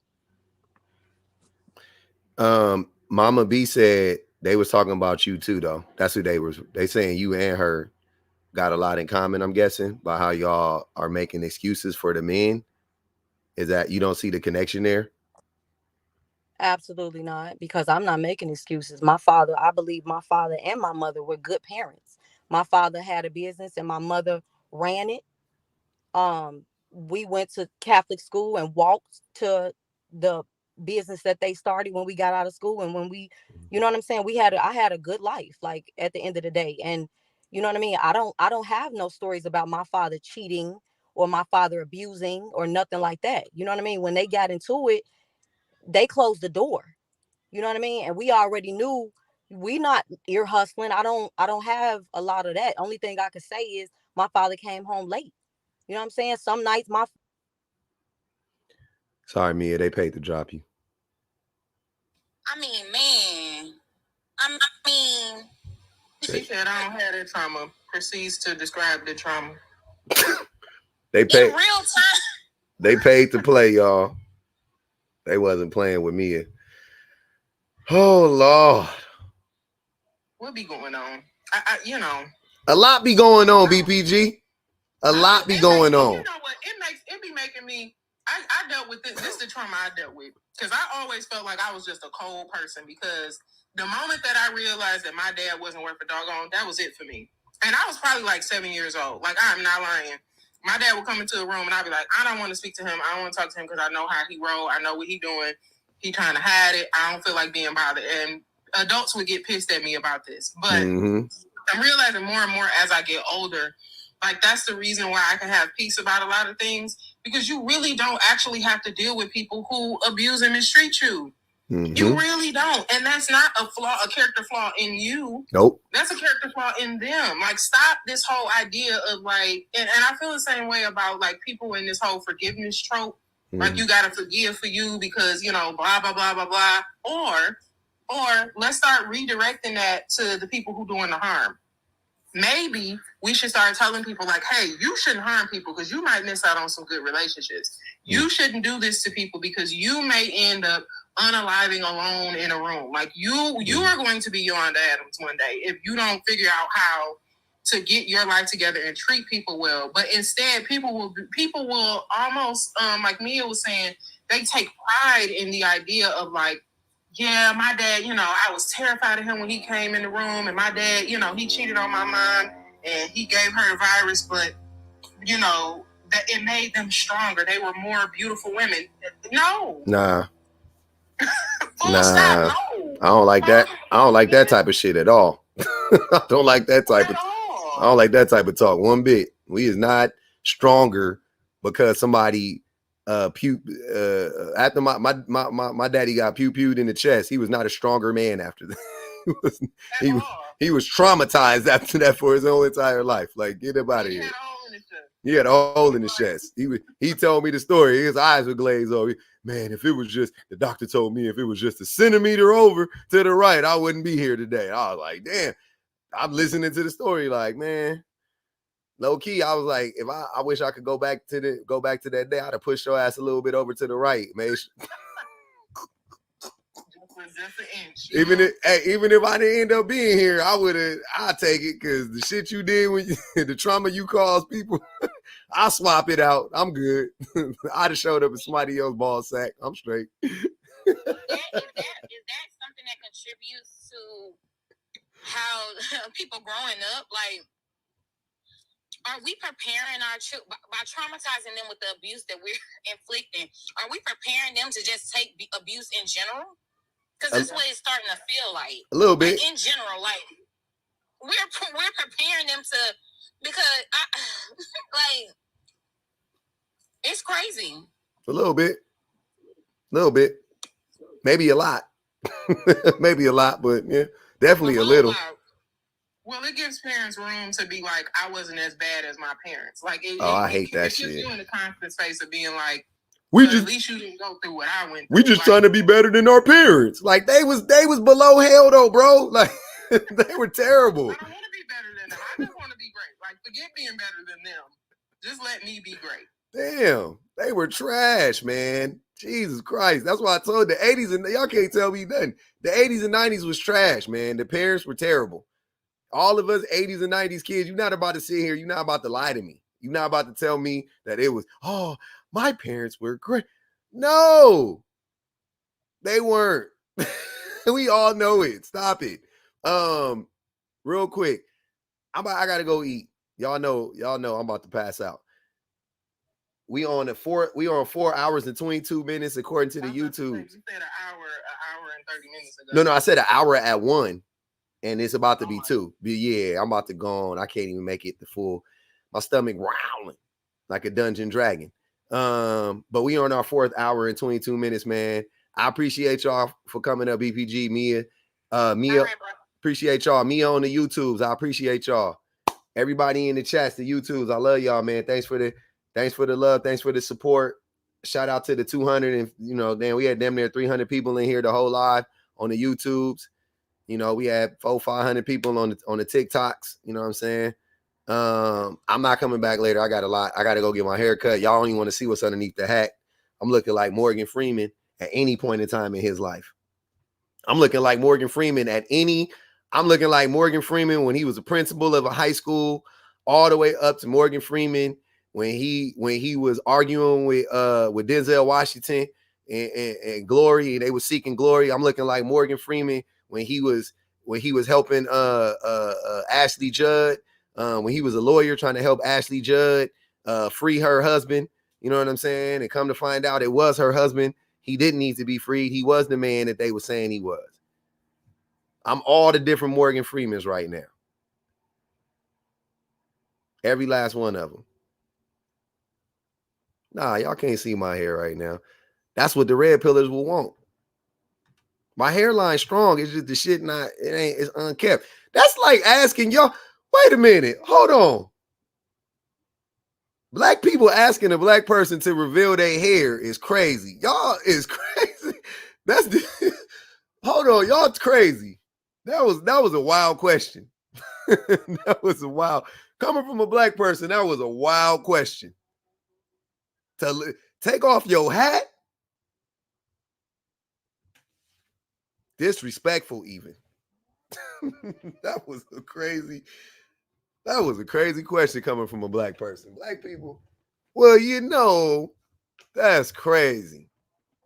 Nah, man. This shit ain't got no juices and berries in it or nothing. It ain't picked out. If it was picked out, I feel comfortable. It's just smushed. If I take it off, it's in the shape of this hat.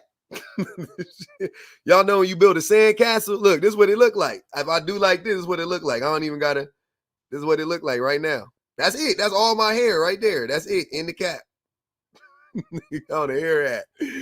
I got on the hair hat. This is all my hair right here. It's right here. You can't see nothing. They still married. Yeah, they married Mia. Deborah.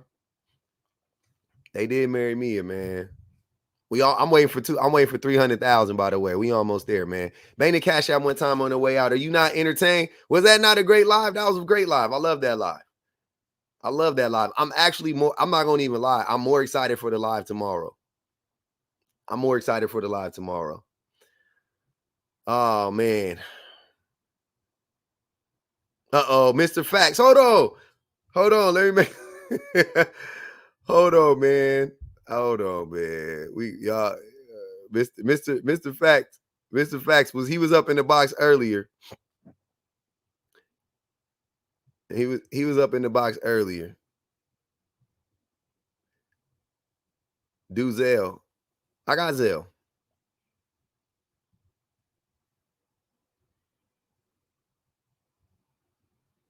Come on up, Mr. Facts. What? I was triggered, but it was Oh man, that's what they said. That's what I told him.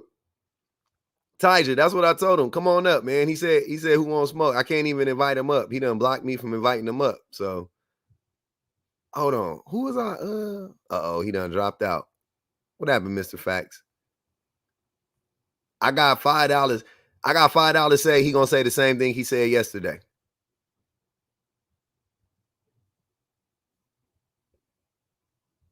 I got $5 that say he gonna say the same thing he said yesterday. Let's see. What's up, Mr. Facts? Just disappointed, man. I'm disappointed in you, man. Yeah. Why are you disappointed? Just disappointed. Well, I mean, you say that women, that men can't survive without women, right? Mm-hmm. And you want to sit up here and deflect and say that these men need to be better, that these men are codependent. And that's just not, it's the type of men that they're choosing, man. I mean, these are the type of men that they pander and go after. So what I don't get your logic, man. I think it's flawed logic. It's an improper assessment of not really seeing the bigger picture. and it's so one-dimensional. You don't see that flawed logic, and it just doesn't make any sense in how these women that are bitter, they made the wrong decisions, and they keep choosing the same type of people. It's like you're gonna get the same results. Do you know the definition of insanity? Do you? Hold on, wait. They put 10 on your head, by the way. Do you know the definition of insanity? Because I bet you about to say. Yeah, it's the definition of insanity is basically doing the same thing over and over repeatedly and expecting a different result. That's not the definition of insanity. So that's the definition of the insanity, and that's what women are doing. They're doing the same thing over and over again and expecting different results, and that's very foolish. Now you got to understand, since you want to nitpick about definitions, and I don't even think you know that a definition doesn't mean anything when it comes to the meaning and the context of when somebody is speaking. You know, you want to sit up here and get hyper fixated on every little word to deflect to make yourself seem more intelligent in what you actually are, and it's really nonsensical, man. It's pointless. You know what I'm saying? And it's flawed logic, and I feel like it's gonna backfire on you eventually, especially like. Mm-hmm. I don't even wish that on you because I don't think you're like I think you mean well, but at the same time, I think it's directed in a way where it's out of hurt because you don't have a good example of a healthy man, right? And so you come up with this like fantasy, like you think just like these women. Wait. Hold on, wait. What are you saying, Mr. Facts? Hold on. Why did you get louder? Hold on, Mr. Facts. Why do you get louder when I'm talking to you? What are you saying? I don't have an example, sir. I'm 42 years old. I am the example. I don't need an example of a man. I am the example. I'm a fucking whole grown man. Why do I need an example of a grown man? You're not, man. I mean, I'm just being honest with you. You're not being honest. So you're the standard. No, you just listen. Hold on, Mr. Facts. You just said, oh, they got 20 on you. You just said that I don't have a good example of a man. First of all, it's not true. I know plenty of decent men that I look to for guidance and for information and things of that nature. I do. Secondly, I am a man. I'm 42 years old. I'm not no kid. I don't need an example for a man. I'm the example for myself. I'm the example. I try to do the things that I want to see other men do. What do you mean? I'm not the standard. I'm the example for myself. But my brother, you haven't mastered yourself. I can tell. You're still learning as you're going along, as you're growing. And you say it all the time how you're at a disadvantage because of how you grew up and how you didn't have that example as a kid. So what are you talking about? I'm at a disadvantage because most men are at a disadvantage. Men with their fathers are at a disadvantage. Men without their fathers, 25. Men without their fathers are at a disadvantage. What are you talking about? Look, man. You're at a disadvantage. You barely can speak English. You don't even know the definitions of words you're using. You're at a mental disadvantage. Like I'm at a disadvantage, like because I don't have the right tools. Excuse me, I like to use my AAVE. That's just my personality. The definition. Hold on, wait. That wasn't AAVE. You don't even know that. What is AAVE? Oh my God, you don't know what it is. What is? No. You tell. I don't know what it is. You tell us what AAV stands for. Vernacular English, my brother. There you go. Okay. Mm-hmm. So anyway, but the definition of insanity that you use. Hold on. The definition of insanity you use wasn't AAVE. Just so we're clear. Listen to me. But you like to deflect a lot. You like to point. I'm not deflecting. And like I said again, my brother. I never deflect. Actually, let's focus back. That's like the opposite of what I do. Let's steer the conversation back on what I was talking about, and not so much about you, because you are not the standard, sir. And I know this. What the standard looks like. It's what I'm saying. It's all make believe in your head, and you're having these women go along with something that you don't even know. You have no experience of, and you have no references. That's what I'm saying. I have no references. No, you don't. Or reference points. Nobody you can reference. You mean points of reference? There's nobody you can reference. There's nobody you can reference. I have references. Hold on, wait. Here's what I'm saying. Here's why. Hold on, Mr. Facts. This is why words are important. I have references because I have people that will vouch for me. Those would be my references. You mean I don't have any points of reference? Is that what you're saying? Because those are two different things. My brother, Uh-oh. There you go again. They got 40 on his head. When you start to micromanage the conversation and start to, you know what I mean. And so I didn't know what you meant. lack of intelligence on your part when you, hold on, what do you mean? And so you try to rephrase something and look to make somebody. I didn't know what you meant. Knowing what they're talking about, but I know because you're kind of obtuse. You are a little bit, and that's why we have to rephrase things to say it in a way where you can understand. Because low key, man, you might be educated in certain things, but your intelligence level is not where you think it is, my brother. Mm-hmm. It's just not. And that's why you're not an abstract thinker. You talk about critical thinking, but you don't know anything about abstract thinkers. Those are the ones that are innovators that create things. And you're not a type of brother to create anything. Even with this whole flawed logic, you got that from somewhere else. You got that from a concept that you think that you created and you did it. You got it from somewhere else. You got it from this YT supremacist mindset that they push all these different agendas through sociology, through psychology, and all these different ideologies because you don't even know any better. And you go online, you talk to these people that seem like they're educated on certain subjects, but they're still pushing the same agenda that you're pushing, my brother. But okay, but I got you. But the thing is that nothing I'm saying comes from YT supremacy. The things that I'm talking about, like combating the patriarchy, is anti-white supremacy, right? So that's why when you say that to me, I find it to be funny because you think YT supremacy is telling me to deconstruct my misogyny and to tear down the patriarchy. Isn't that stupid? So just on its face, what you're saying is dumb. It doesn't make sense, right? It's a contradiction of everything that my platform is about. Secondly, I don't think that I'm anything like that. I just joke with you. I don't really care if you think I'm smart or whoever thinks I'm smart or if I'm dumb. I don't give a fuck, to be honest with you. Don't care about people's perception of me when it comes to that stuff. Doesn't matter to me. It's irrelevant. I almost got you. 5 more to go. What I'm saying is that overall, this stuff is true. You came up here and you never actually refute my point. You just come up here to berate me, to make yourself feel better some way because you get so agitated at my prompts because they actually are true and they mostly apply to men like you, right? That's the problem. Like, that's your whole beef. Your whole beef is, oh man, this one got me. So now I'm mad. So now I'm gonna come up here and tell him how mad I am and try to put him down. Like, it's just weird, bro. Like, what do you disagree with? Men aren't codependent on women. Men don't need women. You're telling me that men are happier when they don't have women? Let's start there. Are men happier when they don't have women? No, let's start somewhere else. Let's start with basically. No. Oh, they got you. Nah, we not gonna start somewhere else.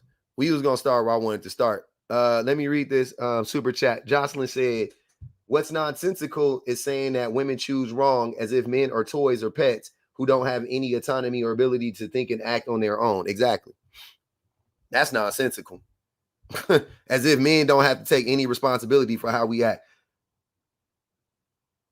Oh, Makila put a bounty on you. I had it on the wrong thing. She had you a minute ago. She would have clipped you a minute ago. Keela said Hadouken. hey, Keela said Hadouken. Bounty on his head. That's funny. Who was that? Oh, what up, Ben? Hey. Anyways, yeah, bro, I get you, man. I got you, Mr. Facts. It's sad, brother. It's sad you project a lot because you sound like a racist white T man. And you come up here to say that I'm the one that sounds like a racist white T man. Yesterday, you said the word black jobs. Any black man using the word black jobs, I already know you voting for Trump. It don't get no more anti-black than that to me. Thank you, Veronica. If you voting for Trump and you coming around in my space talking about I'm anti-black, I'm gonna laugh you about it. You can't sell nothing. You can't talk about my wife. You can't tell me nothing. You can't say shit to me. You voting for Trump? You a Trump supporter? Bet. Bet. You a Trump supporter? Bet. You got it. A black male Trump supporter. I said this to BPG earlier. Yeah, I know. Thumbs down. I know. I clock it. I be clocking all your little anti-black shit. A black male Trump supporter. Crazy. Thanks, Kim. Appreciate it. Black male Trump supporters, brother, y'all crazy. Y'all crazy. Y'all ever seen Die Hard, Live Free, Die Hard? Bruce Willis? What's his name? Brandon, what's his last name? I don't know. Funny dude, though. Live Free, Die Hard, where he pew-pewed himself in the chest to unalive the dude behind him. He shot himself. He like shot through his own shoulder to hit the dude behind him. That's black men supporting Trump. That's how y'all do. Y'all crazy as heck, man. Y'all crazy. Hey, man, y'all crazy as heck, man. Black male Trump supporters. Black jobs. I asked that fool, I said, what's a black job? He said, construction. Sir, only like 4% of black, only like 4% of construction jobs are made up of black people. There, aside from the fact there is no such thing as a black job, it was a trick question. But you gave an answer that is the complete opposite of what a black job is. Construction? Construction. I can go months. I can go months without seeing a black man in a yellow vest on the side of the freeway fixing anything. Unless they doing Caltrans, unless they on the side of the freeway cleaning up the freeway in the yellow vest, I could go years without seeing a black man working on the building. Years. Can't remember the last time I seen it, actually. Can't remember the last time I've seen it. What a black job for women, I wonder. Oh, I don't know what a black job. Crazy work. You know what's a black job? A barber. You know it's a black job? A rapper.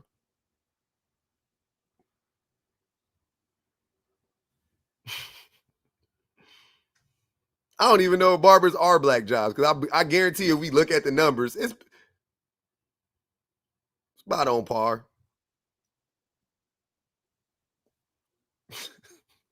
A braider. Hold on. Clock it. A braider. A braider is a black job. Definitely. A Baptist minister. A Baptist minister is a black job.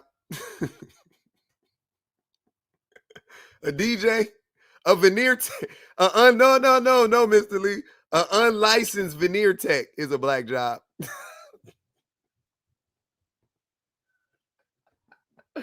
An unlicensed veneer tech is a black job for sure.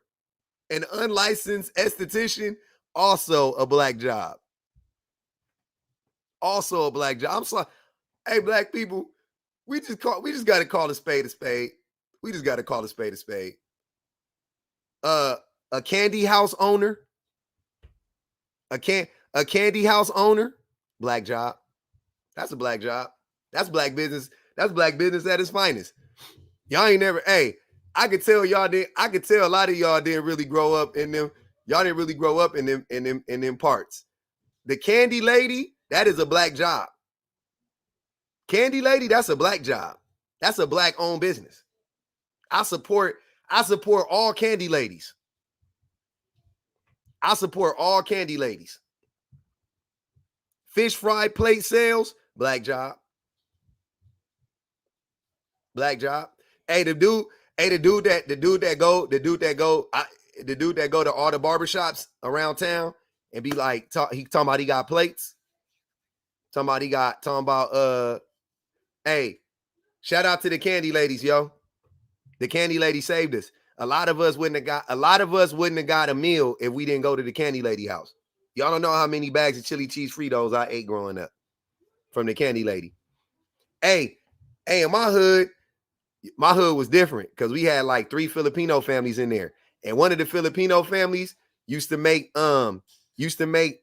egg rolls, like mini egg rolls, like this long and like that skinny, like real, like put 2 number 2 pencils to get like fire. They sell them. It used to be 10 for $1, so 10 cents an egg roll. They fry them up right there, and they give you the sweet and sour sauce right there. Sweet and sour sauce. Y'all don't even know. Yeah. Perfume oil salesman, black job. Black job. Yeah. Who? Somebody said a booster. So Tyrese, when Tyrese was going around and Baby Boy, and he was selling them dresses, and my man said $40. That's a black job. Both of them is black jobs, actually. They was both black jobs. Mm-hmm. Yep.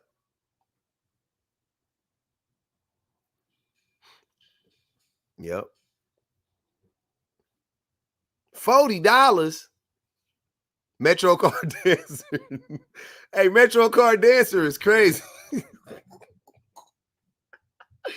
Hey, Metro Car Dancer for a black job is too specific. Why are our jobs so trash, man? Damn, I want better for our jobs, man. I wouldn't have it any other way, though. I love us. Nah, the Rose Man, that's a Latino job. The Rose Man, that's a Latino job. That's a Hispanic job. I ain't gonna hold you. The frying of hot dogs wrapped in bacon after the club. Shout out to all my Latinos and Hispanics. Saved me on many a club night. I salute you. Y'all up there with the candy lady to me. I got y'all in the top 10. I got y'all in the top 10. The hot dog wrapped in bacon people after the club. I got y'all up there. I got y'all up there with the candy ladies. Y'all top 10. Y'all top 10. Salute. The tamale. I fucks with y'all. The ice shavers with the fire ass. Y'all my peoples. That's why I never understood why we can't get along. On some real, I can't, for the life of me, I can't understand why black people and Hispanic people can't get along. I don't get it. I'll be mad. I don't get it. I don't get it. I don't understand it. I'll be looking for I'll be like, where the fuck? Jesus Christ. We the same people. We not the same people. We grew up in the same hoods. We eat the same shit. We do the same shit. Like shit crazy. We shop at the same spots. It be blowing my mind. I never understood the beef. I could never get it. I never could get it. I was like, why are we beefing? This is crazy to me. Y'all get along in the NY? Yeah. Down in Cali?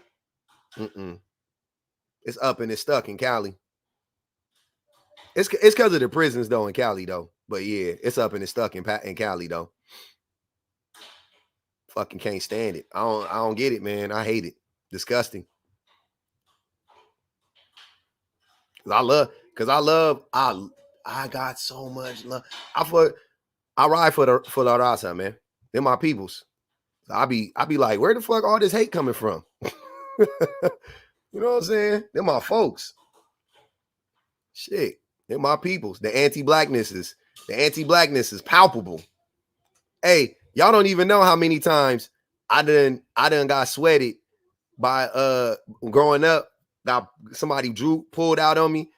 I done been pew-pewed at, and when they drove by, they was listening to Tupac. You can hear Tupac and gunshots. I was like, wait. Wait a minute. They listening to I won't deny you, I'm a straight rider. Now you hear pop, pop, pop, pop, pop. I'm like, damn. Well, goddamn. That's a Cali thing, yeah. It's because of gang culture in Cali. The gang culture in Cali is sick out here. Disgusting. Disgusting. Gang culture, disgusting out here. Yeah. Pac. I don't know. Like, I'm not making that up. Like, real life, literally been pew-pewed at, and they was listening to Tupac. And I was like, this is crazy. This is nuts. Like, what's going on? While shouting out F-N words. I'm like, but you listen. But y'all, I just heard y'all listening to Roger and Zap. I just heard y'all bumping the Shy Lights. Go to it. Hey, if you in Cali, go to if you go to like an old school concert, go to any old school concert, it's definitely in Southern California. It will be 10-1 Latinos to black people. Like, pull up to like an old school show, 10-1, easily. They be knowing all the lyrics. They know everything. They be vibing. They pulling up. They got the food, is everything. It be beautiful.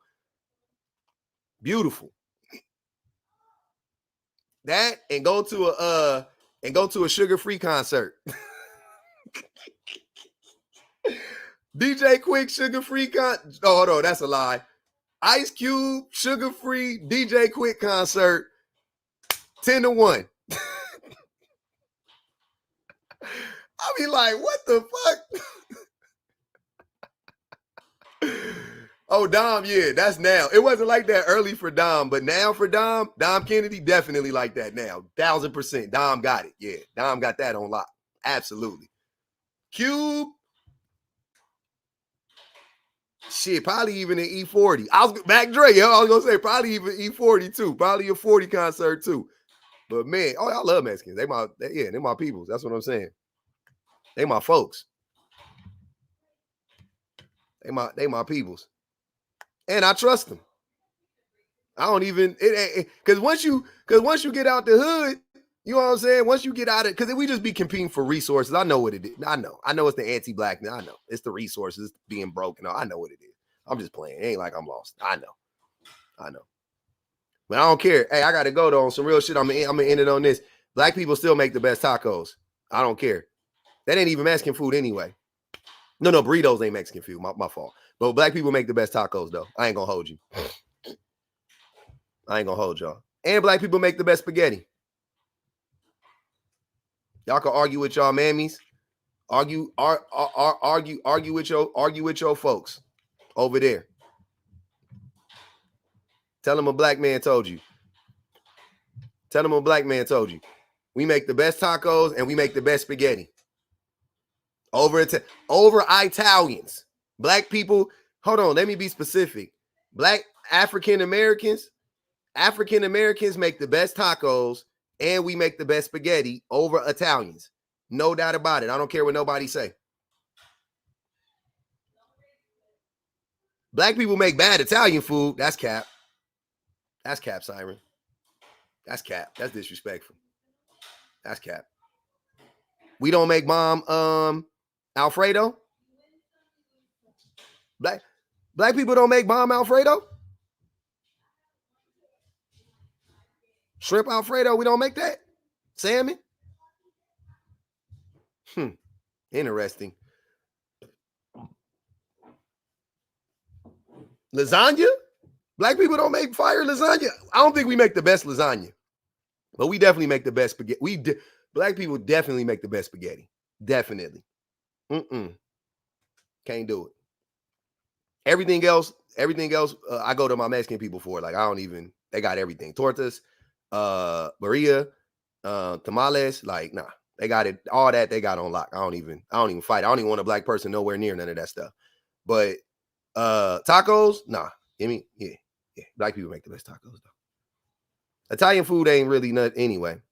But Mexican people make the best quesadillas, all of it. Wok, all of it. Actually, we might even get them on the wok too. We might even get him on the walk. I don't know.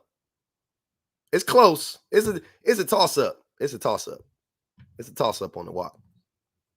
We might be. It's close. It's close. Maria? Oh my God. That shit is Maria is heaven. It's what dreams are made of. It's what dreams are made of. That's the best way I can describe it. It's what dreams are made of. It could be in the form of a burrito. It could be a taco. It could be, yeah. It could be whatever. Yeah, it could be it's whatever.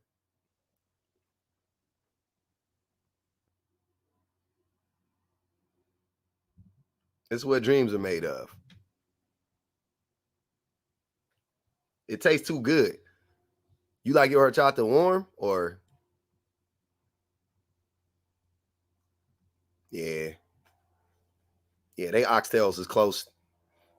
Yeah, I know. It's close to they oxtails is close to Jamaican oxtail. Nah, that's disrespectful. Jamaican make the best oxtail. Jamaican oxtails is different. It's good though. It's good though. Jamaican oxtails, and then Berea. And then everybody else shit is like somewhere else. Yeah. Warm horchata, yeah. Fire. That's what I was asking. I had to make sure I had to see if it was warmer.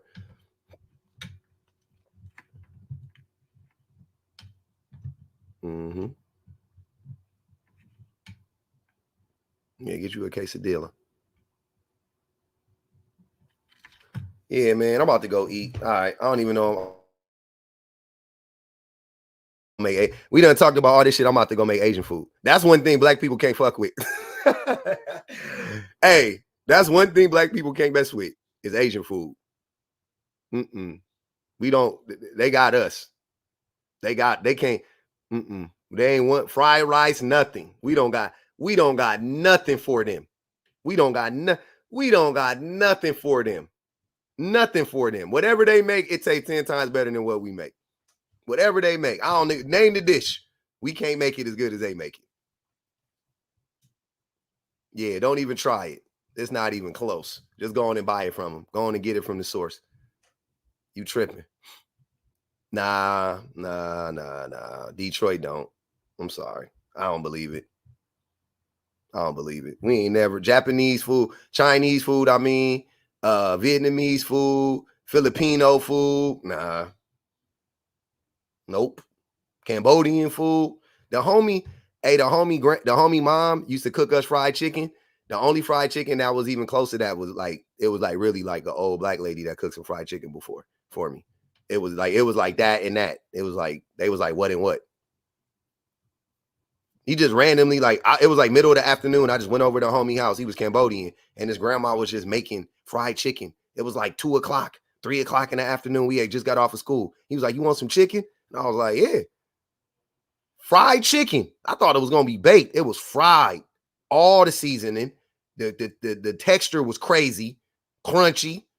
It was moist on the inside and crunchy on the outside. I was like, yeah. I said, yeah, they different. They different. They different. They was different on that shit. Thai food crazy. Thai food stupid. Thai noodles is just bomb. They noodles is fire. Just the noodles. You ain't got to put nothing else in it. Just the noodles. Korean food is good. Yeah, we taught them how to fry that chicken, but yeah, they doing something with it. They don't fry better chicken than us. I'm just saying we don't do they shit. They fry chicken comparable to us, but we don't do nothing comparable to them. And with they food, you dig what I'm saying? Like we don't got nothing that they do. Like we don't do orange chicken. We don't do teriyaki chicken. We don't do none of that shit. They different. You think, yeah, our chicken is better. Yeah, our chicken is better for sure. I'm just saying it's close. It's close. Let's put it like this. If you go get some bomb like Korean like fried chicken, you ain't gonna be like, man, I really wish I had, Aunt Patty's. Like you'll be fine. you gonna be straight. Definitely. Ooh, Taiwan popcorn chicken. I ain't never had that. Pho, yeah. Pho, I mean, I'm about to eat some ramen right now. Don't let me stop, y'all. Hey man, I gotta go. I gotta go. I appreciate y'all, man. We just had the extended hours, yapping it up.